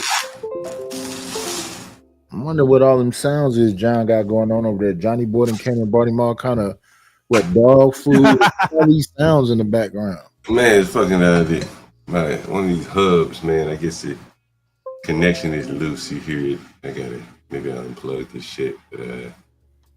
Sound like a junkyard band. Yeah, man. I wish. First of Steel the drums month, you can beat in. One of them things they bring stuff in on shipping tanks and beat it in and made it into a steel drum. I'll be heading New York soon. What makes someone cool? A study offers. Are you going today, John? I don't know. Probably tomorrow. Are you looking forward to it? You don't sound all that excited. DC, it's smaller, easier for me to get around. Plus, I have something to do here. I'm in New York. I'm just sitting around all day doing, I really don't have much to do. You know what I'm saying, in terms of productive stuff. So, hey, John, you mentioned you're going to New York. Remind me that I met you on Cuba this thing, which is a New York activity, right? Yeah. And I just your statements reminded me of the update. He's opening up 2 new locations in 2 different states of his school. He's dealing with that school thing, right? The STEM school. Yeah, his school is right around the corner from where I live. Cuba doesn't live far from where I live in Brooklyn. Yeah. Oh, that's so beautiful, man. That's beautiful. Maybe you'll stop by one day, yell at him, because he puts that online too. Yeah. But I just know he just made some statement and some mention and stuff like that of him having 2 schools now, and he showed some of what's going on at each location. Yeah. And what I see is broadening out, because even over in different places, different people are doing those types of schools. So it's interesting to see how he's working this thing, and it's being worked. And it's actually working out. Some people, sometimes people start small and you think they're going to be there 10 years. And when you come back, they're either gone or they're bigger. Right. And, no disrespect to Cuba, to everything, he does. I'm sure he's doing it, his heart is in the right place. But, like I said, I'm right around the corner from his school or whatever, wherever he lives, man, shit. I haven't been living there as long as he has, but when I walk around the neighborhood, I mean, there are schools everywhere. Maybe they're not good schools. The government wasn't able to pull it off. But there's also a lack of business. It's a corner store every block till I hit where Cuba lives, damn near. Not one black owns any of them. And congratulations to Cuba. He's flying high trying to start up schools, but these kids don't even have opportunity in their neighborhoods, and blessings to him and his work. I just think that and it's been my opinion long before I knew anything he was doing. I just don't think you can start in the sky and then work your way back down. Well, John, what would be your alternative? Having the kids work at what, 12, 13 instead of after school programs? They just go work? I mean, well, unfortunately. Well, no. Don't prevaricate. Well, you asked me a question. I was about to answer, then you cut me off. But you started with well. Well, what's acceptable to start with? So I know. So you won't cut me off. I'm asking you. Oh, I was about to answer. I'm sorry. Well, like, dude, I just fussed about people getting to the point. I mean, you cut me off. Like people tend to waste a lot of time, and I'm one of them too. I know you don't like to be cut off, but I don't want to waste your time, and I don't want you to waste mine. Well, I try to be cognizant of the audience. So get to the point. Yeah, but you cut me off like as soon as I started talking. Yeah. Well, I apologize for cutting you off, John. You don't have to Can you apologize. get to the point? I forget what the question was now since you cut me off. Alternative. Of course you did. Yeah. It's very John, the alternative to the schools was the question.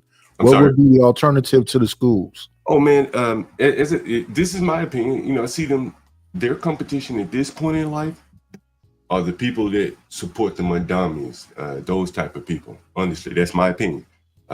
Those people are running convenience stores at 12 years old. I've shown pictures of that.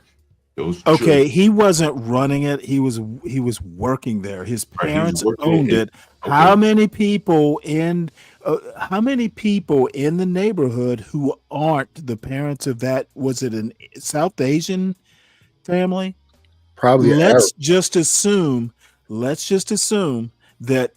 person, doesn't have the opportunities that little 12-year-old who probably sells a couple pieces of candy, then he gets shuttled off to study for the rest of the night. That was the alternative to schooling is what? Working. A lot of these blacks. Yeah, I thought so. Okay, so go ahead. You could have see one word. Yeah. Damn, that was good. Yeah, I think that blacks who, in my opinion, have gotten so far away from working, they've tried to abstract it away. That many of them don't. And you think school is not work, correct? Yeah, it is. They're never going to be in school and make a living. They need to learn how to. Okay, no one expects you to make a living from school. I asked you if school is work. Okay, a job is different than work. Well, maybe what you should have said is get a job. Work is effort. School is work. Okay, well, yeah. I definitely think the average black probably spends too much time in school, too much education. They're in school for the wrong things, John.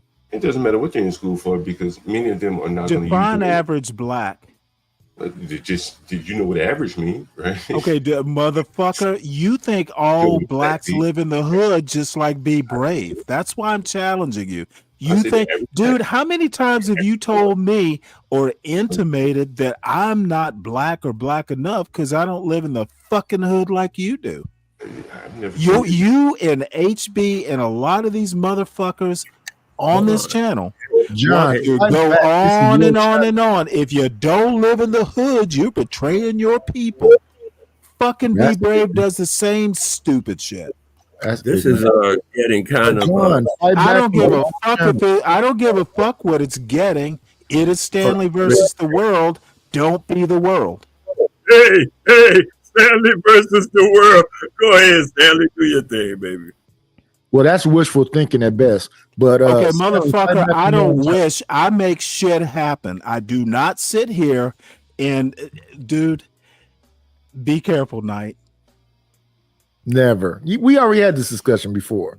Well, you know what? We might have to rehash it out. All I'm saying is if you're going to, I want to know what an average black is because in my opinion, the average black does not live in the hood. Yeah, that's a fact.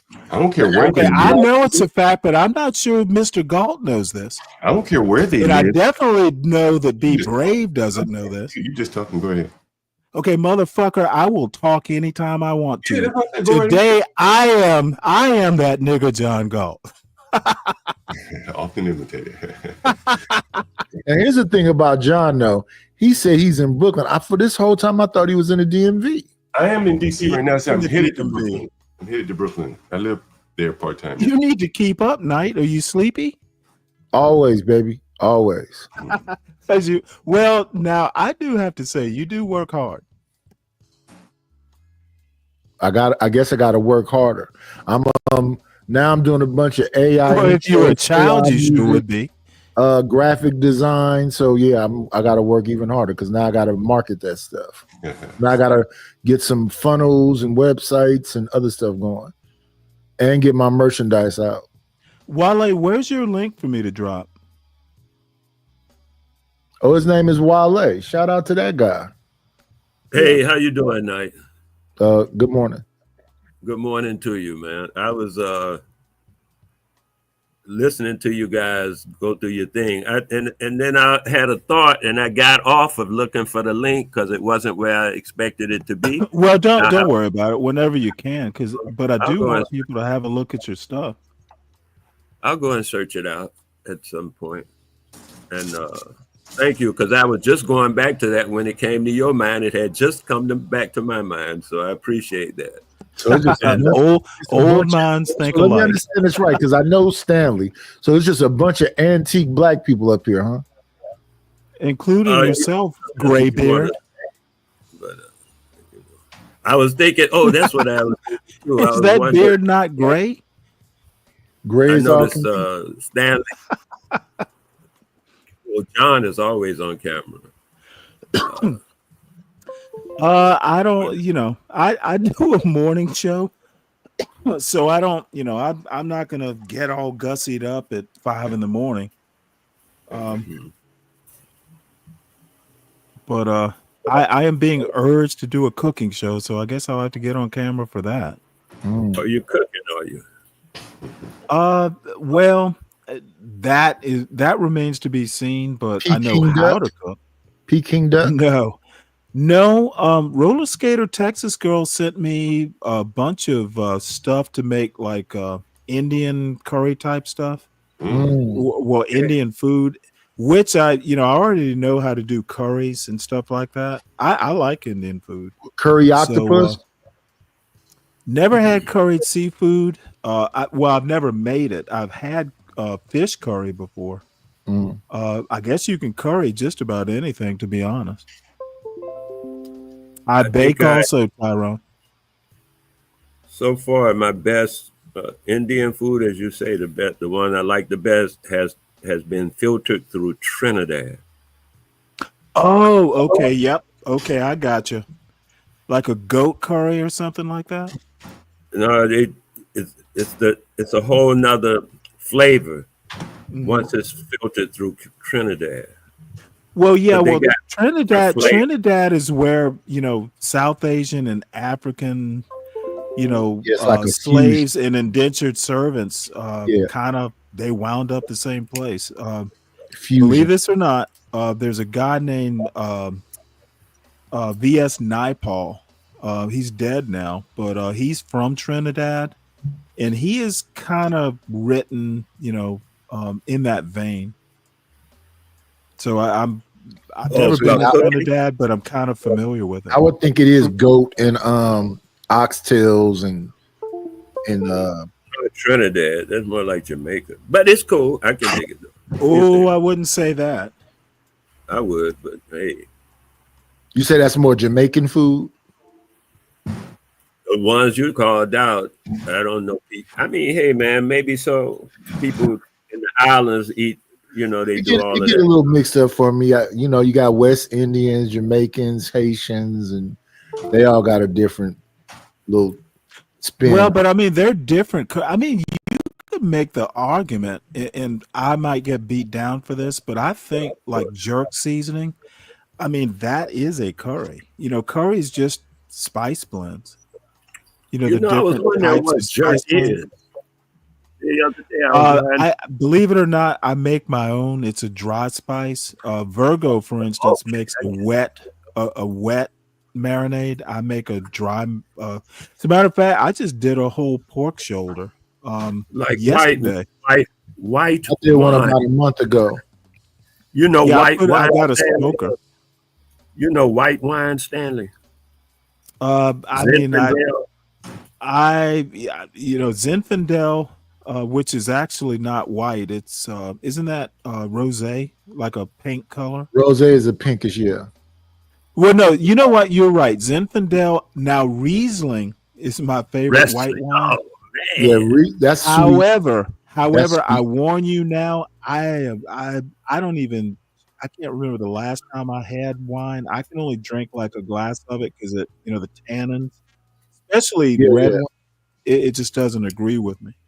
But So I'm not a wine expert by any means. Riesling, Pinot Grigio, Yep. Sauvignon Blanc, they all kind of in the same family. It's kind of sweet, kind of fruity.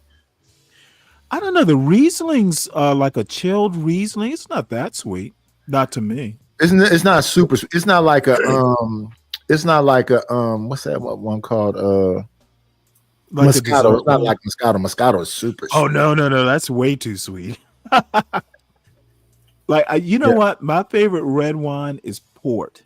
It's just got that little bit of bitterness, and it's kind of greasy. You know what I mean? Yeah, and it's thick on your palate. Yeah. But you can't drink a lot of it, and young guys want to look all sophisticated and shit. There was a cigar bar that I used to go to way back in the day when I lived in Norfolk, Virginia. And you'd go up there and smoke a cigar and drink some port, looking all sophisticated. But I haven't done that in years. Yeah, it's a thing. I used to go to wine tastings. Now that's some sophisticated shit. I have never done that. I used to live across the street from a vineyard years ago. About 10 years ago, I lived in Northern Virginia up in the Blue Ridge Mountains. It was Fox Meadows Vineyard, but I've never done a wine tasting. Yeah, where I'm at is kind of close to Napa. Yeah, well, that's like, dude, there's nothing like that on the East Coast, really. Mm. They like to do wine tours in Virginia, Northern Virginia. Like the Fauquier County crowd want to be all sophisticated, but Napa's like that. That's next step is France. Yeah, I think the South is more so whiskey. In Tennessee, Kentucky, whiskey's actually now it's all over the South, but I would say, that it's going to sound weird to say, but I would say that moonshining sort of stuff is more like Appalachian South. There's a coastal South, there's a Piedmont South, and then there is a mountain South. Believe it or not, there are 3 Souths, if not more. What's up, Black? Uh-oh. What have I said wrong? What's up, Blacks? I just remember what's that going from on? one of them old shows. Oh, wow. Holy shit. What are those, snakes? Okay. No, this is like he was calling it whittling. What the fuck? This isn't whittling. I mean, Oh, if you my did with a Lord. knife, yeah, that's pretty much what it is. Damn. So that's a snake. It's like somebody hardened a turd. Looks very bad. Not That at is- all. What the hell? Oh, come pretty on, sophisticated. dude. That's a cobra. Blacks. From my vantage, it looks terrible. Are you Well, looking at it on if a you're phone? another old dude, you need your glasses. No, I don't Is wear that a cane? glasses. But it does look bad. I think it's kind of cool. Yeah, I do too. Oh, is it a cane? Yeah. These are. Are you on your phone or are you on a computer? Yeah, that's what it is. I'm on my phone. Maybe you guys can see it a lot better. No. I'm looking at it on a laptop. Like the scales are carved out. This is extremely intricate. Oh my Lord! It looks like a cobra. Let me see. Can I get one? Let me see. Can I get one? Yeah, maybe blow it up a little. Just because from my vantage, it just looks so bad. But let me just see. This is not bad. This is like I could never do anything like this. You got to carved it with a knife. Damn, dude. You did this with a knife? Yeah, I cut with a blade. Hmm. Hold on, let me. That is whittling. Well, this is a little bit more complicated than whittling. Did he say it was whittling? Did he call it whittling? Well, yes, he called it whittling. And I'm going to say no. This is a little bit more detailed.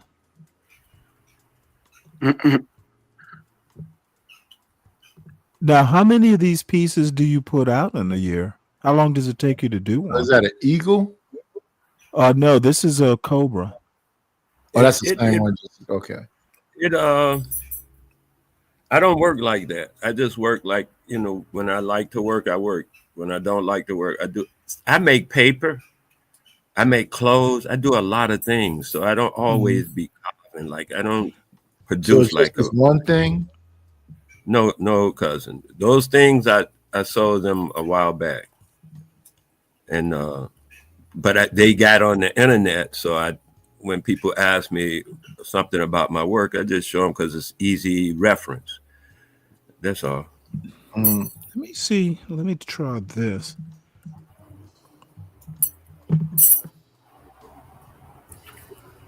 I mean, does this help you any, Blacks? It's Wale. Wale, well, yeah. No. Blacks. I'm sorry. He dropped out. Sorry, Blacks. I'm back. Oh man, that's amazing. Yeah, and you were saying it looks like shit. I mean, I couldn't see. I couldn't freaking see. No, this Now I is see it. fucking amazing. Okay, now that is amazing. How do you get the eyes red? Oh, those are glass. That's glass. My goodness, and you did this with a blade? Yes, I carved. Oh, that's amazing. Looks good. Thank you so much. Damn.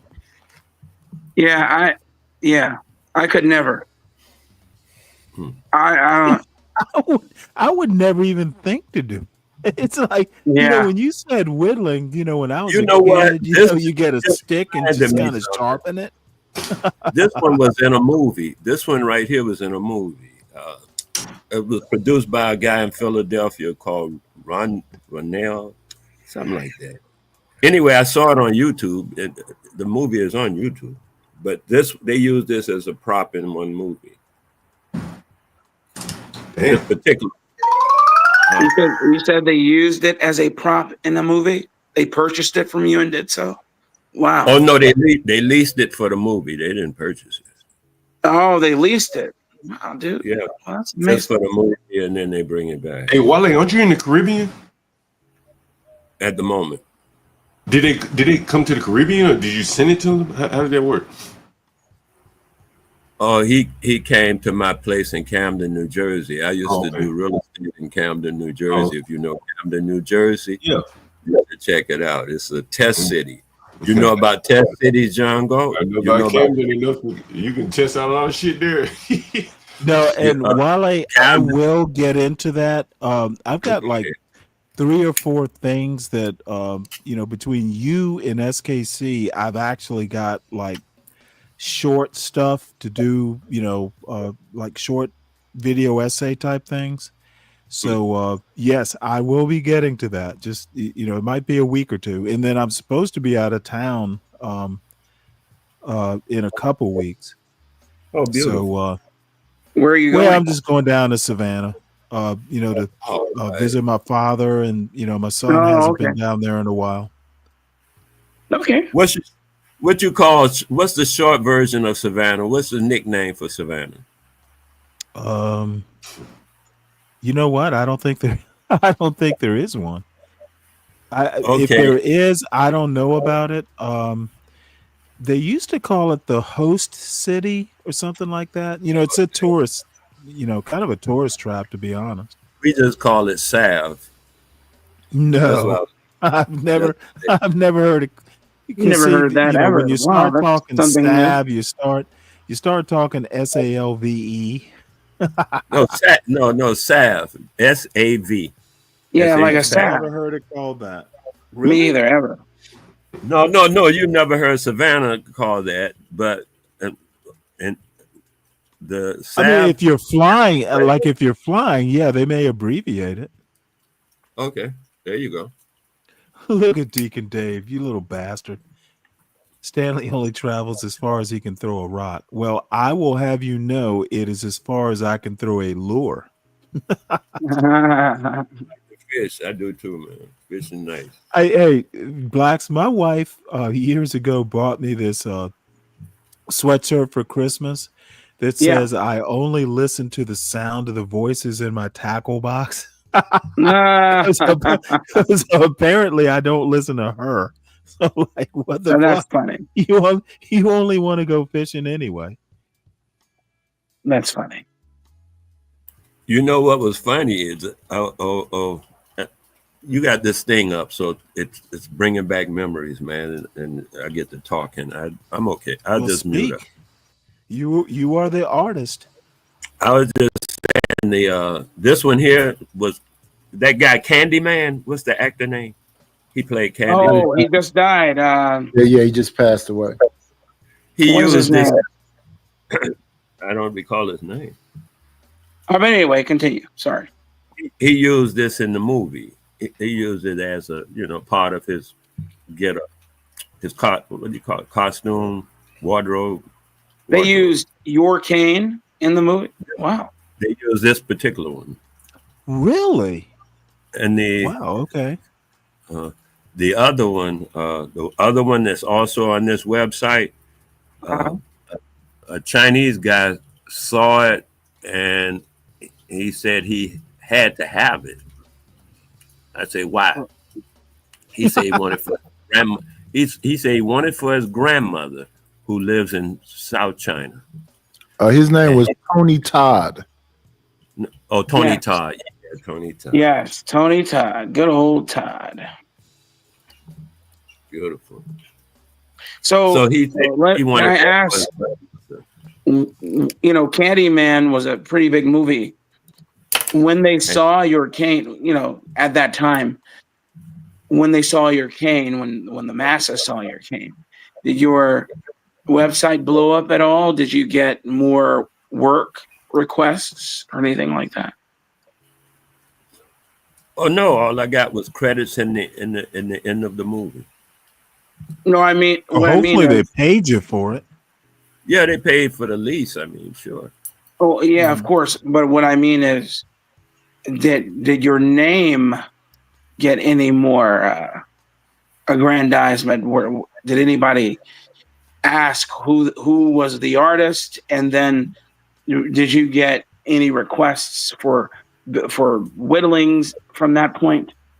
Your name, Black. I'm gonna try to address what I think you're going. Blacks who defy. It had nothing to do with Candyman.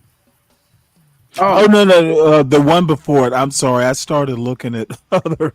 No, I'm saying neither one of them had anything to do with Candyman. I only said the name Candyman to remind us of who the actor is, not the movie, just the actor. Okay. So Tony Todd leased this. No, he did not. Rail did, the guy that produced the movie that Tony Todd had. Okay, you didn't give us that. You didn't give us all that information. I did actually say all of this already. Okay, so this guy Wale is a difficult individual. Hold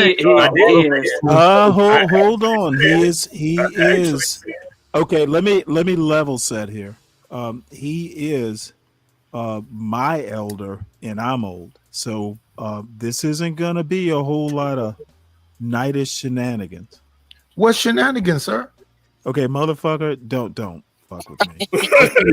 You're offended by do not do. sir. Hey, nightish. I You're know you offended by want to being get called, froggy. I know. I'm you asking want a to do. question if you don't I mind. know you want Are to you do all offended by that. being called, This sir? is not a. This is not a freezy panel. This is not a drip panel. This I is don't not know a that I'm nightish offended. panel. We I don't know that treat I'm our offended there. elders with respect Listen, here. listen, I'm not being disrespectful. How am I being Dude, disrespectful? you know what, child? Stop it. Now I'm a child. We'll So you get can be to your disrespectful. little dolls here in a So minute. you can be disrespectful. Yes, motherfucker. There Okay, is, well, fuck dude. you, piece of You shit. thought there It's were not equal like you outcomes don't work, here? man. Wait, hold on, on you. son. Life isn't fair. No. Life is what you Didn't make your it right. daddy teach So you if it's that? fuck me, it's fuck you. Oh yeah, no.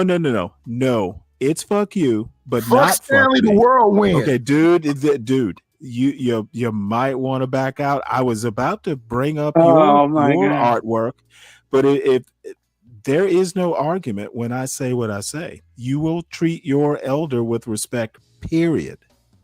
It's a mutual thing, respectfully. Motherfucker, fuck you. I don't have to respect you, but you will respect Wale.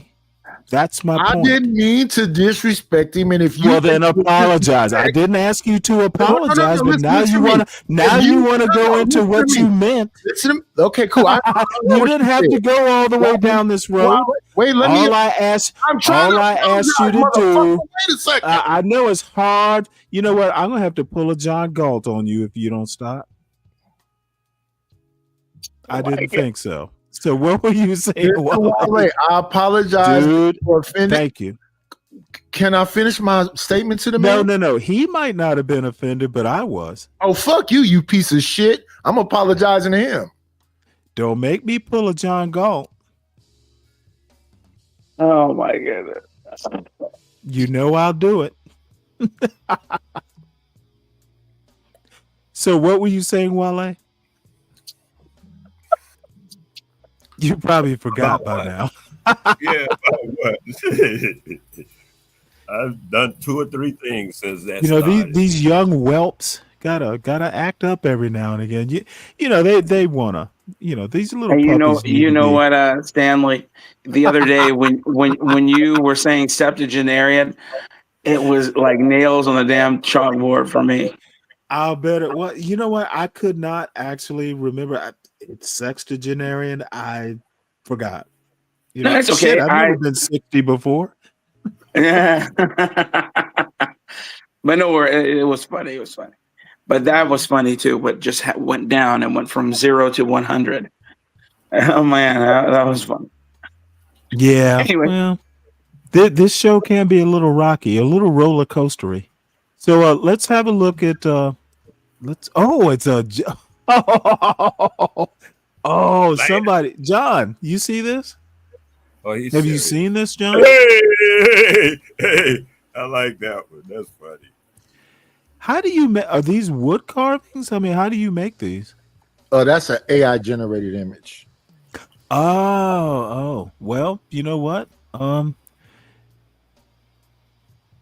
Yeah. What are those 3 wooden looking things? Oh, those are joints. That's the thing he smokes on all the time.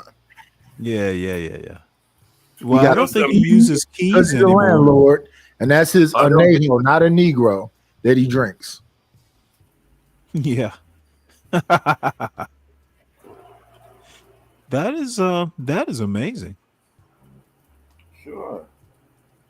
That's what I told somebody was talking about Cuba to them earlier, and that was John Galt, and I was saying on the, to me, because I homeschool my children and they're 45 Really? years old, so I was talking to Cuba. Yeah, Cuba was homeschooling his kids. He got into the school. Now he's branching out, and I think it's beautiful. What do your kids do? You mean at the moment? Yeah. On the for real tip, I really don't know. Interesting. Hey, that's a real father answer, man. That's not even a lie. I understand that. Man. Well, I homeschool my children as well. So yeah. So what I was saying about the school thing is that, you know, I had looked, when you get enough children, you can start making things. And I looked at Booker T. Washington. I think I read both of his autobiographies. He actually wrote 2 of them. Up from Slavery. What's the name of the other one? I don't know. Because I don't think I've read it. Booker T. Washington, I guess. That's what he's, you know, I read the forward. When I read a book, I read it from cover to cover. Right. I read the forward, the preface. I read the table of I read everything. Otherwise, I ain't reading the book. A lot of times in the preface or the forward, they'll tell you what they about to tell you in the book and how to look at it, where it comes from, what's the attitude of the person that did it, and why they did it in the fashion that they did it. So when you do read the book, you can have some content and understanding, without which you'll read a book and think it's something different because you don't realize the person just told you in the forward, if you would look, that they are prejudiced. First of all, they're going to tell you that they are prejudiced and they coming from their own opinion, no matter what it is. It's their opinion. Who's got tea on a tea kettle? That's me, man. I'm going to get my water.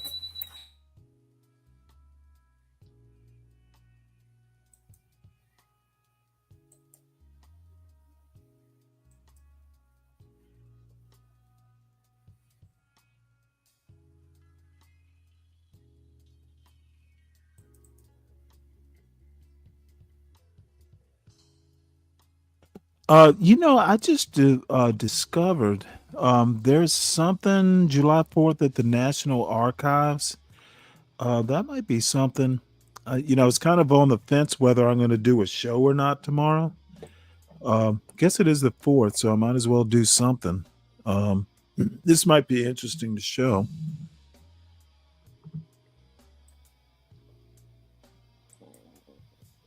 John, is it? Oh shit! You know what? I think my earbuds died. True. I was thinking it's a holiday, and then I thought of Billie Holiday, and then I thought of Strange Fruit, and then I thought of a show I just watched on YouTube called Strange Fruit, and the guy was going over the lynchings. Well, reports of niggas hanging in trees. This year alone, 4. Was this it year, R's or Ers? The hard R or A? I always say Nigger. I don't know what you're talking about. I can tell you what I'm talking about. I've always hated that song. And so what I'm saying is 4 this year alone. And we ain't even we just halfway through the year in America. So what's the point? Who are you saying hung these men? Niggas found hanging in trees is what I'm talking about. So I'm asking, what are you inferencing? What are you trying to say? Are you saying that white people did this? Billie Holiday's song "Strange Fruit" is what he's But who hung famously quoted? No, and I understand that, but who did it? Who are you saying did it? Cousin, follow this. I'm gonna repeat it. The man said it's a holiday. I said, why a holiday? And Billie Holiday came to mind. Well, Billie Holiday came to my mind in the song Strange Fruit, or the title. And I realized I had just watched a show called Strange Fruit. And it was about the show. It was a YouTube show that this week about, they were talking about how many niggas were found hanging in trees this year alone. And it was entitled Strange Fruit. That's what I just said. I just your said point. it again, and I repeated almost exactly what I said the first time. Granted, but I'm just asking, what is your point? How many My did they point? find this year? He said 4. Okay. I mean, it was Okay, kind of a blacks. random thought. You know what? Thank God. So now you understand my frustration sometimes. Lord have mercy, Jesus. You know, he took me down. Well, this no. Ethel run. Not just like there are a lot of people, and I do the same thing. I'm not as concise as you are. However, it's just as, dude, just It's why? Just maddening. get to the It's point. maddening. I'm just like, Lord have mercy. What is the Listen, point? blacks that defy. You got to understand this man is Oh, old. motherfucker, you don't fuck with blacks who defy either. You are not that Negro. I get Seriously, that he's older. in all seriousness, and I know blacks who do. I'm actually saving you an ass whooping. Good morning, Juan. Okay. Hey, Juan. Juan. Good to Buenos see you guys dias. this morning, man. Salute to everybody. What's going Good on? shit yesterday on Drip Show, brother. Same way, man. How you doing? Juan, what do you think of the Are you current? I saw you on Drip Show. I saw you. I didn't actually watch the show, but I saw you. You know, because he's a hater of younger people. Yesterday. Did they beat you up? No. What it was regarding the verdict. The people that knew how to think logically figured that the racketeering wasn't going to stick, and it didn't stick. And I brought that up yesterday, and I got beat up in the chat room. Oh boy. So now he got it down to 2 charges. They're saying potentially 10 years. I think he's gonna do 1 more year, and they're gonna let him go. That's beautiful. Yeah, Juan, I'm actually glad you're here. Can he appeal those? Yes. Yeah, he can appeal it. Damn near. Okay, well, I mean, and this goes to the bail part. Now here's how I'm thinking. You know, he has beat the major charges.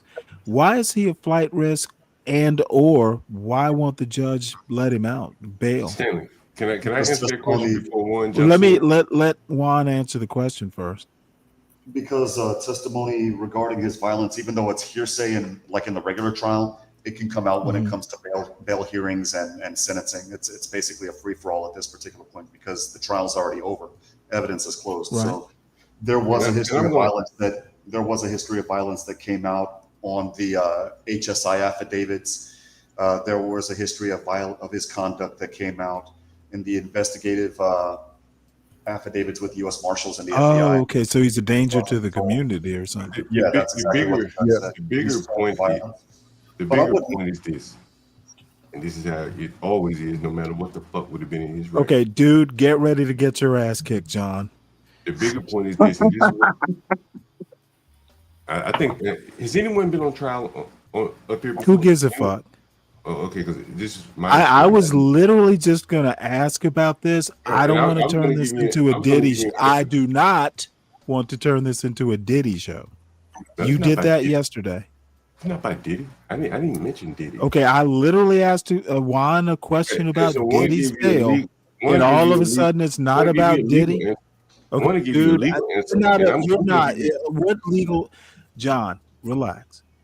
No, you should. I don't want to turn this into a Diddy show. Please ask your question, but do realize that we are not turning this into a Diddy marathon. How many times are you gonna repeat that? And I keep saying, Motherfucker, I'll repeat it as many times as it takes for you to understand. But I have not mentioned Ask Diddy. your question and be done with it. I have not mentioned Diddy, so I don't know where you get Okay, that. then you have. So you're changing the topic. Gotcha. No, you asked the question Okay, about. dude, don't frustrate me. No, I'm saying that. Yeah, at least if you get frustrated, maybe I'll take a break. But I was going to say, you asked why did they oppose his bail and stuff like that. Okay, so this is about Diddy. How do you keep fucking cutting me off? Because I know it annoys you mainly.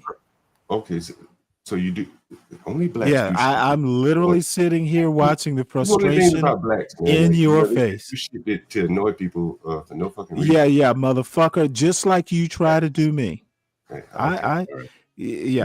Turnabout is fair play. Okay, only blacks. Anyway, so the bigger yeah, thing motherfucker. Only blacks give a shit about Diddy. I asked one question, and you want to turn this into a Diddy marathon? Only blacks care about Diddy. Only blacks do 200 shows about Diddy, and all that bullshit I don't care about. It's just really something interesting about blacks, the way the way. Okay, motherfucker, you are the blackest one on this panel. Yeah, but you're black. Smoking, you're drinking, you're talking about Diddy, got theories on his bail. I think you win the trophy about who's black. Yeah, but you win the trophy. Yeah, motherfucker, don't yell me. You hung up on a white man. Okay, dude, I'm hung up on stupidity. That's what I'm hung up on. I don't like seeing stupid niggas. You know what? We're gonna have to start throwing the N-word around just to get your attention. N-word doesn't bother me though. I do not like stupid niggas.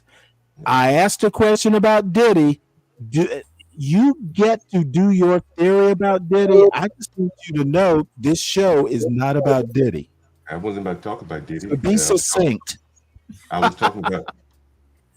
I was talking about in the court system is very adversarial. So almost any motion that your lawyer will advocate for, the prosecution instinctively is going to argue the other side, even if they feel like you should be let go. Really? Because it's adversarial, right? They're not going to say, okay, what do adversaries do? But I'm saying it is adversarial from the standpoint of they can't say, okay, yeah, Diddy, we lost, we'll let you get out on bail. They still have to argue to keep him. And that's what you're seeing there. He probably should have been let go yesterday.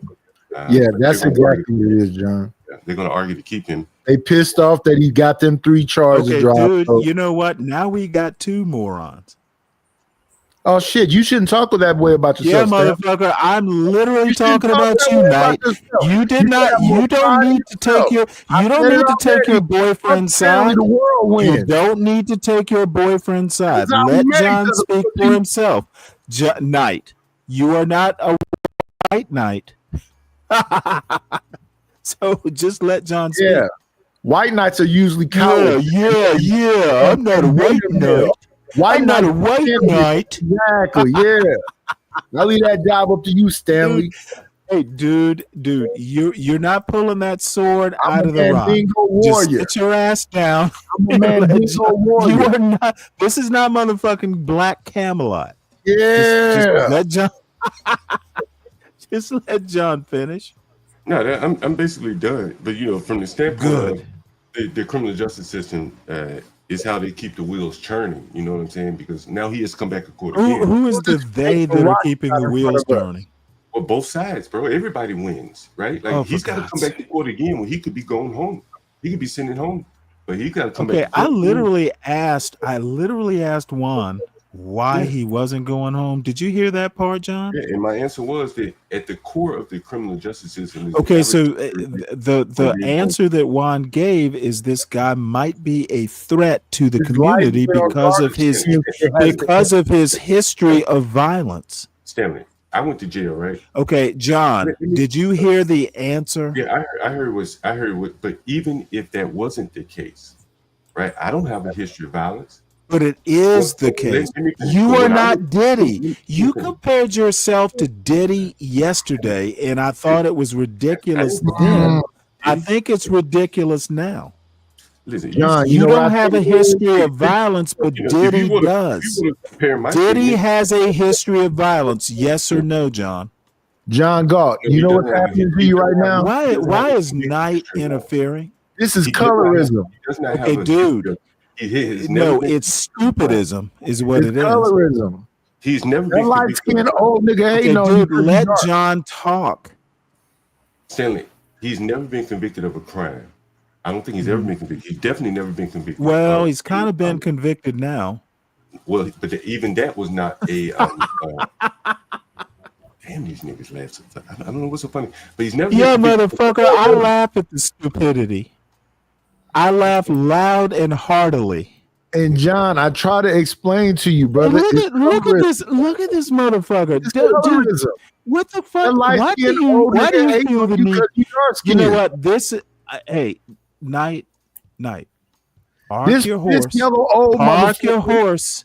Go take your horse to the stable, and when you come back, we'll be ready for you. So what were you saying, John? Stanley, man, I mean, it's hard to keep up when you sat. Yeah, it is very hard to keep up with me. Once I get rolling, if you can't keep up, It's your problem, not mine. Yeah, I guess that's how you run it. Yeah. That is how I motherfucking run it. Mm. So, Knight, apparently you have something to say. Is your horse parked? No, I was saying you would say there was some colorism jumping off. You know what? That's the stupidest thing I've heard on the panel so this far. piss yellow Colorism? old motherfucker Please Stanley. explain the colorism, son. The world has been kicking Stanley ass, so that's why the show is called Dude, Stanley the versus world. See, this is what I love about people like you, Knight. Y'all don't know enough I can about me. observe You shit just clearly. no. I can You would just hate have that. to imagine When the world shit. kicking your ass, you gotta You point the can finger at only somebody. imagine. When The the world world is has kicking your kicked ass, you gotta Stanley's put your finger at ass, somebody. so he gets to You sit never here blame and call yourself, you a fucking man. silly I'm Knight. gonna put you in the same The lane as world has fucking kicked my ass so If I much. need to lock you I up. have chosen this moment to take it out on Knight. The I world don't treated me care so bad that I gotta anything pick on else some but being motherfucking with you, Knight. being with you. Dude, you just don't know where you are, do you? In my world. Motherfucker, this isn't your world. Get used to it. You are the world, but you're not in your world. And the world been kicking your ass. Dude, That's why your ass. Which world has kicked my the ass, world's been Knight? kicking your ass. That's why The Knightish world has not kicked my ass. Are you jealous of the other worlds? Because you haven't done it. John, don't go for this piss colored John, motherfucker, you can't defend yourself, so you want to run to your boyfriend? Yeah. Dude, you are sad. If you come up to this panel, you better make sense. And what you need to do is John Galt can speak for himself and you can speak for yourself. And don't go running to John when I start kicking your ass. The world kicked my ass, but now I'm kicking yours. Are you saying it's revenge? Are you saying the world kicked my ass, so I'm taking it out on Knightish? Are you being a victim, Knight? Not at all. Are you mad because Stanley's kicking your ass? Are you a victim? Is Should that why I kick you, motherfucker? you You have lost. Are You you a have victim, already lost. What you need to do is stay down. You need to go feed your horse some oats. I feel Go sorry for you. feed your Do you have motherfucker. a Feel GoFundMe sorry you all can you give want. to? Go feel sorry What's your for me, GoFundMe but name? that doesn't change that your What's your ass got GoFundMe name? kicked. Dude, all I have to say is you go I know ahead you're a and talk. lonely individual. What's your GoFundMe name? Everybody knows that your night is over. Hey, listen, when you're alone and you feel this way, Motherfucker, what I do don't you have do? to listen to you. And why are you imagining about when I'm alone? Piss colored Do you want me? black people angry Why as are you fuck. imagining about when I'm When the alone? world is kissing a piss colored black man's ass, he takes it You out know on what? everybody. You know what? Hey, look, you're not a smart enough nigga to fuck with me, dude. You need to stand down. You are not that smart. So I don't know. what you need to do is calm down and realize where you are, because I'm at a place where somebody has a picture of dude, Fred you are in a place that you're here. You are here at who's piss colored, and the motherfucker. world has been You know kicking what? his ass his whole life, and he's angry, and he wants to. Yeah. Well, see, here's how it works. I'm going to stop Knightish. You are just making.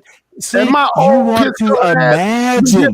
See, I have lived in a world you can't imagine, so you just want to imagine one. Motherfucker, I understand.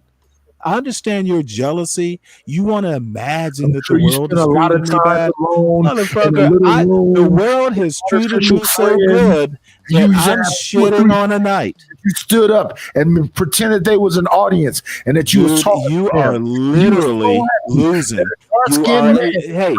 Platform. Piss colored let man. me tell you something. Come on and imagine. You get back at that world. You need an audience, motherfucker. You can't fight back. I know you've been getting your ass kicked by the world, but you need to stand up today and let it be known. Yeah, I'm gonna stand up and kick your little tubby ass. Your horse can't carry you right now, son. You need to sit your little tubby ass down. What you need is the world to fucking tell you to trim that beard and take your tubby ass for some exercise. Motherfucker, what? I can't hear you. I'm not concerned. I think I can move on. I think I can move on now, Tubby. Tubby, I can move on now, Tubby. I told you not to fuck with me. You fucked with me and found out. Dude, do not fuck with me. You made the motherfucking wrong move. You're talking about me camming up, bitch.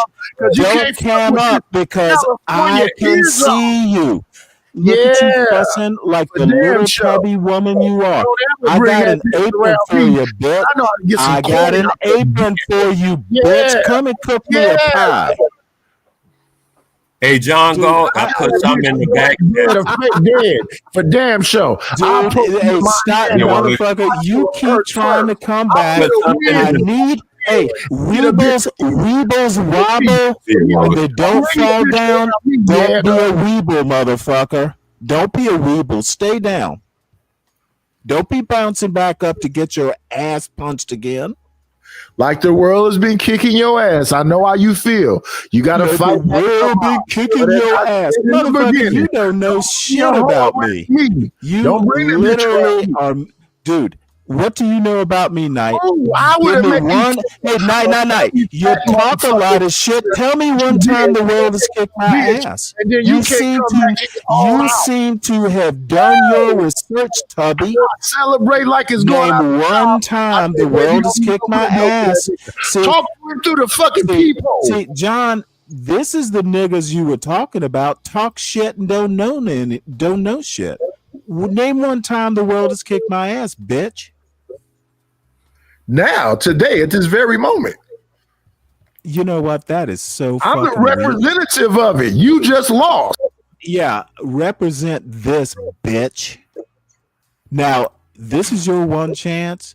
You better motherfucking come correct or your ass is gone. I don't give a fuck who you are. You come fuck with me, I will fuck with you back and I will always win, you little tubby bearded asshole. Fuck with me, I fuck back harder. Don't you ever come up here and do this shit again, or you can stay in the John Galt universe. Go to his show and pull that shit. You don't know enough about me to tell me what has kicked my ass and what's not. And better than that, I don't give a fuck whether the world has kicked your ass or not. You're not that important. Why am I that important to you? This how we met, bitch. Motherfucker. You know what? We met like, dude, what? It wasn't a date. You're not that important. Oh, okay. Why do you think how we met is this important? This is getting creepy, Knight. You're telling me about my world. You're telling me about when I'm alone. You're telling me about how we met. What the fuck is wrong with you?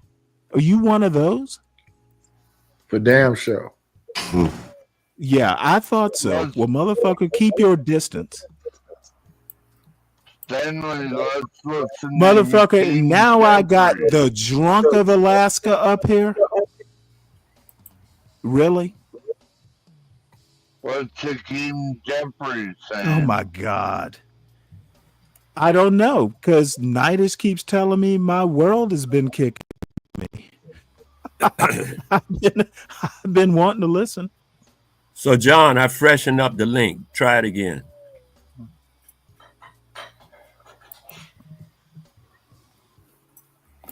Upcoming auctions. What is this, real estate? Yeah. Ooh, property on Block Island. At the bottom of the page, you'll see the duplex in Chicago, the thing that caught my interest, knowing that you might be in that kind of category from the things I've seen you post. Yeah, let me take a look. Stanley. Yes, is that Stanley? I did real estate for 13, almost 14 years. I was a real estate broker when I was in the game. Mm-hmm. In Chicago? No, in New Jersey. I see. The minimum bid is $73,000 more or less. That's not bad. Where's the starting point? One of these minimum bid is $2 million. I check stuff like this since, I mean, if you're into acquisitions, John, let me know. I do acquisitions. I mean, that's how I get. That's why I bother with this link. I've been dealing with this link for 13, 14 years. You know, HUD got a link. Everybody got a link, and then you just figure out what's best for whatever the case may be. Yeah. I had one time an island for 1.2 million, and it didn't find me a buyer, man. The whole island, 1.2 million. With the thing. I heard people call call him a Team Obama. Dude, you know what? This isn't fair to you or to me, 12th man. You are literally unintelligible. That is so funny, but true. Yeah, you know what? And see, this is what these motherfuckers don't like. I'm just gonna have to be blunt, dude. You are literally not doing yourself any favors. I understand. You know what it reminds me? Oh, that's like JFK. You know, JFK Jr. be doing that, man. I'd be like, wow. That's funny. All right. Well, I mean, Is somebody eating chip? But no, not me. It's got to be John. No, I'm hearing crunch, crunch, crunch, crunch, crunch. Well, you know what? That's less annoying than slurred speech to this degree. So what do you think, Ron? That's something you're interested in, or it's a waste of your time? Meanwhile, you can get on their mailing list, and they'll send you mail all the time. Yeah, I signed up on the mailing list here. Oh, you already on the mailing list? I just signed up. Oh, beautiful, beautiful. Just out of curiosity, see what they have on there. I try to It keep takes close time. to home, though. I try to keep it close to home, though, in terms of what I do. John Gall, I was wondering if you could Okay, dude, you're still slurred. You got John Galt out, okay? So we can okay, dude. This is not. See if you can get your question out. I'll give you this much grace, but this is not going to be like sloppy drunk Thursday. Damn, today is Thursday. Yeah, unfortunately. Hockey Jeffrey's your favorite? John Yeah, he's not my favorite, but I'll be going to his See, home state. I do not have the John Galt level of patience, 12th man. I'll be going to New York soon. Oh, Lord. All right. Well, let's see what Hakeem has to say. Just yesterday, before the Rules Committee, hundreds of amendments. And before that, in late May, when the It's initial actually a bill little sad. was being debated, What's that here? Hey, Sin, how you doing? session before the Rules Committee, more than What's that 125 here? I'm not familiar with what's going on. or so What is it? Democrats offering more than 500 He's giving a different speech amendments on the House to floor. improve this bill, to stand up. Why does it say They've opened American people. opened up the big beautiful bill for Doing so debate. over and over and over again So both sides will debate, and then they will vote. throughout this process. Why do you find they say it? Though? Catch me up. So, Mr. Speaker, Well, I mean, think the it's important Democrats aren't for going to be able to stop this freight train. Oh, I see. the American people That's why I to find it understand what sad. exactly So all the Republicans and have you know what? I'm kind of cynical, but you know, a lot of Sturm and What Drang and changes have sweat House and Republicans words, and they rejected? aren't going to be able to stop it. It's performative. to this one big To me, it's a bill. It's a trick. What How when so? okay, when you see and something moving like that, it's not a good idea to get in front of it. Well, that's kind Right. of the point, actually. I But I know mean, that's the what problem and what, now. oh, you know, go ahead. Well, think about the politics of it. If you don't get, or at least to be performative, your voters start thinking, oh, hey, these are a bunch of weak, noodles. You kind of got to do the performance. That's the politics of it. What I'm looking at right now on the screen is the epitome of weak noodles. Look at them. They all look like weak noodles. Look at them. They're weak noodles. Even because they're sitting down. Is it no, the look aura at their of face and demeanor. Look at this guy. Look at her. They ain't got nothing going. They ain't got that energy. Well, they don't. And that's what I'm saying. What do you want? What do you want? What do you want these white people and black people in a thoroughly racist white institution to do? Get up and do like a tribal dance? What are you looking for? Okay, I'll tell you this because you finally get to the point. What am I saying? Well, the point is they are powerless. I'm glad you noticed. I literally said that. Mm-hmm. Oh no, I know you. They look like they are. Yes, we agree, and I'm agreeing with you. And what I'm saying, though, the tactic to be used to be successful in this particular position is not to stand in front of the train. You look weak and shit. Join the train. Jump on the train. Oh no, no.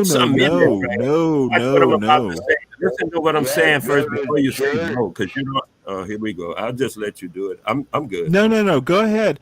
I mean, why would you want to join the Republicans? You're saying allow me to speak.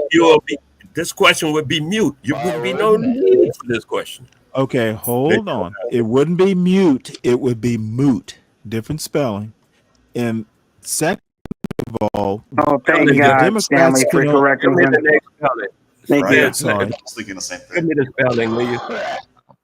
Well, hold on one sec. The only thing they can do is make Give me the spelling. speech. You say it's a different spelling. Please give me the spelling. MOOT. It's called moot. There's no such thing as mute. It's moot. Moot point. It is a moot point. You never in the English vernacular. I just want to say this because I'm tired of Negroes saying it wrong. I don't care how old you are. He's an elder. Let me just say this, Stanley. I don't give a shit how old you are. Mute is not the point. It is moot. Moot. There's no such thing as a mute point. It is a moot point. That's all. See, I told y'all not to get him riled up. Do you want some of this night? Exactly, to find a point that can't speak, right? Like that's why I'm like, you don't want to fuck with blacks. I'm just gonna step right here and tell you, Knight. I don't give a fuck. Bring that the world kicks some ass to. I don't care which one of you blacks say my blacks name. will not be defying you. He will be destroying you. No, See, he'll just be nice. babbling. I've been nice, motherfucker. I'm not even coming for you. He's putting my name out there. Why are you talking about me? Big suckers. Hey, blacks. I'm stirring up mess. I'm stirring up mess. Another part of the world yelling at me? The fuck? Nobody. I'm not even talking you know to you. What? I'm sorry. No, blacks. No. It's all. Wait. Let me blacks. say this. I stirred up the pot. I did it for the fun of it. It is my fault. I did it for the fun of it. I did it. I just wanted to see if he was still awake. He's famous for falling asleep on panels. Let me see. Let me pull up another clip for Stanley. Hey, I'm sorry. I had to do it. So let's get back to hockey. Oh, well, hold on. Wale, when you say join them doing what? Oh, okay. This is what I'm saying is they're moving a train through, right? They're trying to stop the train. I say, put your baggage on the train and ride. Well, they tried adding amendments. It didn't work. Okay. I'm saying though, maybe so, maybe no. I don't know. But well, no, I've been following it. You know what? I'm a fake newsman. I just heard the guy Jeffries himself say over 100 amendments. He said that himself just a moment ago. Right. And a lot of them were just like, nope, we're not going to do it. The Republicans in the House, now it is very close. You know, they can only afford to lose, I think it's 3 votes at this point. Like if 3 Republicans vote with the Democrats, then the bill doesn't work. Okay, what they did in the Senate, they don't, it's a reconciliation bill, so they only need 51 votes. The Republicans have won. Okay, and at this point, it went through the House, it's gone through the Senate. The Senate has sent it back to the House, to iron out some things. Trump wants it by tomorrow. It will probably be there tonight for a signing on July 4th. This is going to be a huge ceremony, I guarantee. The Democrats will not win. All they can do right now is be performative. Stanley, may I comment real quick? Oh, please do. You know politics better than I do. Not really. Not when it comes to this, and that's where my question comes in for you, Blacks, and anybody else that paid attention to the caucusing of this bill throughout the congressional floors or throughout the House and Senate floors.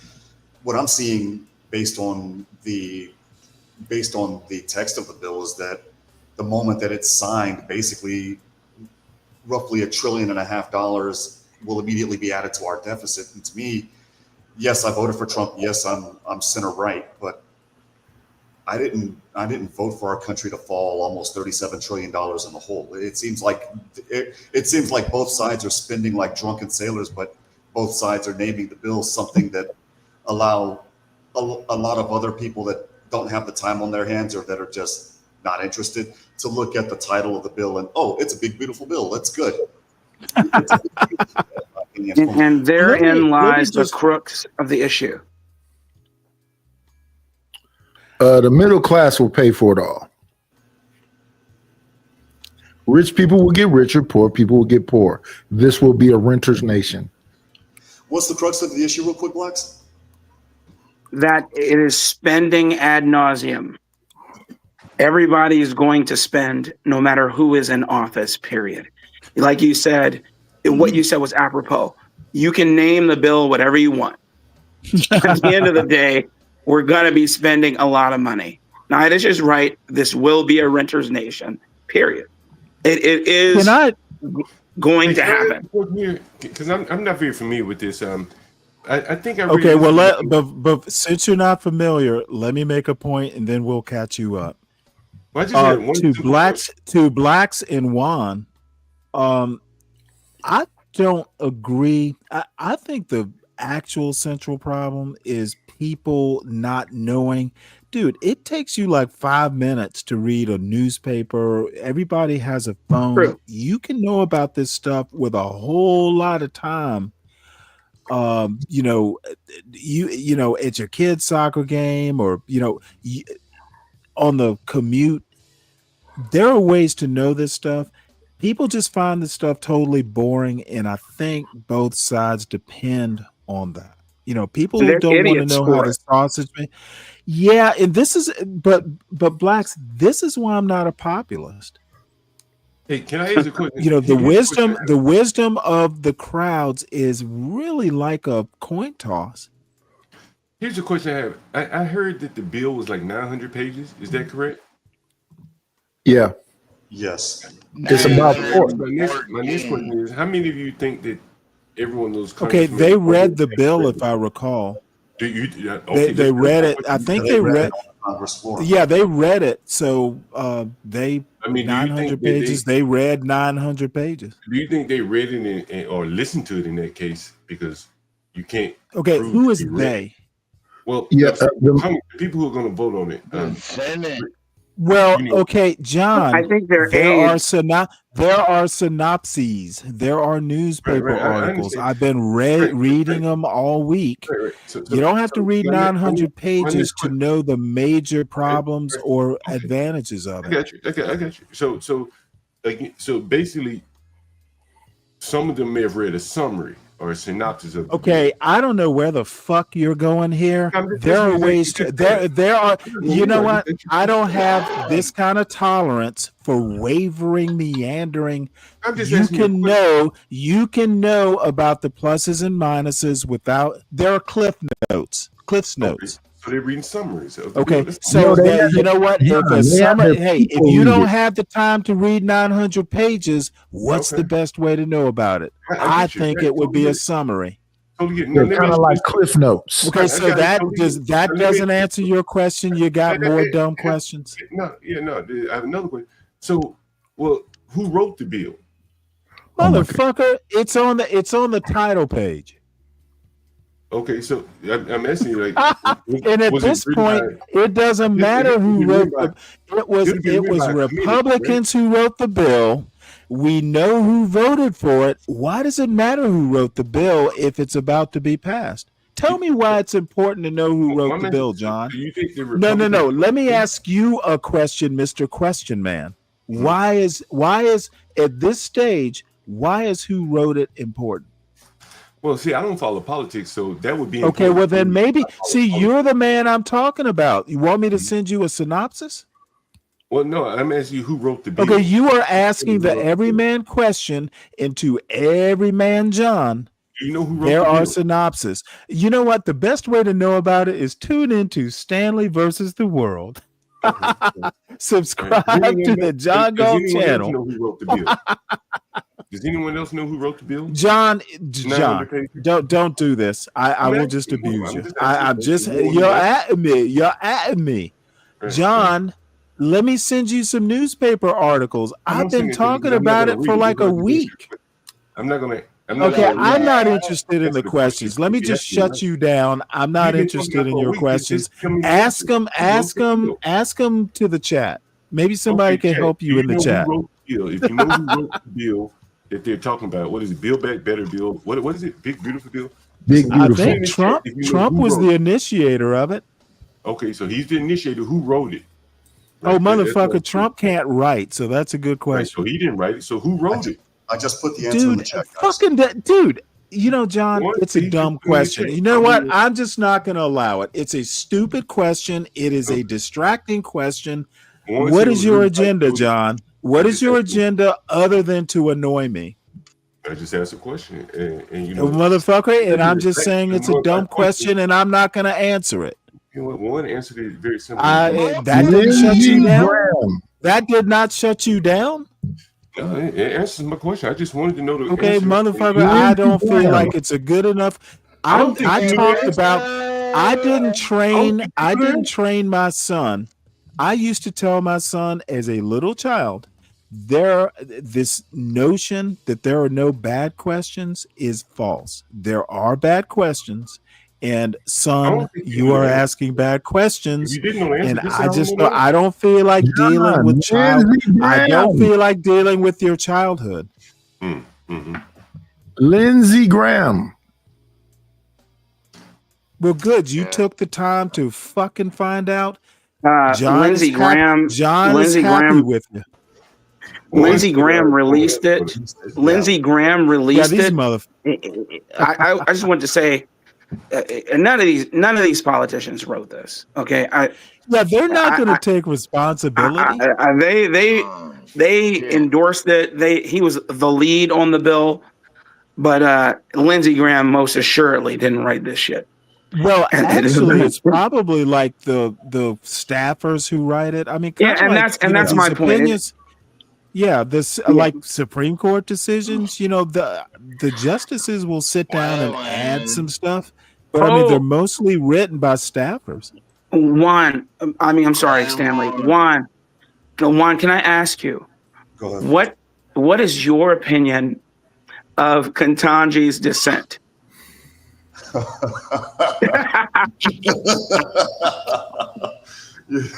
You should no comment, blacks. That dissent, that was the most poorly written dissent that I've ever read. And it was 21 pages of it. Oh my God. Okay. 21 pages of nothing, blacks. That's the thing. It wasn't written by her. It was written by probably a freshman clerk that they used their text. And a lot of people are saying that that dissent was written by AI based on. Yes, they said it was written by an AI generator, but still, my God. Yeah, they of the far right, like you two. No, Ketanji I'm not Brown far right, Jackson. Stanley. These were people from the left. You know what? I'm not far right at all. I haven't read either the dissent or the actual opinion, but I'm gonna tell you right now, Ketanji Brown Jackson is the smartest justice in that room, and she asked a question that the reason she and by the way, Amy Coney Barrett is the second smartest. Okay, the guys are old. Okay, Amy Coney Barrett and Ketanji Brown Jackson are literally the future of that court right now. She asked, and I look, if you have a federal law or a constitutional amendment like the 14th, okay, and you say the president is acting against a constitutional amendment, that is a de facto nationwide injunction. Okay, you cannot take the Constitution and apply it to a plaintiff in a court case. It just does not work that way, and that's what Trump wants to do. It is arguable. I just think a district court judge saying, "Hey, President, you are acting illegally." Yes, they have the power to do that. That's their job. Okay, and what the little fucking majority wants to do is go along with Trump. And you know what? I like Amy Coney Barrett. I don't have a problem, with conservative justices. I do have a problem when they want to call themselves originalists and they literally don't follow the words of the Constitution. But she did follow the words of the Constitution. I disagree. They don't have the power to check Article 2 powers. I am sorry, they do. Their job do not. It's a district. They weren't duly voted. Dude, they've been doing They weren't voted in. Your little building they don't have. I'm not far right, and you know I'm not far right. You know what? This is I'm not far right, and you know that I just don't. They do not have the power to check Article 2 powers whatsoever. And then Article 3 powers. Well, let me respectfully say your brain is not good enough to actually take the building blocks but all the founding fathers on the 14th Amendment. All the founding fathers on the 14th Amendment wrote vehemently that they agree that the 14th Amendment was written specifically for the slaves and no one else.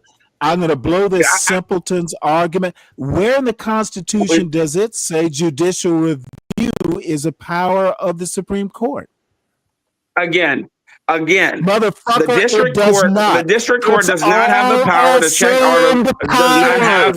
Does not have the power to check Article 2 powers. Period. They don't. It's not their fiefdom. They're not emperors. They don't get to check Article 2 powers. Period. I mean, I don't even have to make any further argument. There's nothing in the I don't have to make any further argument. They weren't duly voted. They weren't. The people did not vote them in. They were appointed. They don't have the. They don't have the power. The president and that is why. That is why it was a 6-3. That's why it was a 6-3. That's why it was a 6-3 judgment because those smarter justices knew. This isn't. There was a consensus because those smarter justices knew. I mean, I was never done. You just overtalked me. Is that a cry in your voice? No. My point here is this: that the reason that you don't get a 6-3 judgment because that's just opinion and conjecture. All I have to say, that's all I'm telling you. 5th grade civics. That's all I'm telling you, man. You're sad. I mean, you know that I don't need to engage in insults. You know that doesn't work against me. I'm surprised. You know that doesn't work against me. You don't know better. You should know better. Again, I do know better, and that's why I'm taking you to task. See, now I'm going to ask you a serious question. Where in Article 2 where in Article 2 does it give the power of judicial review to the Supreme Court? Sure, I'm sure you're going to tell me. Please tell me. It doesn't. Two anyway. Exactly. So why bring it up? No. See, now you're not going to let you ranted on about nothing. My point here is that the district courts do not have the power to check Article 2 powers. Period. My point. The point was made earlier, Stanley, that they do not have the power. They do not have the power, and that is why the Supreme Court ruled the way it did. Okay, dude. It's all assumed powers. Don't act like they have the power. They took it in Marbury versus Madison. These are people with an assumed power. They just said, hey, look, stop assuming the power. The judiciary branch is this judicial review. All the Supreme Court said is, hey, lower courts, you can't do judicial review. That's the bottom line. And I disagree with that. I think if a law is illegal, that is a district court's job. Again, it wasn't illegal. Don't bring on that Article 2. Don't bring up all that Article 2 bullshit and they weren't elected and all that. That is ephemera. And you know better than this, Blacks. Damn. It isn't ephemera. It's just the law, and that is why. And that is why the Supreme. Listen, the argument is made. The Supreme Court ruled. That is why they ruled the way that they did. You can make all the ancillary arguments you'd like. You can look, Stanley. You can make all. Okay, look, ancillary. Hey, I lost. My viewpoint lost. I can admit that. No need for you to fucking cluck like a hen. You won. Just say you won, and that's it. You don't have to go on. I know what time of the day it is. I like to reiterate. I blame John. And like you, Stanley. I like to pour salt and acid in the wound. Okay, let me open up the wound. Go ahead. You all John. I'm done. I'm gonna have to take my medicine. You can look at the definitions and decide for yourself. I think we're beyond the definitions. Let him pour the salt in the wound. Please tell me it's just salt. I'm pouring in kosher salt now. Okay, I'm done. Motherfucker, at least make it iodized, so I don't get a goiter. All right. Well, you know what? You won. I just don't agree with the decision. So that's okay, man. And listen, we all are entitled to our opinions, man. I don't ever want to anyone from their opinion. Just like I wrote in the chat the other day. What did you ask him? You asked, my God, you were asking, did he think that it was okay for people to laud the Confederacy?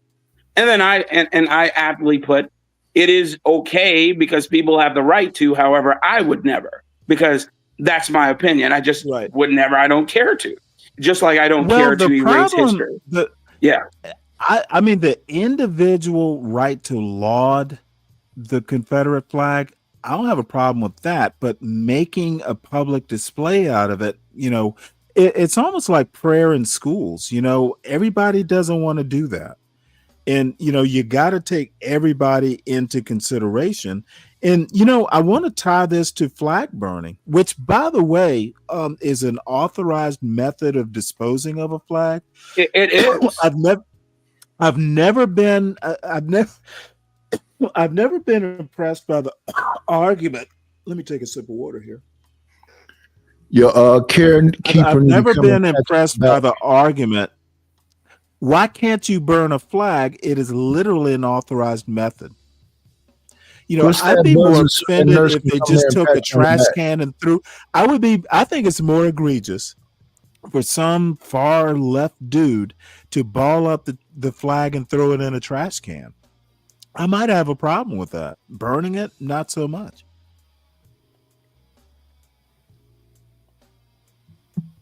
Yeah, I don't mind anybody burning or they could wear the flag as underwear. I don't care. That is their right as citizens of these United States. However, would I do it? No. Just like prayer in school. Just because I'll say this. If a group of people would like to do that very publicly, leave them alone. And if you don't like it, then that's your prerogative and I'll leave you alone. But we don't live and let live here. We've learned that. You know what? That brings up this is one of, and you're busy a lot. I've literally gone through an evolution since I've been in this John Galt universe. I just gotten to a point, I kind of came in, and SKC gives me shit. And you don't know Fred. He's he and SKC know each other from a Discord that I used to be on a while ago. I just gotten totally away. I think you've heard me say this. I think Black Americans, and I'm now calling us legacy Black Americans, the people who have deep roots in American history, we need to stop. I think after 1964, there was kind of an entropy. We are no longer a community. We are communities. And we need to stop pretending that, the Blacks in Georgia probably have more in common with their white neighbors than, say, the Blacks out in Los Angeles. What do they know about Georgia? We need to stop this fucking, trying to find a Black leader stuff. I just don't see the point. I've never been a proponent for any sort of Black leadership or I think if it makes sense. Or us as some sort of amalgam, some sort of monolithic culture. It's never been. And they try, and it's weird because they'll say we're a monolith, but then say there are branches. There's no such thing, man. I'm just an individual. I'm an American. That's it. The problem is the B Braves of the world try and do the same thing. I don't listen to B Brave. I kind of have to. If I can give you my example, if I can give you an example of where I think the issue comes in. What issue? Where the whole monolith, that type of thing comes in, and I think the frustration, and this is just my experience. One man's experience is lived experience. Sure. When I go to Home Depot, when I used to go to Home Depot pick up workers, those people initially they started out as individuals. They're all out there hustling, willing to sell their labor individually. But if you go out there now, this shit's organized. They've all organized and they speak the same language. That just happened to come naturally. But now they're organized and they have effected a minimum wage amongst themselves at the Home Depot. Go try to pick up one and undermine them, or lowball them, see what happens. They won't let him go with you. And there's like a boss out there. And so if you have something collective of a positive purpose, maybe even a negative purpose, you can kind of coalesce and use that group strength. Hence the Hispanics in Home Depot. You're gonna have communities. You're not talking about building a monolith. Not all Mexicans are in the Home Depot parking lot. Well, that's true, but you don't have to tell me it's true. I think you're not doing. I don't think your point is doing the heavy lifting you think it is. They also live amongst each other too. So then there are no, actually, they don't all live amongst each other. Well, I mean, they're large Mexican communities. You know what? It's more a class argument you're making than a race argument. They're in, if they're lower class, John, in Home Depot, and then they're not all blacks have the Home Depot parking lot experience. I understand. Some do, some don't. Right? It could be other examples. I could give you the examples about restaurants that you could probably give me 1,000 examples, and I would swat them down like I'm going to swat this one. I have a lot of lived experience, and so Latino is not a race.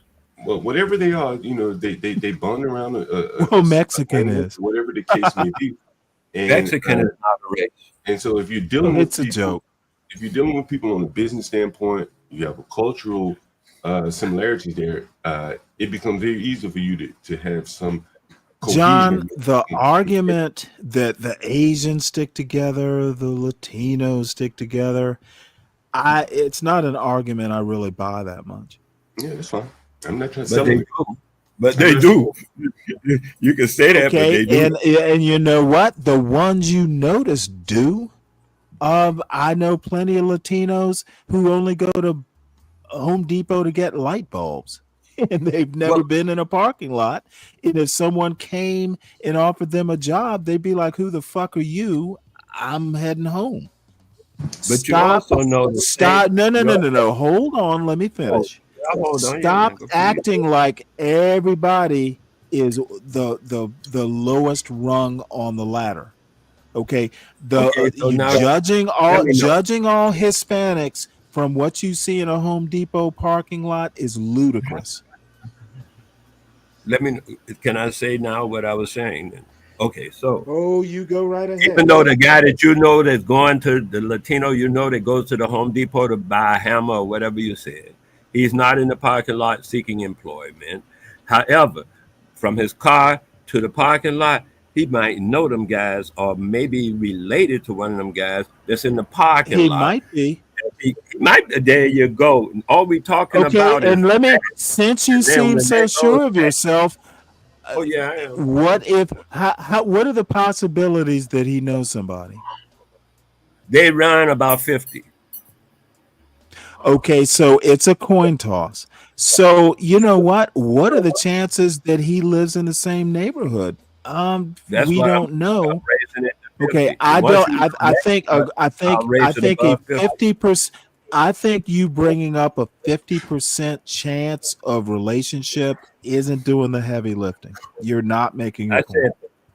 Yeah, you have a 50%. You have 100% chance. You have 100% chance of not impressing me with that 50% argument. You're a funny guy. And I know I have 100% chance of impressing you with any kind of argument. Therefore, I do not argue. You could impress me. You could impress me with a good argument. Try making a good argument. I do not argue. Therefore, I do not present an argument. I only present what I know, and then you do with it as you will. I'm through. And I did just that. I don't have that kind of disposition to argue. Thank you for presenting me the opportunity to do what I was going to do with that argument.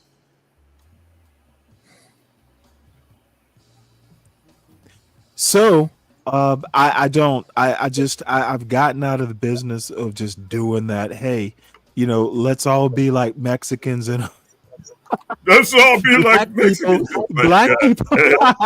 Black people should not be like the Mexican people in the Home Depot parking lot. That's not a good argument. No, I think they have to carve out some identity for themselves. And do they really, John? What identity have you carved out? Well, you're gonna to talk about all this. What identity have you carved out? Well, I was a very good software developer, right? That's what your son is. You're not one now. Okay, but that's what your son is attempting. Okay, I know it's okay. Dude, it's a former identity. Right. And so I'm a landlord. I've been landlord. So what have you carved out in the present tense? Well, as I said here, most of my adult career, I've done what your son is attempting to Okay, we don't care about. We don't. Hey, dude, let me tell you something. Let me make a quick aside, John, because no, dude, you are stepping over a line, and I will kick your motherfucking ass. Don't bring up my son. And I won't bring up your parenting. Okay, motherfucker, hear me now. Bring up my son again, and then we will start talking about your son. Tread lightly, Mr. Galt. Tread lightly. What your son is attempting to do is what I motherfucker, mention my son again, and I will start talking about your family life. You can feel free to talk about it. Motherfucker, where the fuck are your kids? Mine is in my house. How about yours? You want to fuck with me, John? Now's the time. You get to back down, or I can continue. Don't motherfucking talk about a son that I can walk across the hall and tap him on the shoulder. Hey, you want to stay out of this, Wally? John, do not bring, John, I'm tired of your fucking sloppy drunk ass bringing up my son. Don't do it, or there will be consequences. You don't go against me like that anymore. Do you understand? Listen, don't bring up my son, motherfucker. I literally told you what you will not do. You can act all amazed, motherfucker. You knew. I told you a while ago. Stop doing it. I didn't say anything about your son. I said, motherfucker, you said son. You said your before it. You did it. You mentioned your son, so he's motherfucker. I can mention my son all I want. I'm telling you not to do it. And if you do it, it better be don't compare my son to you. You were a software developer. My son is studying to be one. Never the twain should meet. Right, because I learned on my own. Your son had motherfucker, I don't give a shit how you learned it. You're not doing it now. John, I literally do not give a fuck about a failed software producer. You're not doing it now, so why should I give a fuck? I did it for literally. You are not developing software. Don't bring up my son. There is no comparison, son. My son is not in front of a camera acting like a fucking Uncle Remus character. Your son couldn't even get an A. I wonder if any of the motherfucker. I just don't understand why you insist on bringing up my son. You know what I want you to do? What I want you to do is go get your son and bring him to the camera, and I'll bring mine. Want to do that now? My son's already been on camera. Motherfucker, I did not think you would. My son's already been on camera. And my daughter. No, sir, but motherfucker, I don't talk about your son.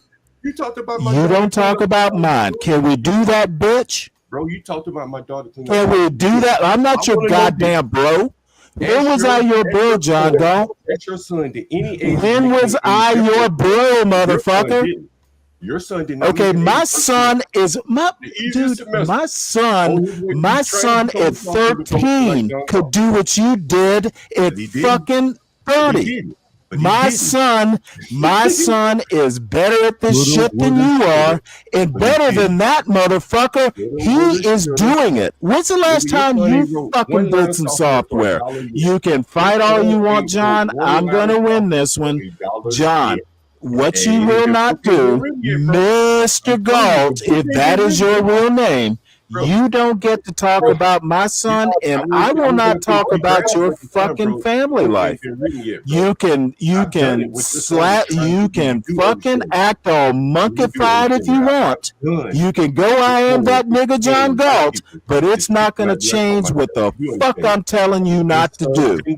Yeah, motherfucker, you keep doing it, motherfucker. Keep doing it. You know that I learned this shit on with your son has to go to college. Okay, the motherfucker, if you don't give a shit, let's change the goddamn subject and quickly. Motherfucker, if you don't give a fuck, change it quickly. Change it, motherfucking toot sweet, bitch. She gotta go to Georgia Tech. Couldn't even make an A, bro. Motherfucker, you couldn't get into Georgia Tech on your best day. Now you want me to start talking about your college? Do you really want to do that, John? Do you really want to go? You really want to talk about the institute? My son's institute is a little bit different than the one you went to. So don't motherfucker, you want to make this personal, and I'm gonna make it real personal. You are not my son. You don't have the qualities. Okay, motherfucker, I raised my son to not be a John Galt. I don't want my son to be a John Galt. You got to stop making the comparison. Your son ain't I want my son to do better than John Galt. Motherfucker, you are stuck with you are stuck in a zoo in a hood, waking up at 1 o'clock in the morning, stopping bitch slapping fights. I don't want my son to do that. Motherfucker, I don't envy your life. Nigga, I don't, dude. I literally, if I were thinking about being a landlord, I would not be after seeing this fucking niggified hood life you revel in. Dude, you are that nigga John Galt, and I don't want my son to be that nigga John Galt. If your son So just you know what, motherfucker? Keep talking yourself up, dude. You are not a software developer. You were a software developer. I did it for 20 years. Let's keep it in context, bitch. Keep it in context. Keep it in context. You are not a software developer. Don't tell me about your past life. What the fuck are you doing now? Laugh all you want, but you know I'm right. Bro, I could get back into software. We can move on now. We can move on now. Dude, you know me better than this, John. You don't fuck with me and get away with it. What you will not do is compare yourself. Motherfucker, I don't care about a failed software. Why aren't you doing software now, John? Go ahead and dance for us, John. Tell us why you can't do software. Motherfucker, because you failed, bitch. You failed. You failed. You are no longer in the software business because you were dismissed from doing the software business, and you ain't been back since. Now, have you? Bro. There's a reason you're not doing software right now. What is that reason, John? I get calls every day, Stanley. I can show you my inbox. Motherfucker, you get 0 calls. Why don't you put those on the line? I have not heard a software we want to hire John call yet. Yeah, I hear all about the black failure. Tell us about some success there, Daddy. I've already shown, man. We waiting on motherfucker. I don't give a shit what you've already done. What I want to hear is a call on the John Galt show. I want to hear, John, we want to hire your ass as a software developer. Will you come work for us? All I hear are motherfuckers who can't pay you your ransom. I'm willing to bet motherfucker, I will make it personal because you did. You did. Mention my son again, and it's personal. Do not do that. All you had to do was back the fuck down, and we could be moving on. Yeah, motherfucker, you will back down. You will back down, motherfucker, or I will roast your former great software developer ass like the has-been you are.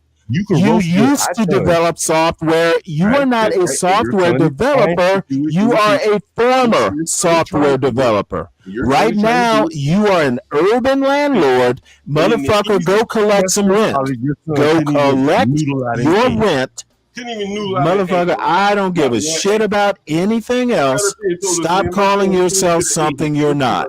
Stop calling yourself something you are not. You are not a software developer. It was fucking hook or crook that you ever were. You want to talk about all the Indians, but motherfucker, you're not a software developer. You are not currently. What's the last piece of software you developed, John? What is the last piece of software you developed, John, and how many years ago? Right now, bro. What is your latest creation, motherfucker? What is the latest motherfucking thing you have software developed? I've done it, right? I've done it. You've done it, but you're not doing it. Don't you know the difference? Don't you know the difference? About 4 years, and you motherfucker. Now you want to talk about the Navy? Were you in the Navy? Nope, you were in there. Were you in the Navy? Why do we have to talk about the Navy now, motherfucker? I'll be back. I bet you will be back. I'll be waiting. God damn. The fuck is it with these hood niggas? Try to be nice to them and they just want to get all uppity and shit. By cutting Americans' health care and food assistance. Mr. Speaker, Republicans. Well, let me go ahead and drop the link. My good friend and classmate, Representative Susan Del Bene. She had And I don't know, at this rate, I will be wrapping this up that soon. would have made the child tax credit fully refundable. Susan Del Bene, a great champion of the child tax credit. Let me also shout out.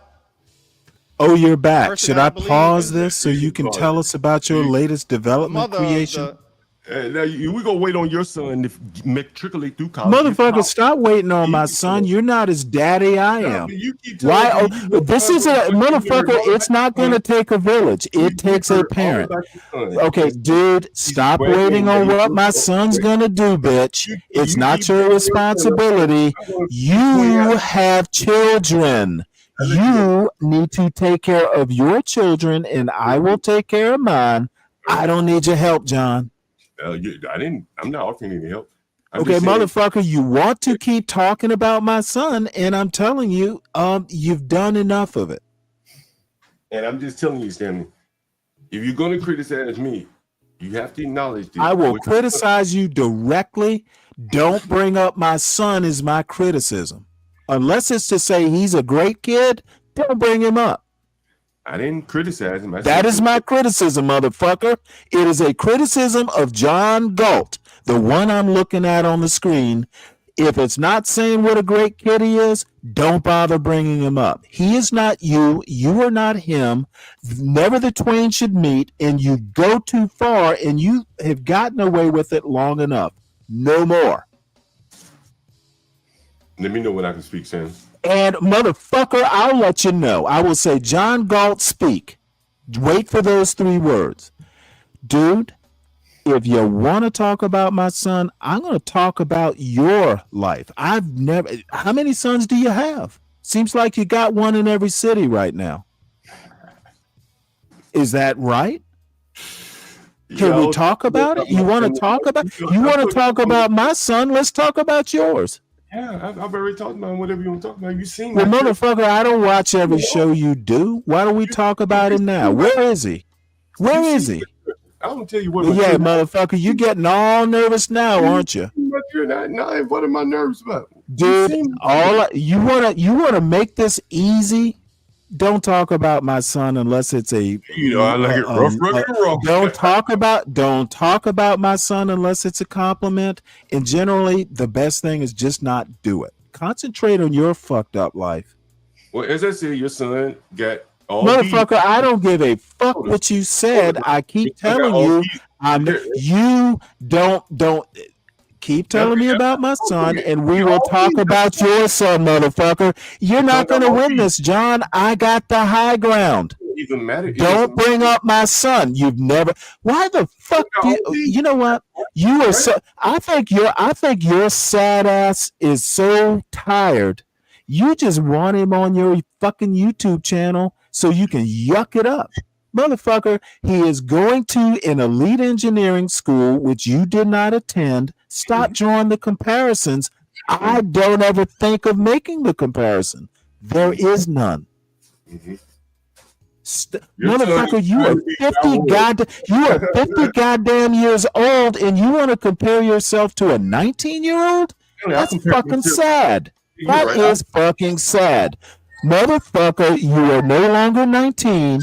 You got responsibilities. Stop worrying. You better goddamn bring up that music because I'm right and your ass is fucked up. Stanley, even between you and me. Don't Stanley me, motherfucker. All I want to hear from you is the next topic. My son is off limits for you to talk about. All right, next topic is yesterday you said something that I found very interesting. You said that you had generational wealth. I'm like, Stanley's wealthy? Like, maybe it's a different. Well, I'm not, but I have it. You said now you want to talk more about my personal life, John. Tell me why you need to know. I mentioned it. Motherfucker. Yeah, I said it. Now, why do you need to know more? So you're wealthy. Why do you need to know more? Answer the question. Just curious. It came out of nowhere. So Motherfucker, I don't get it, dude. I said what I I said, and that's that. You don't need to know more, motherfucker. Who the fuck, other than saying it, and I don't even remember why I brought it up. But motherfucker, rest assured, I do not need John Galt's money. That's all you need to know. I don't have any to offer you. Okay, John, then stop asking dumb questions. Nidish has some dumb questions now too. Generational wealth doesn't mean that you're wealthy. It means that a generation. So now you want, motherfucker. Okay, say that again so I can roast your dumb ass too. Generational wealth doesn't mean that you're wealthy. It means that a generation before you left you something. Motherfucker, that's so dumb. It may sound dumb to you. So if I leave, no, it is literally dumb. It sounds dumb to me because you sound dumb. If you leave me your Volvo, okay, motherfucker, I just told Mr. Idiot Galt that it's none of his business. Why is it Nidish's business? Well, I'm talking about generational wealth. I said it. That's all you fucking need to know. To other people on the panel, sir? Oh, you're talking to John. Go ahead then. No. Are we allowed to talk to other people on the panel? I wasn't in y'all business. You're talking to John. Of course you are. But don't. Okay. All I was saying is that generational wealth. Keep it on John's generational wealth, and then I'll know you're actually talking to someone. Are you talking to me right now or John? Are you talking to me right now or John? I keep saying John's name. I don't know why this motherfucker heel bitch. He's talking to me, Stanley. He's asking me a question. Well, he needs to preface every sentence with John. This is not John's panel. I just assume he's talking to the host. If he doesn't say John, I assume he's talking to the host. We're talking to him. He kept saying it. You kept over talking. I don't give a fuck about any of that. I just told you if he does not say your name, I don't know who he's talking to. John, I keep saying your name. I wasn't talking to the hoe. The hoe just keep interrupting. Anyway, generational wealth doesn't necessarily mean you will be wealthy. It just means that if I'm paying for the house and I pass away and it's about $200,000 worth of equity in it, you can sell the house and get the equity. If I leave my children $50, is that considered generational wealth? Yes. No. I didn't know that's generational $50. And niggas like you thinking $50 bills. That's fine. I'm just trying to get some clarification. That's all. $50 is generational wealth to y'all. Different strokes for different folks. Well, it depends on when you pass away. You have that. You heard what I said. I'm talking to you, Nidish, not John. Well, I'm talking to John. Everybody has a different idea of what generational wealth is. You know, for you, Nidish, is probably $50 in a carton of cigarettes. That's your generational wealth. More power to you. It's whatever you leave with. It's whatever you have left. No fucking clue what you're talking about, and I'm just here to mock your dumbass. I am here to mock a night. Dude, your answer is so sad. You just want to hug up to John. That's what you want to do. That's what you have left. $50, son, is not generational wealth. Generational wealth is whatever you have left when you go. Motherfucker, you have no clue what you're talking about. I know exactly. In your definition, generational wealth. Okay, no, you have no clue. In your definition, dude, I'm gonna put you in the back. I don't have the patience. This is how we met, pussy. Okay, in your definition, a penny could be generational wealth. When I first met you, we had the same kind of argument. I don't give a fuck about being in the back. Good. Then move back. Dude, don't fuck with me. When bitches get power, they show we finicky, don't they? You know what? I that's exactly what I'm doing. So you are under the control of a bitch. Yeah, for sure. For damn sure. So do you want a bitch to put you in the back? I want a bitch to do whatever a bitch do. Okay, what you need to do, the bitch is telling you to shut the fuck up. And it's hard because I don't really listen to bitches like that. Dude, you know what? Well, then you need to. I've heard you listen to bitches on Freezy's panel or was it? I can't even remember which panel I see you on. But you listen to bitches. You So you a listen to fan. bitches. I've heard Thank you. you. I've heard you listen to bitches. Hey, I love fans. I'll autograph something for you. You what? I'm sorry, I didn't hear you. Well, you're old.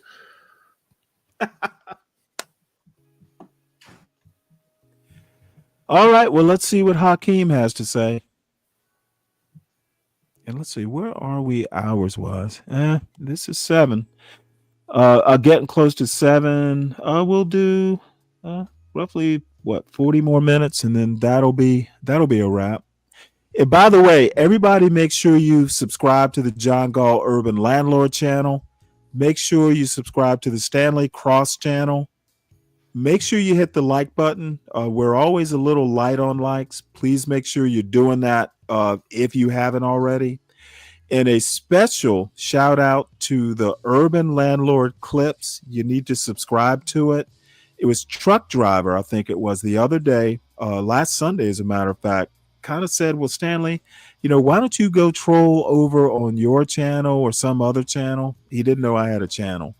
So my overall response is I don't generally stream over to the Urban Landlords Clips channel. I think John and Portia stream over there, and I haven't ever been in that chat. So if you need a safe space from Stanley, because you know me, I'll bully you. Your blankie, your whoopee, and some warm milk are over on the Urban Landlord Clips channel. You can isolate yourself from me trolling your dumb asses in the chat. And those who have, I'm sorry, what? It's mostly just a clips channel. Yeah, we very rarely go live. I thought y'all don't stream over there. Nah, not really. Just mostly the clips channel. Take up stuff from here. Okay, for some reason I thought y'all were streaming over there. Well, my bad. But you can like the street interviews. We do those. Okay, well then I'm wrong. But I don't ever go over there, at least in the chat. So you'll be okay over there. Catch us in New York. Damn, night is left. I was gonna say catch us in New York next week. We're gonna be doing something interesting from New York. Hopefully, well, you will have nothing but time to do. Something like that, man. I'm in New York, man. I have nothing to do. Just sit around most of it, play with the kids, shit like that. Yeah. No, look at ignorant. Stanley goes against the world and can't handle it. Yeah, What the hell is he talking about? I've been handling the world longer than you've been alive, son. And don't make me go get Happy up here. You couldn't even handle Happy. So you might not want to talk about how I handle the world. Happy? Was that a woman? Yeah, it's a woman. She hasn't been up here in quite some time. But she had Ignat crying. The dude would get in his car and pretend that he didn't have connection. Well, 12th man, you're back. Are you more sober? Maybe a little bit. What's Hakeem talking about? We've been fussing back and forth. We haven't been listening that much. I imagine it's a lot of woulda, coulda, shoulda stuff. I'm surprised he doesn't go back to New York. There's a kind of a vacuum there for him to, to do what? Who's going to replace Hochul, for instance? I think there are already people running for it. But I mean, in terms of star power, one might say, I guess there's still a lot of power. I'm not very familiar with how much power he has. Was he Speaker of the House? Minority whip? Well, well, let me ask you a question. Okay. Power was lost. I don't think as minority leader, he's in a position to declare, hey, I was very successful in the House. I'm going to come back and be your governor. He would literally have to orchestrate taking the House back, and then he could come back, as a victor. Nobody's going to elect him governor. He's like barely holding on and making Pyrrhic speeches. There's nothing he can do to stop this bill. Do you think he could have beaten Mondami as if he say, "I'm coming back home No. to New York City to beat Mondami"? You don't think so? That's interesting. All right. You know, I don't think he's from New York City. I think he's. I have to find out what district he represents. I don't think he's. Maybe he is, but no. But why would he? He is not. He's not kicking ass in the House right now. He's the minority leader. But I mean, you know, he's been elected in the House. It would seem to be a pretty easy. It would be seemingly an easy transition. And I don't know that much about politics, but I would think that to go back, kind of like a Rahm Emanuel went back to Chicago. Didn't he go back to Chicago and become mayor of Chicago? Rahm did. Yeah, after he worked for a president. Right, and you know, okay. So he was advisor to a sitting president of the United States. He had much more cachet. Hakeem Jefferson is literally bailing water out of a Democratic ship. He is not in a commanding position. Nobody's going to believe that, you know, hey, I'm minority leader. I just had a big, beautiful bill passed and could not do a damn thing about it. I just don't see that as a campaign strategy to be governor of New York. You know, I don't, you know, and this is just my opinion. You know, I don't think that you have to be the best politician, you know, in terms of, you know, your record and stuff like that. I think he's been successful in politics. You can't deny that. He's been elected, at least twice. He's risen up the ranks. He has enough of a resume to go back and challenge someone like a Mondami. We would disagree on that. Yeah, okay, that's fair enough. Yeah, and y'all, probably know more about Mondami than me. And Jeffries. It's not a Mondami thing. It is where he is. Okay, Mondami was he was a New York version. He's holding office right now. Mondami was either a state senator or a state representative in New York. So he's won in office before. So he's, you know, it's kind of a promotion maybe. Okay, going from minority leader of the House to governor, that's maybe a lateral move. Going to be mayor is a demotion. And either way, you want to go in as the representative, as majority leader or speaker of the House, because they're actually two different things. I mean, you're not going to go back to New York and challenge Kathy Hochul as the House minority leader, especially in this. Is she running again? I'd have to check. I don't know. All I'm saying is nobody's talking about it because it's not something that should happen. He's got his problems where he is. You know, I think sometimes, you know, and I don't know if this fits him, but that New York position would seem to be rather intriguing to someone. If I were in his shoes, I'd be looking at him like, man, that's an executive position, springboard from there to the governor to wherever. I just you gotta be winning. You gotta be a majority leader, not a minority leader. Interesting. I mean, and the Democrats right now, they're on the ropes. Well, if you're on the ropes, then does he have to be winning? I mean, he could come and say, hey, I know how to fight. Okay, his image is not as, you know, the commander of a warship. You know, he's just trying to keep that tug afloat. Oh, okay. Yeah, I'm not very familiar with his image. He's bailing water in a tugboat. He's not the captain of, you know, some spanking, you know, majestic cruiser. To put it in horrible Navy, you know, terms. Sounds like he's in the right place at the wrong time. You know what I mean? Like he's in a good spot. No, not necessarily. I think he look the way American politics works. I think Donald Trump, he will get a lot done that probably shouldn't be done. But if you're looking at the polling right now, he won a majority of the vote, of the popular vote, but his popularity is just not that great. And the problem is his ends are good. And look, the trade deal with Vietnam, I talked about that earlier. He's got kind of a trade truce with China. He's gotten, the deal done with England.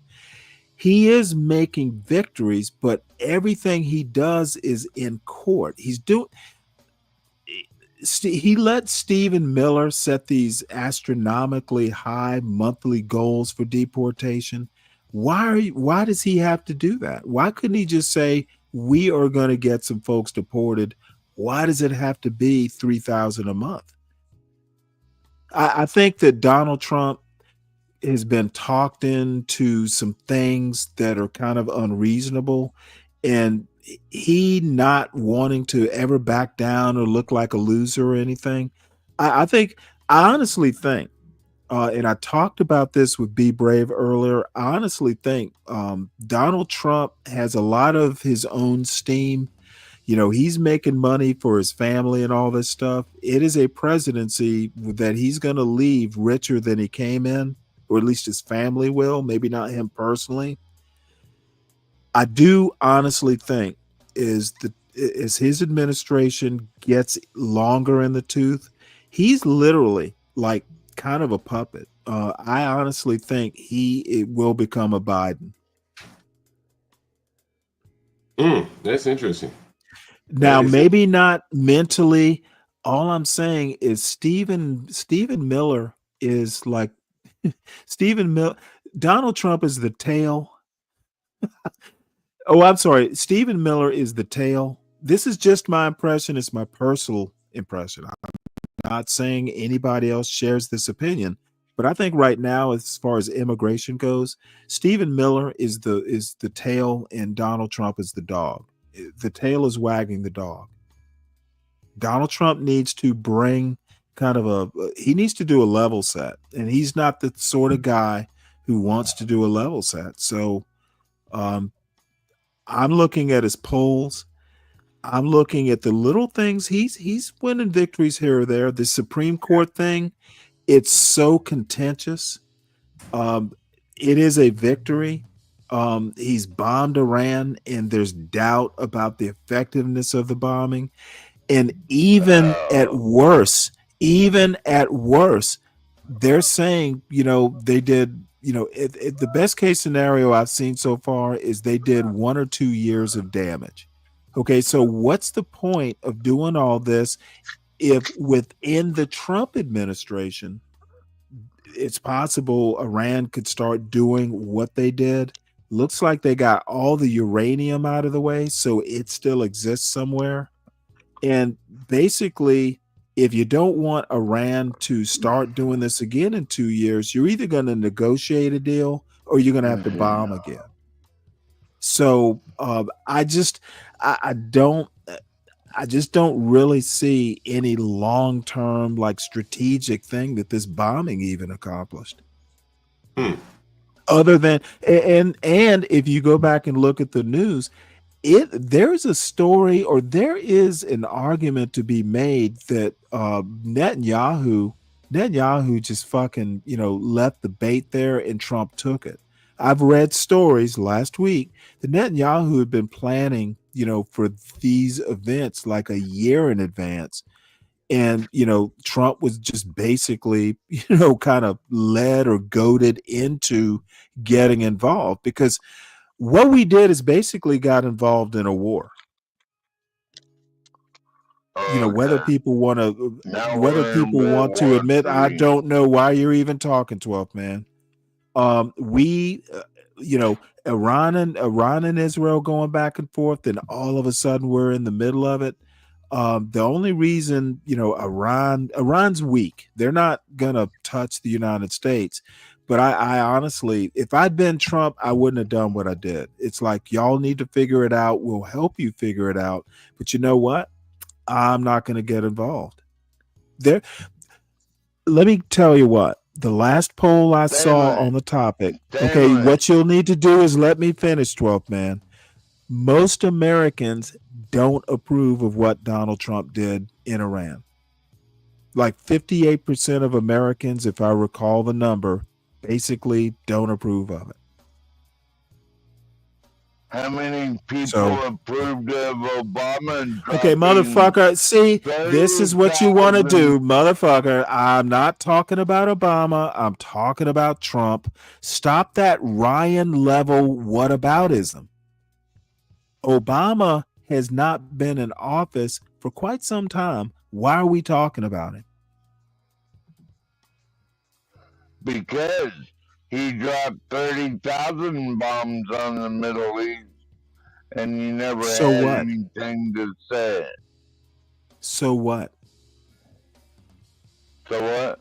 So Trump drops a few bombs on Iran, and you're all up in arms. I'm not up in arms. I'm just saying it wasn't You're all a lot up of in arms. dude. World War III. The fuck are you talking about? World War III, did you know? Let me ask you a question, 12th man. 12th man. Do you act like this? Do you act like this on Here for the Tea show? Sometimes. Okay, and what happens when you do that? Nothing. Oh, well, you know what? Something's going to happen here. You better rein it in. So it's okay for Obama to drop all kinds of bombs. But You know what? It happened. Trump It does happens. then it's the It apocalypse. happened. It happened so long ago. I honestly can't remember. What I can remember is on July 3rd, 2025, Obama's not president. Trump is. So if you want to live in your head in the distant past, you go on and do that. I'm not going to do it with you. That's fine, but you're gonna. I know it's fine, 12th man. I know it's fine. I don't need your approval, 12th man. Well, Donald Trump doesn't need your approval either. So there's You that. know what? I wasn't trying to pretend that he was. You asked me a dumb question, and I just had to help you with understand my dumb answer, which is, who gives a fuck what Obama did? He's not president. Yeah. You sure as fuck isn't.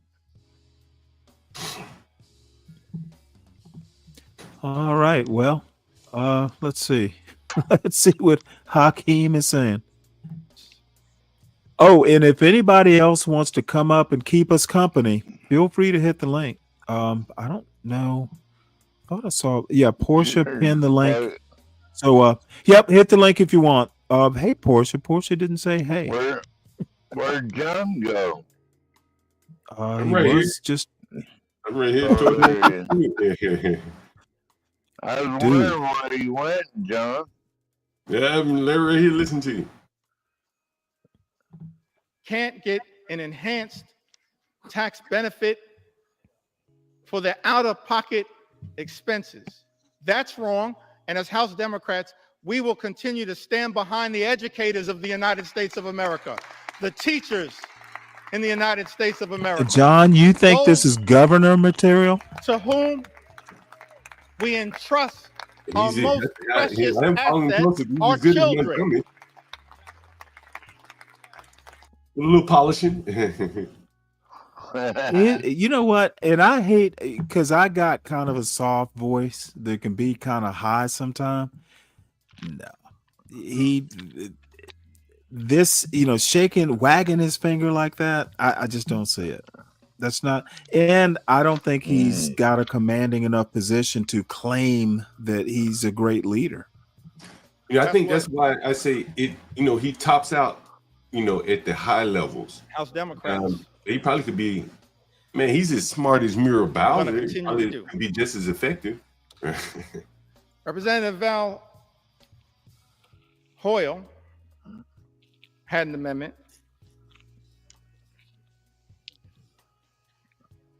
to increase You're doing a good job, Pell though. Grant funding, Pell Grant awards that are severely undermined in Donald Trump's one big ugly bill. Oh. Mr. Speaker, it's extraordinary to me that this reckless Republican budget manages to go after blue-collar jobs, organized labor. Do you know about blue-collar jobs? Hardworking American taxpayers who don't shower before going to work, but shower after work. Shower after work. Donald Trump's one big ugly bill goes after blue-collar, good-paying, prevailing wage jobs here in the United States of America, and then also goes after access to higher education. Representative Val Hoyle had an amendment, Mr. Speaker, increasing Pell Grant awards that are severely undermined in this bill. House Republicans chose to ignore this amendment, dismiss it out of hand. This is another one of those areas where our commitment to experiencing the American dream, whatever path you choose, whether that's through career and technical education, as has been the case by many members in their experience or their family experience. Don Norcross, one of our leaders in this regard, Debbie Dingell, others, Mark Pocan, part of the Labor Caucus, leaders in this regard. Mark Pocan, part of the trades movement. Don Norcross, part of the trades. Well, this is an unrelated story. I had years ago, I went to Utah with my wife and my son to visit some of her family. And I found what? You did? You went to Utah? No way. What do you mean, no way? Why would you doubt that I went to Utah? I did. You don't like to get out of your zone, so. Dude, this is like, I don't know, 17 years ago.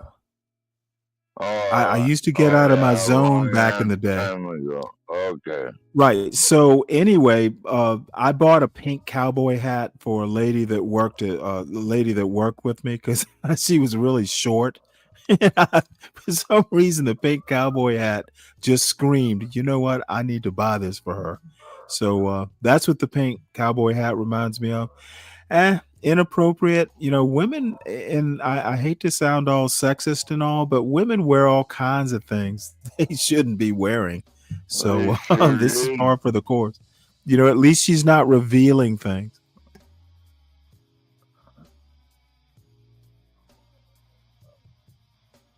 Where'd John go? Ability as best she could. Well, he does work. He does have responsibilities. An education that might ultimately, that's true. He's not retired. Coming out okay. Let me help this young man out. Central Brooklyn. Okay, I don't know what it is that folks have against liberal arts. Okay, college is not vo-tech. Okay, if you go and you get a history degree,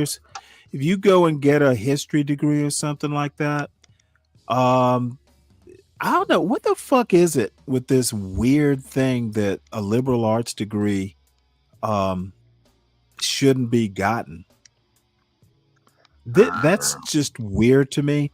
Look, if you were smart enough to get into Harvard, why the fuck shouldn't you get a liberal arts degree if that's what you're interested in? I've always been of the mind, it really doesn't matter. You just have to be smart and good at what you do. You'll at least make a living. You may not make as much as American Man the plumber, but you'll be okay. I'm all for freedom of choice. If you want to get a history degree, go get your history degree, as long as you know you're not going to be making $1 million a year. And it appalls me that other people should be telling other people what they should and shouldn't do. Reducing Pell Grants is not a good thing. They're not increasing, they're reducing. And a Pell Grant to get a history degree for someone who's talented in history is as valid as any other degree, including engineering degrees. I know a lot of people who are mechanical engineers who say, I fucking hate this, I'm gonna go do something else. It takes a special kind of person to be a career engineer, and they are rare indeed for wanting to do it. And you know what? John just started a show, Why Are Blacks So Happy for Diddy? Great. It's like the Diddy show has started. But it was designed to help incentivize As a matter of fact, grandchildren let's see here, to keep going through all of the obstacles. And Mr. Speaker, I made the mistake one day of telling that story, this $500 incentive. Yeah, I've never front of my two really understood sin. You know what? If you can make $1 million selling baskets, why not major in basket weaving? What happens is people just kind of want to slough off. I'm going to go to do this degree because it's easy and I can just party. That I have a problem with. You should be going to college to not party, but to actually do whatever it is you're majoring in, whatever that might be. And, be a good steward of the Pell Grant. That you get a Pell Grant and you decide to major in English, I don't see a problem with that. You need people to teach your kids English, as well as, fix the leak under the sink. So an important role for enlightened education as just one path that we as House Democrats are trying to protect, while also making sure that every single hardworking American can get the type of career and technical education if they choose that path to experience the American dream. Mr. Speaker, as I perhaps approach the end of this particular journey. Thanks for covering this tonight, by the way, Stanley. Let me just reiterate that. Yeah, I'm not going to go that much longer. I'm going to go like 15 minutes longer and call it a day, because that'll be 7 hours. And by the way, I'm not sure. Well, I'll deal with this once the time comes. The election of President Donald Trump. Offered to work with our colleagues on the other side of the aisle, whenever and wherever possible. Yeah, this is MSNBC. In order to make life better for the American people, to stand up for the things that matter, not as Democrats, independents, or Republicans, but as Americans. But the route, Mr. Speaker, that has been taken by I've been House following it Republicans since the is to Senate. go it alone Stanley. and to try to jam this one big ugly bill filled with extreme right-wing policy priorities down the throats of the American people. That's why, in good conscience, we can't stand here, Mr. Speaker, and support this effort, this one big ugly bill that hurts everyday Americans and rewards billionaires with massive tax breaks. Yeah. America is too expensive. Housing costs are too high. Grocery costs are too high. Childcare costs are too high. Energy costs are too high. Insurance costs are too high. America is too expensive. President Trump and House Republicans promised to lower costs on day one. Mr. Speaker, but costs aren't going down, they are going up. The policies unleashed by the Trump administration have been so chaotic, so all over the place, so much uncertainty has been created that the economy is being run off track, and nothing has been done to lower the high cost of living. In fact, not a single thing in Donald Trump's one big, ugly bill will meaningfully make life more affordable for everyday Americans. And that's just one of several reasons why House Democrats are a hell no on this legislation.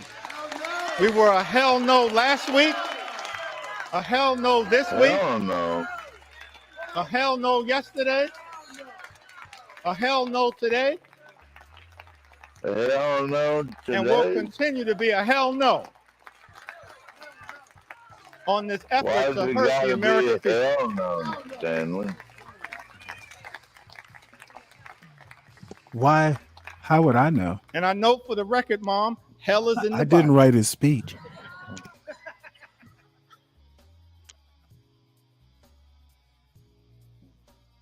The American people are understandably frustrated.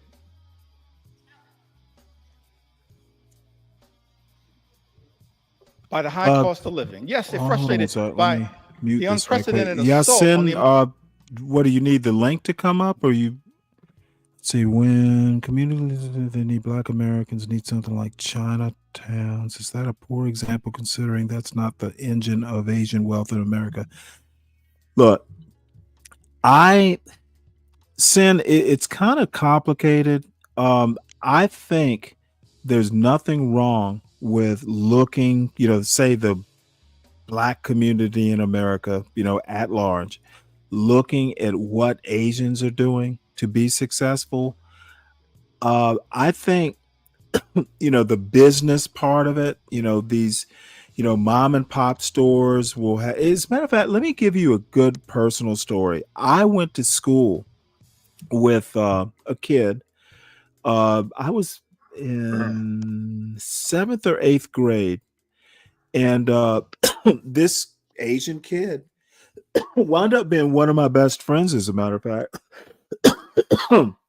I was good at English, so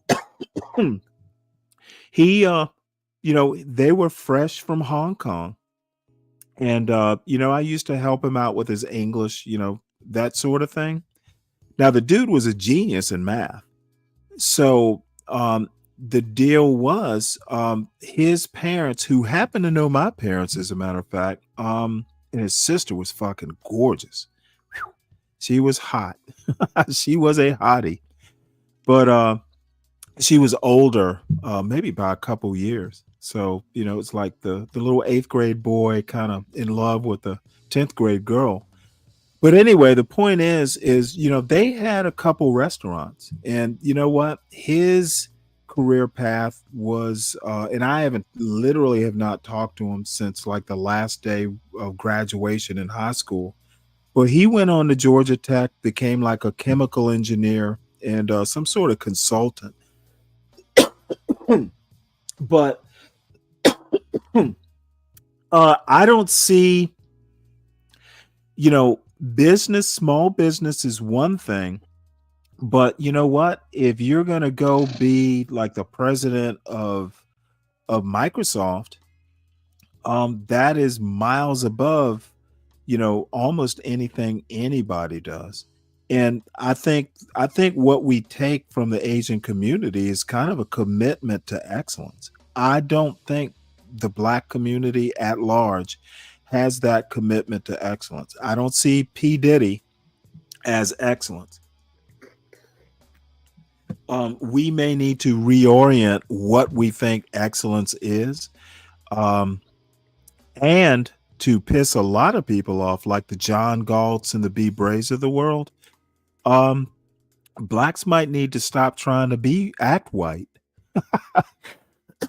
Whites aren't doing as well as Asians. So, we might have to stop, we need to stop acting white and start looking at what the Asians are doing. Now, what I'm saying pisses a lot of people off. It's half a joke, but it's also the other half is not a joke. Commitment to excellence, whatever it is you're doing. I think we've gotten away from you need to work twice as hard. I think we would rather tell our kids look, watching Pop the Balloon, everybody's making beats. Everybody's a producer. Very rarely do you get like an engineer or a lawyer or something. So, one of the reasons I like Pop the Balloon is it told me a lot. It told me a lot. Told me a lot about what young people are doing or not doing. So I don't know if I've come close. I think what we take from the Chinatowns isn't the restaurants, it's what the kids, excuse me, the kids of the restaurateurs or the business owners are doing. A lot of those kids, like the kid I talked about, he wasn't a second generation restaurant owner. That restaurant was a springboard to him going to Georgia Tech. Excuse me, and being a chemical engineer. And I don't know, other than that, the commitment to excellence. I think there are some things that can be emulated. We don't have to be exactly like them. And I am not of the mind that blacks need to be like the Asians or the Mexicans. I don't buy that argument. And I tend to just kind of mock the people who want to make that tired old argument. You know what? It's something about landlords. They seem to think everybody should be like them. Not everybody's into real estate. Believe me, if I have to wake up at 1:00 in the morning to break up some fight, I'm gonna be thinking about selling those buildings because I don't want to do that shit.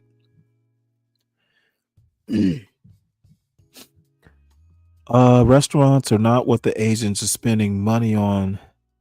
A lot of them are small business owners, restaurant owners, shop owners, convenience store owners. And they they use that money. Oh, excuse me. They use that money to fund their kids' educations. That's what I'm trying to say. You know what? At some point, there was a quite some time ago, maybe 6 months ago, there was a show that John Galt did with Master Kim, and they called up some. Damn, hold on one sec. Man, I'm having a post-nasal drip here. There was a store that was up for sale in Baltimore, Maryland, and it was a couple Asians, Koreans, if I recall, Korean background, and they put their store up for sale. And their son was kind of like brokering the deal, kind of handling it. They decided to retire, and they were selling the store. You know, the son wasn't going to take it over. I forget what he did. He might have been a lawyer or something like that, but he was not going to be the second generation owning that store. So I suspect, at least that's one example of, hey, you know, we got our kid through college or kids through college. We want to retire. We have our savings. Let's sell the business. So hopefully let me know if I didn't cover everything. Oh, I think I think it should be on education or a trade.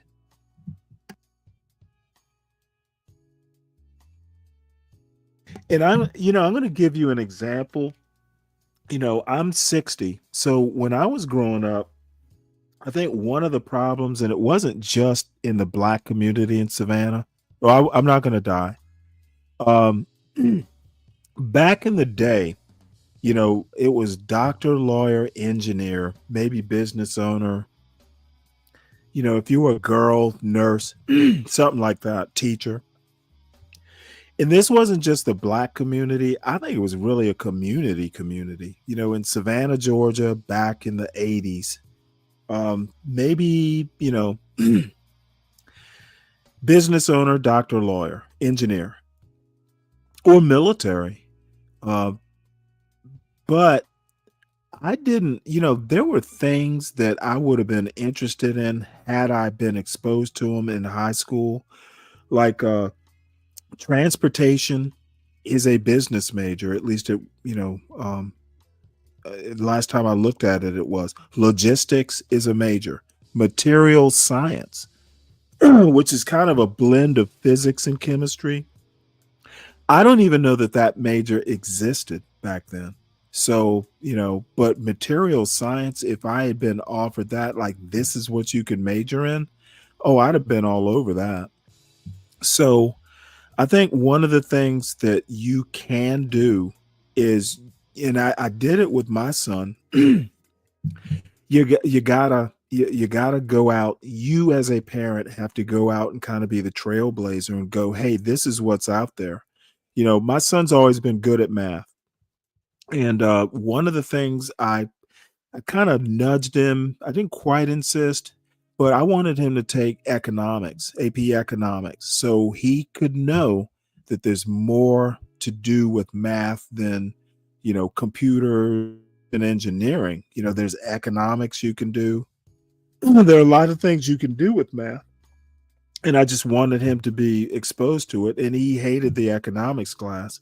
And I had to kind of lean on him to make an A in it. But he was at least exposed, and he knows what he doesn't want to do. Let's see, what else you got here? I think it's a holdover from hearing people like Claude Anderson without the knowledge that his community business plan failed. You know what? You try something. I'm not a Claude Anderson fan. However, he's not chopped liver. You know, he's just not, you know, my cup of tea.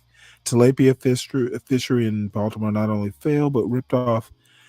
Oh, he had a fishery? Really? Well, I mean, businesses fail. I mean, it may not, I mean, businesses fail, nothing ventured, nothing gained, but you can lose a lot. Yeah, but then I honestly feel that whatever you think you're good at, you should explore. If you like cooking and you want to open a restaurant, and restaurants are notoriously bad investments, they fail at a high rate. But if that's your passion, follow your passion. You're either going to be successful or not. The idea of community based on race. I agree with that. Now, but here's the deal. If you want to talk about a black community, I don't have a problem at a local level. Like, if you live in Savannah, I grew up in a black neighborhood. You know what? We were a community. But we were a community that wasn't like people who lived in Atlanta. You go up to Atlanta and it's, a totally different world. So there would be commonalities, but you know what? There's not going to be a guy who's a leader of the black community in Atlanta and Savannah. I think I envision communities, plural, versus a black community.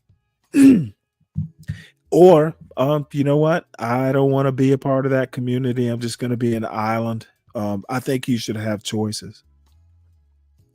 I'm not disagreeing that it's kind of outdated. I think the farther we get away from 1964, the more outdated the idea gets.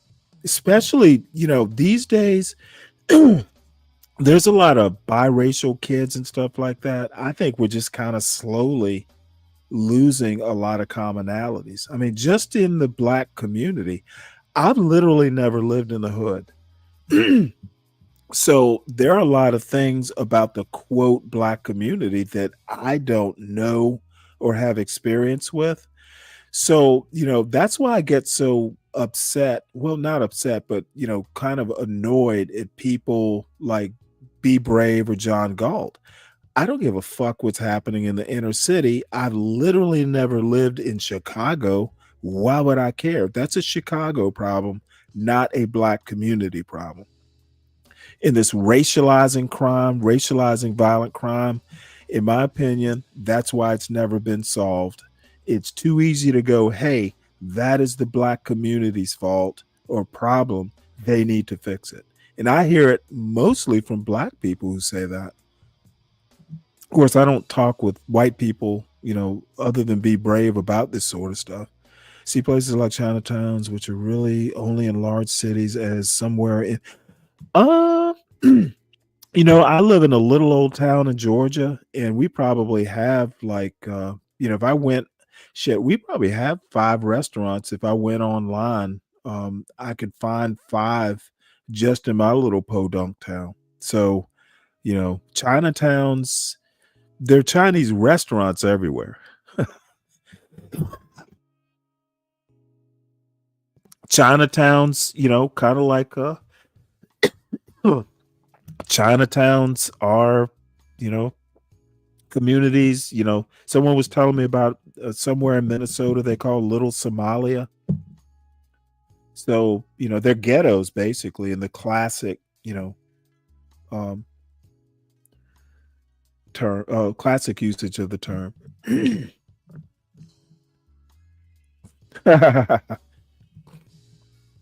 Yeah, I think, like I said, I think the worst thing, the biggest harm done to the black community are the anti-black blacks. And I know I piss a lot of them off. My numbers don't get real high because I'm just not going to tolerate, a whole bunch of, N-word this and N-word that. I'm just not into that. I'm not into somebody like a Be Brave coming up on my panel telling me how horrible black people are, when not all black people are the same. And, I'm not CT. I'm not Truism Stormcrow. I think black people are perfectly fine. If y'all want to talk about how horrible black women are and I only like white women and, just be all anti-black, I'm not going to participate in it. I'm not going to do it. I'm not going to promote it. And depending on the topic, if you come up and start shitting on black people on this panel, you're going to have me to contend with. CKJ, let's see what you got here. I wonder why John doesn't do content on the Cleveland mayor. He always brings up the mayor from, well, I think possibly, you know what? The Baltimore mayor is probably, well, first off, the Baltimore mayor is really young. I think that's part of it. And I think the other thing is, he caught some criticism, but I haven't heard any lately because that bridge that got, destroyed in Baltimore got fixed pretty quick. So I haven't heard John talk about that mayor, but I don't listen to a lot of his shows these days. Like he's going to be talking about Diddy. I might hop in for a few minutes just to troll a little bit, but I'm not Diddy. I literally have done one story on Diddy yesterday because I don't give a fuck. You know what? I'm interested to know if he's guilty or not, but I don't see a larger. I was before Diddy, so he's not like some cultural icon to me. Let's see. I get irritated. People attribute the crack epidemic to why something is wrong today. Well, let me put it to you this way. It's a combination of things. There are always lasting effects. But like I said, I grew up in the 80s. I literally grew up in a black neighborhood, and if there were people smoking crack, I have no clue. They weren't doing it on my street. And, I had plenty of friends who were my own age. I literally, like I remember Marion Barry getting in trouble and all that sort of stuff. I literally have never known anyone, and I'm dead serious. I'm not kidding. I've literally never had any like personal experience with anyone who smoked crack. I'm sure maybe they did it and I just don't know about it, but I literally have no experience. Crack babies, crack hoes, whatever. I've literally never experienced it. Yeah, I'll check him out. What's his name, CK? So I can look at, well, I guess I could just go Cleveland mayor. And Sin, I just don't get it. Why black people like John Galt feed into this weird narrative that, you're not real black. You're not a real black if you don't like live in the hood or from the hood, want to go back to the hood. I just don't fucking get that. Like most people don't live in the inner city. Now they live in urban environments, but that's not necessarily the ghetto. I mean, I've seen John's street. I don't think John really lives in the it may be, not suburbia, but John's neighborhood doesn't look that bad. At least the parts that I've seen, like when the Thorpes came over, I didn't see anything that looked real hood.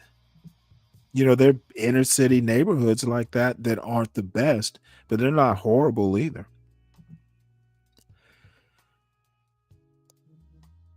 Baltimore isn't that close to DC. I mean, it's close, but with traffic and everything, it's not that close.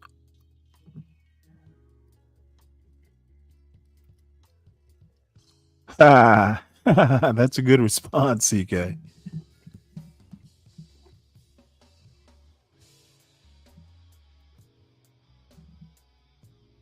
Yeah, and somebody wanted to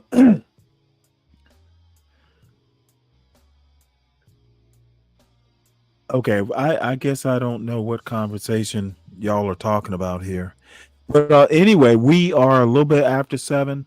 Please, everyone, make sure you hit the the like button on your way out. If you're new, please make sure you subscribe to the John Gall Urban Landlord channel. Please subscribe to the Stanley Cross channel. It's at Stanley Cross 6000.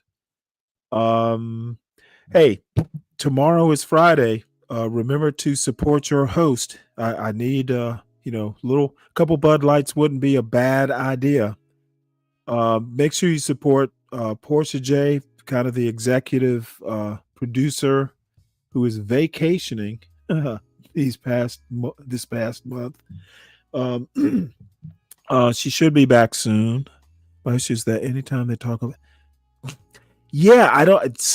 I don't get that myself.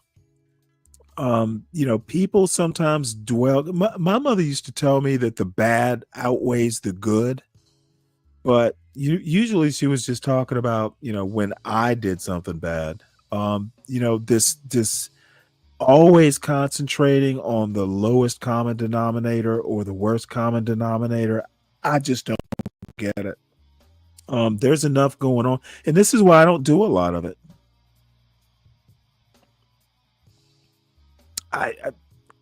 You know what? Now, but see, these people are per capita addicts.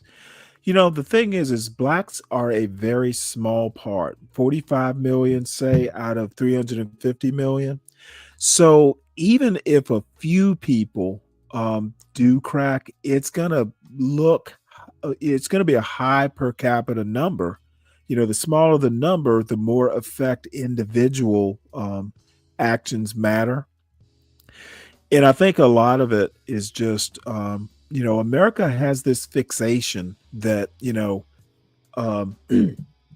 say crack addicts in the black community, the per capita should reflect, the same in other communities. Now that's a dual-edged sword because you can start talking about generational wealth and stuff like that.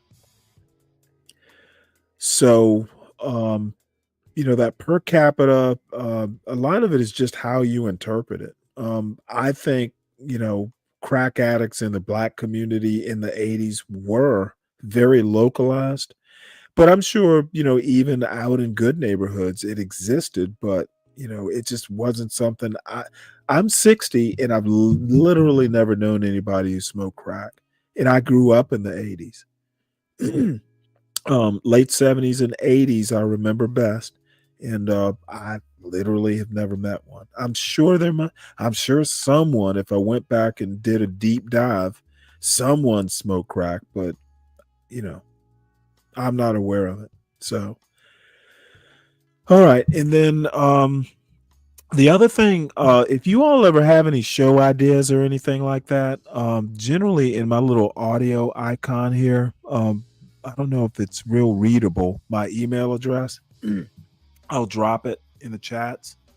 If you got a show idea or a topic you want to discuss, feel free to at least email me. CKJ3 does all the time. So it is Stanley at jghb.info.